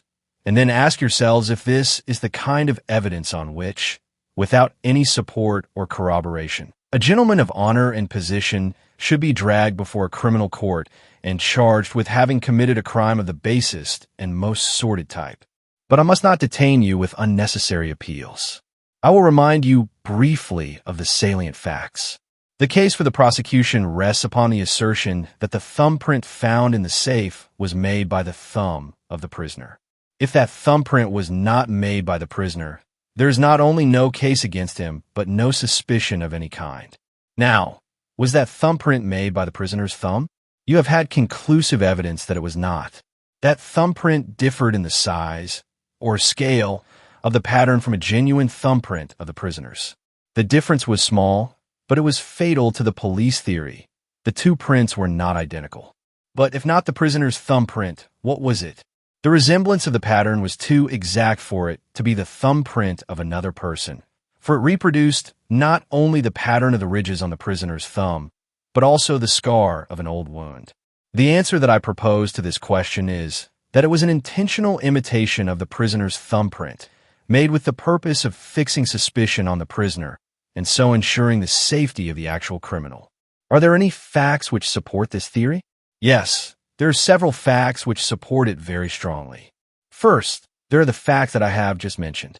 The red thumbprint disagreed with the genuine print in its scale or dimensions. It was not the prisoner's thumbprint. but neither was it that of any other person. The only alternative is that it was a forgery. In the second place, that print was evidently made with the aid of certain appliances and materials, and one of those materials, namely defibrinated blood, was found in the safe. In the third place, there is the coincidence that the print was one which it was possible to forge. The prisoner has 10 digits, 8 fingers, and 2 thumbs.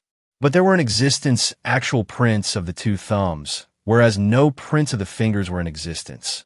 Hence, it would have been impossible to forge a print of any of the fingers. So it happens that the red thumbprint resembled one of the 2 prints of which forgery was possible. In the fourth place, the red thumbprint reproduces an accidental peculiarity of the thumbograph print. Now, if the red thumbprint is a forgery, it must have been made from the thumbograph print, since there exists no other print from which it could have been made. Hence, we have the striking fact that the red thumbprint is an exact replica, including accidental peculiarities, of the only print from which a forgery could have been made. The accidental S-shaped mark in the thumbograph print is accounted for by the condition of the paper. The occurrence of this mark in the red thumbprint is not accounted for by any peculiarity of the paper, and can be accounted for in no way, excepting by assuming the one to be a copy of the other. The conclusion is thus inevitable that the red thumbprint is a photomechanical reproduction of the thumbograph print. But there is yet another point. If the red thumbprint is a forgery reproduced from the thumbograph print, the forger must at some time have had access to the thumbograph. Now, you have heard Mrs. Hornby's remarkable story of the mysterious disappearance of the thumbograph and its still more mysterious reappearance. That story can have left no doubt in your minds that some person had surreptitiously removed the thumbograph and, after an unknown interval, secretly replaced it.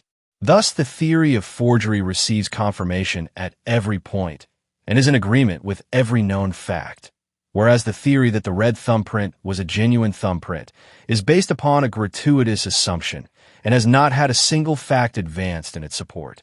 Accordingly, gentlemen, I assert that the prisoner's innocence has been proved in the most complete and convincing manner, and I ask you for a verdict in accordance with that proof. As Anstey resumed his seat, a low rumble of applause was heard from the gallery. It subsided instantly on a gesture of disapproval from the judge, and a silence fell upon the court, in which the clock, with cynical indifference, continued to record in its brusque monotone the passage of the fleeting seconds. "He is saved, Dr. Jervis." "Oh, surely he is saved," Juliet exclaimed in an agitated whisper. "They must see that he is innocent now." "Have patience a little longer," I answered. "It will soon be over now." Sir Hector Trumpler was already on his feet, and, after bestowing on the jury a stern hypnotic stare, he plunged into his reply with a really admirable air of conviction and sincerity. "My lord and gentlemen of the jury, the case which is now before this court is one, as I have already remarked, in which human nature is presented in a highly unfavorable light. But I need not insist upon this aspect of the case, which will already, no doubt, have impressed you sufficiently. It is necessary merely for me, as my learned friend has aptly expressed it, to disentangle the actual facts of the case from the web of casuistry that has been woven around them. Those facts are of extreme simplicity. A safe has been opened and property of great value abstracted from it. It has been opened by means of false keys. Now there are 2 men who have, from time to time, had possession of the true keys, and thus had the opportunity of making copies of them. When the safe is opened by its rightful owner, the property is gone, and there is found the print of the thumb of one of these 2 men. That thumbprint was not there when the safe was closed. The man whose thumbprint is found is a left-handed man. The print is the print of a left thumb. It would seem, gentlemen, as if the conclusion were so obvious that no sane person could be found to contest it, and I submit that the conclusion which any sane person would arrive at, the only possible conclusion, is that the person whose thumbprint was found in the safe is the person who stole the property from the safe. But the thumbprint was, admittedly, that of the prisoner at the bar, and therefore the prisoner at the bar is the person who stole the diamonds from the safe. It is true that certain fantastic attempts have been made to explain away these obvious facts. Certain far-fetched scientific theories have been propounded, and an exhibition of legerdemain has taken place which, I venture to think, would have been more appropriate to some place of public entertainment than to a court of justice. That exhibition has, no doubt, afforded you considerable amusement. It has furnished a pleasing relaxation from the serious business of the court. It has even been instructive, as showing to what extent it is possible for plain facts to be perverted by misdirected ingenuity.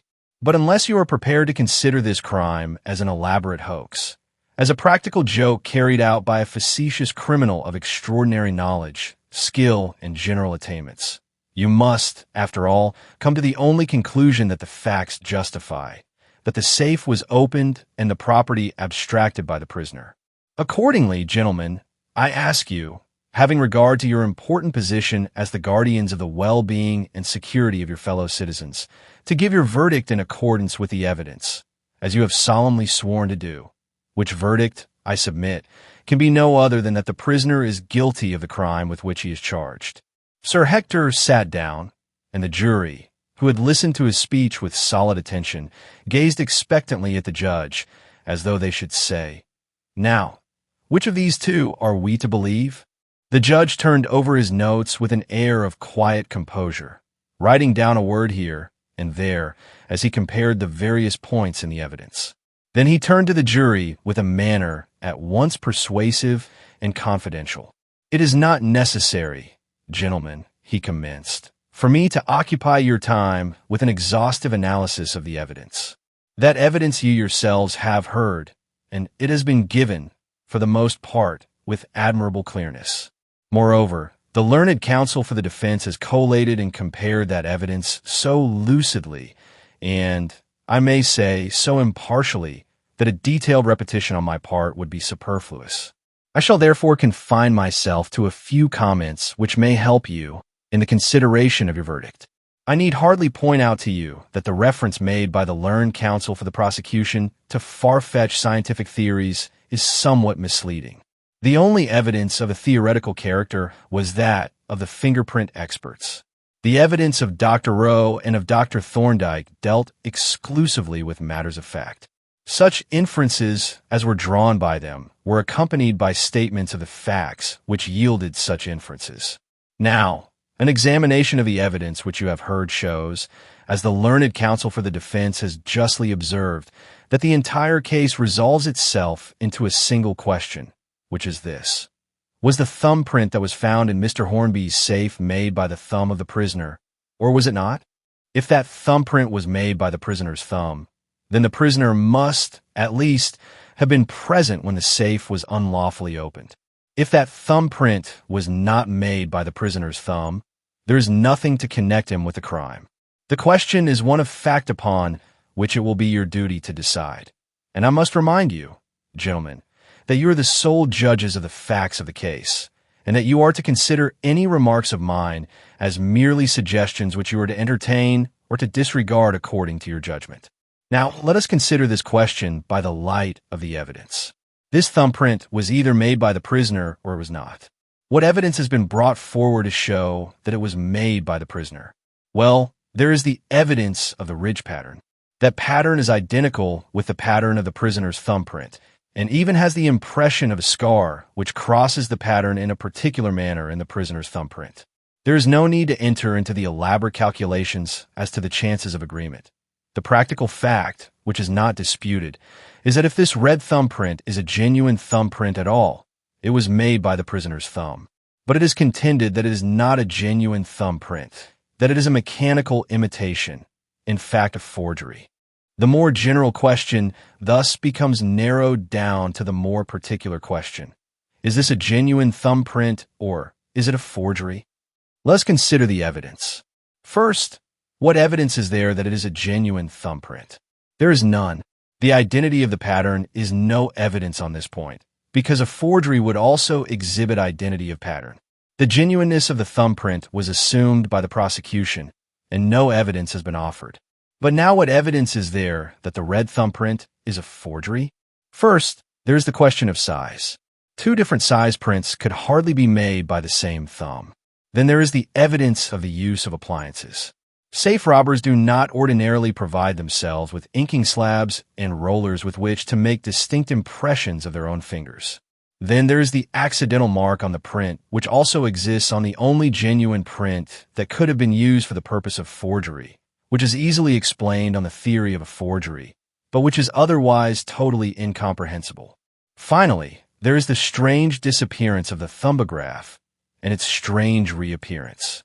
All this is striking and weighty evidence, to which must be added that adduced by Dr. Thorndyke as showing how perfectly it is possible to imitate a fingerprint. These are the main facts of the case, and it is for you to consider them. If, on careful consideration, you decide that the red thumbprint was actually made by the prisoner's thumb, then it will be your duty to pronounce the prisoner guilty. But if, on weighing the evidence, you decide that the thumbprint is a forgery, then it will be your duty to pronounce the prisoner not guilty. It is now past the usual luncheon hour, and if you desire it, you can retire to consider your verdict while the court adjourns. The jurymen whispered together for a few moments, and then the foreman stood up. "We have agreed on our verdict, my lord," he said. The prisoner, who had just been led to the back of the dock, was now brought back to the bar. The gray-wigged clerk of the court stood up and addressed the jury. "Are you all agreed upon your verdict, gentlemen?" "We are," replied the foreman. "What do you say, gentlemen? Is the prisoner guilty or not guilty?" "Not guilty," replied the foreman, raising his voice and glancing at Reuben. A storm of applause burst from the gallery and was, for the moment, disregarded by the judge. Mrs. Hornby laughed aloud, a strange, unnatural laugh, and then crammed her handkerchief in her mouth, and so sat gazing at Reuben with the tears coursing down her face, while Juliet laid her head upon the desk and sobbed silently. After a brief space, the judge raised an admonitory hand, and, when the commotion had subsided, addressed the prisoner, who stood at the bar, calm and self-possessed, though his face bore a slight flush. "Reuben Hornby, the jury, after duly weighing the evidence in this case, have found you to be not guilty of the crime with which you were charged. With that verdict, I most heartily agree. In view of the evidence which has been given, I consider that no other verdict was possible, and I venture to say that you leave this court with your innocence fully established and without a stain upon your character. In the distress which you have recently suffered, as well as in your rejoicing at the verdict of the jury, you have the sympathy of the court and of everyone present, and that sympathy will not be diminished by the consideration that, with a less capable defense, the result might have been very different. I desire to express my admiration at the manner in which that defense was conducted, and I desire especially to observe that not you alone, but the public at large, are deeply indebted to Dr. Thorndyke, who, by his insight, his knowledge, and his ingenuity, has probably averted a very serious miscarriage of justice. The court will now adjourn until 2:30. The judge rose from his seat, and everyone present stood up, and amidst the clamor of many feet upon the gallery stairs, the door of the dock was thrown open by a smiling police officer, and Reuben came down the stairs into the body of the court. Chapter 17. At last. "We had better let the people clear off," said Thorndyke, when the first greetings were over, and we stood around Reuben in the fast-emptying court. "We don't want a demonstration as we go out." "No, anything but that, just now," replied Reuben. He still held Mrs. Hornby's hand, and one arm was passed through that of his uncle, who wiped his eyes at intervals, though his face glowed with delight. "I should like you to come and have a little quiet luncheon with me at my chambers. All of us friends together," continued Thorndyke. "I should be delighted," said Reuben, "if the program would include a satisfactory wash." "You will come, Anstey?" asked Thorndyke. "What have you got for lunch?" demanded Anstey, who was now disrobed and in his right mind. That is to say, in his usual whimsical, pseudo-frivolous character. "That question savors of gluttony," answered Thorndyke. "Come and see." "I will come and eat, which is better," answered Anstey. "And I must run off now, as I have to look in at my chambers." "How shall we go?" asked Thorndyke, as his colleague vanished through the doorway. "Polton has gone for a four-wheeler, but it won't hold us all." "It will hold 4 of us," said Reuben, "and Dr. Jervis will bring Juliet. Won't you, Jervis?" The request rather took me aback, considering the circumstances, but I was conscious, nevertheless, of an unreasonable thrill of pleasure and answered with alacrity, "If Miss Gibson will allow me, I shall be very delighted." My delight was, apparently, not shared by Juliet, to judge by the uncomfortable blush that spread over her face. She made no objection, however, but merely replied rather coldly, "Well, as we can't sit on the roof of the cab, we had better go by ourselves." The crowd having by this time presumably cleared off, we all took our way downstairs. The cab was waiting at the curb, surrounded by a group of spectators, who cheered Reuben as he appeared at the doorway, and we saw our friends enter and drive away. Then we turned and walked quickly down the Old Bailey towards Ludgate Hill. "Shall we take a hansom?" I asked. "No, let us walk," replied Juliet. "A little fresh air will do us good after that musty, horrible court. It all seems like a dream, and yet what a relief. Oh, what a relief it is. It is rather like the awakening from a nightmare to find the morning sun shining," I rejoined. "Yes, that is just what it is like," she agreed, "but I still feel dazed and shaken." We turned presently down New Bridge Street, towards the Embankment, walking side by side without speaking, and I could not help comparing, with some bitterness, our present stiff and distant relations with the intimacy and comradeship that had existed before the miserable incident of our last meeting. "You don't look so jubilant over your success as I should have expected," she said at length, with a critical glance at me. "But I expect you are really very proud and delighted, aren't you?" "Delighted, yes, not proud. Why should I be proud? I have only played jackal, and even that I have done very badly." "That is hardly a fair statement of the facts," she rejoined, with another quick, inquisitive look at me. "But you are in low spirits today, which is not at all like you. Is it not so?"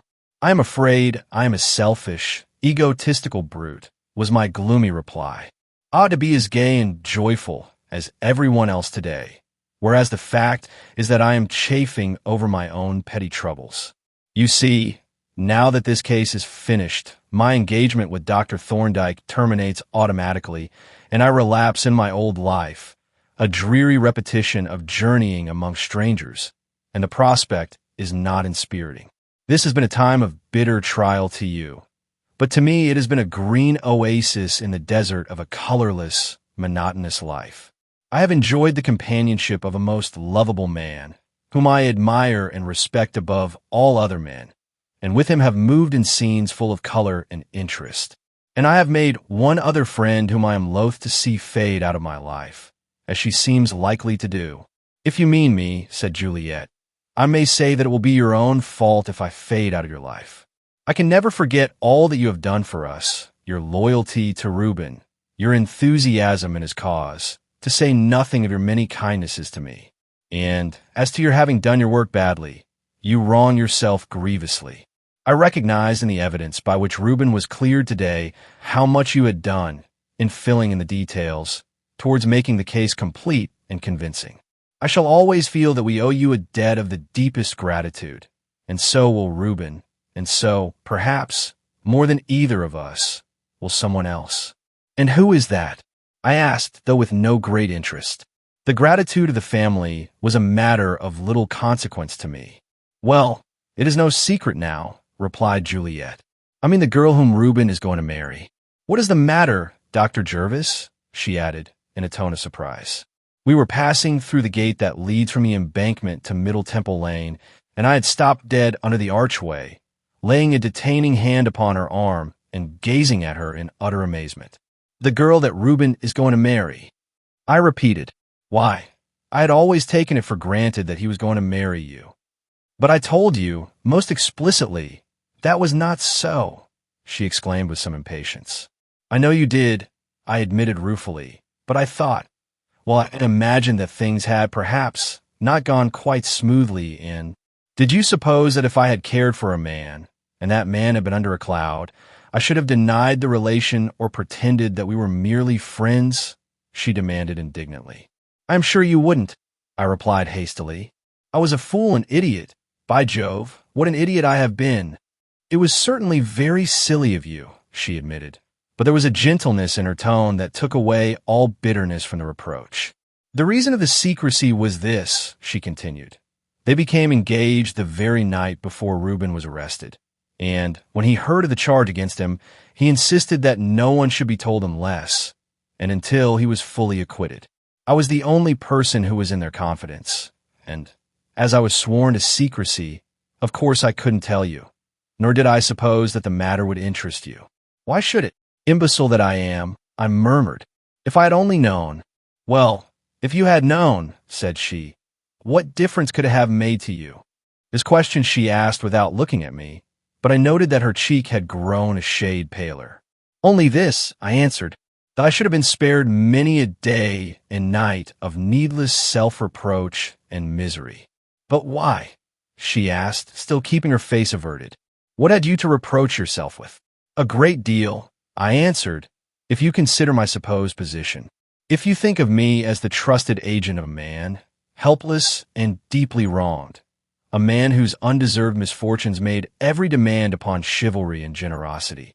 If you think of me as being called upon to protect and carry comfort to the woman whom I regarded as, virtually, that man's betrothed wife, and then if you think of me as proceeding straightway, before I had known her 24 hours, to fall hopelessly in love with her myself, you will admit that I had something to reproach myself with. She was still silent, rather pale and very thoughtful, and she seemed to breathe more quickly than usual. Of course, I continued, you may say that it was my own lookout, that I had only to keep my own counsel, and no one would be any the worse. But there's the mischief of it. How can a man who is thinking of a woman morning, noon and night, whose heart leaps at the sound of her coming, whose existence is a blank when she is away from him, a blank which he tries to fill by recalling, again and again, all that she has said and the tones of her voice, and the look that was in her eyes when she spoke. How can he help letting her see, sooner or later, that he cares for her? And if he does, when he has no right to, there's an end of duty and chivalry and even common honesty. Yes, I understand now, said Juliet softly. Is this the way? She tripped up the steps leading to Fountain Court, and I followed cheerfully.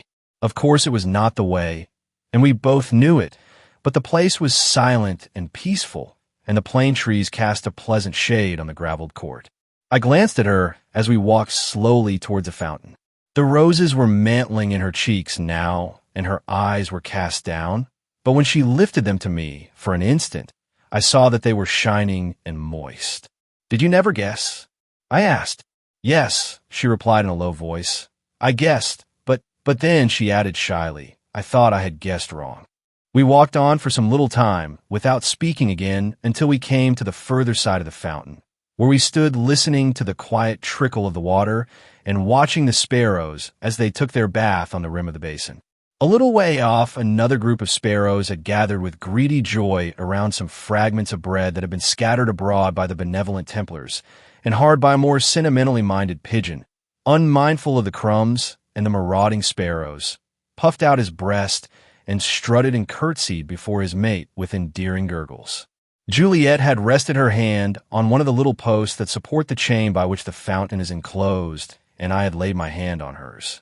Presently, she turned her hand over so that mine lay in its palm, and so we were standing hand in hand when an elderly gentleman, of dry and legal aspect, came up the steps and passed by the fountain. He looked at the pigeons, and then he looked at us, and went his way smiling and shaking his head. Juliet, said I. She looked up quickly with sparkling eyes and a frank smile that was yet a little shy too. Yes. Why did he smile, that old gentleman, when he looked at us? I can't imagine, she replied mendaciously. It was an approving smile, I said. I think he was remembering his own springtime and giving us his blessing. Perhaps he was, she agreed. He looked a nice old thing. She gazed fondly at the retreating figure and then turned again to me. Her cheeks had grown pink enough by now, and in one of them a dimple displayed itself to great advantage in its rosy setting. Can you forgive me, dear, for my unutterable folly? I asked presently, as she glanced up at me again. I'm not sure, she answered. It was dreadfully silly of you. But remember, Juliet, that I loved you with my whole heart, as I love you now and shall love you always. I can forgive you anything when you say that, she answered softly. Here the voice of the distant temple clock was heard uttering a polite protest.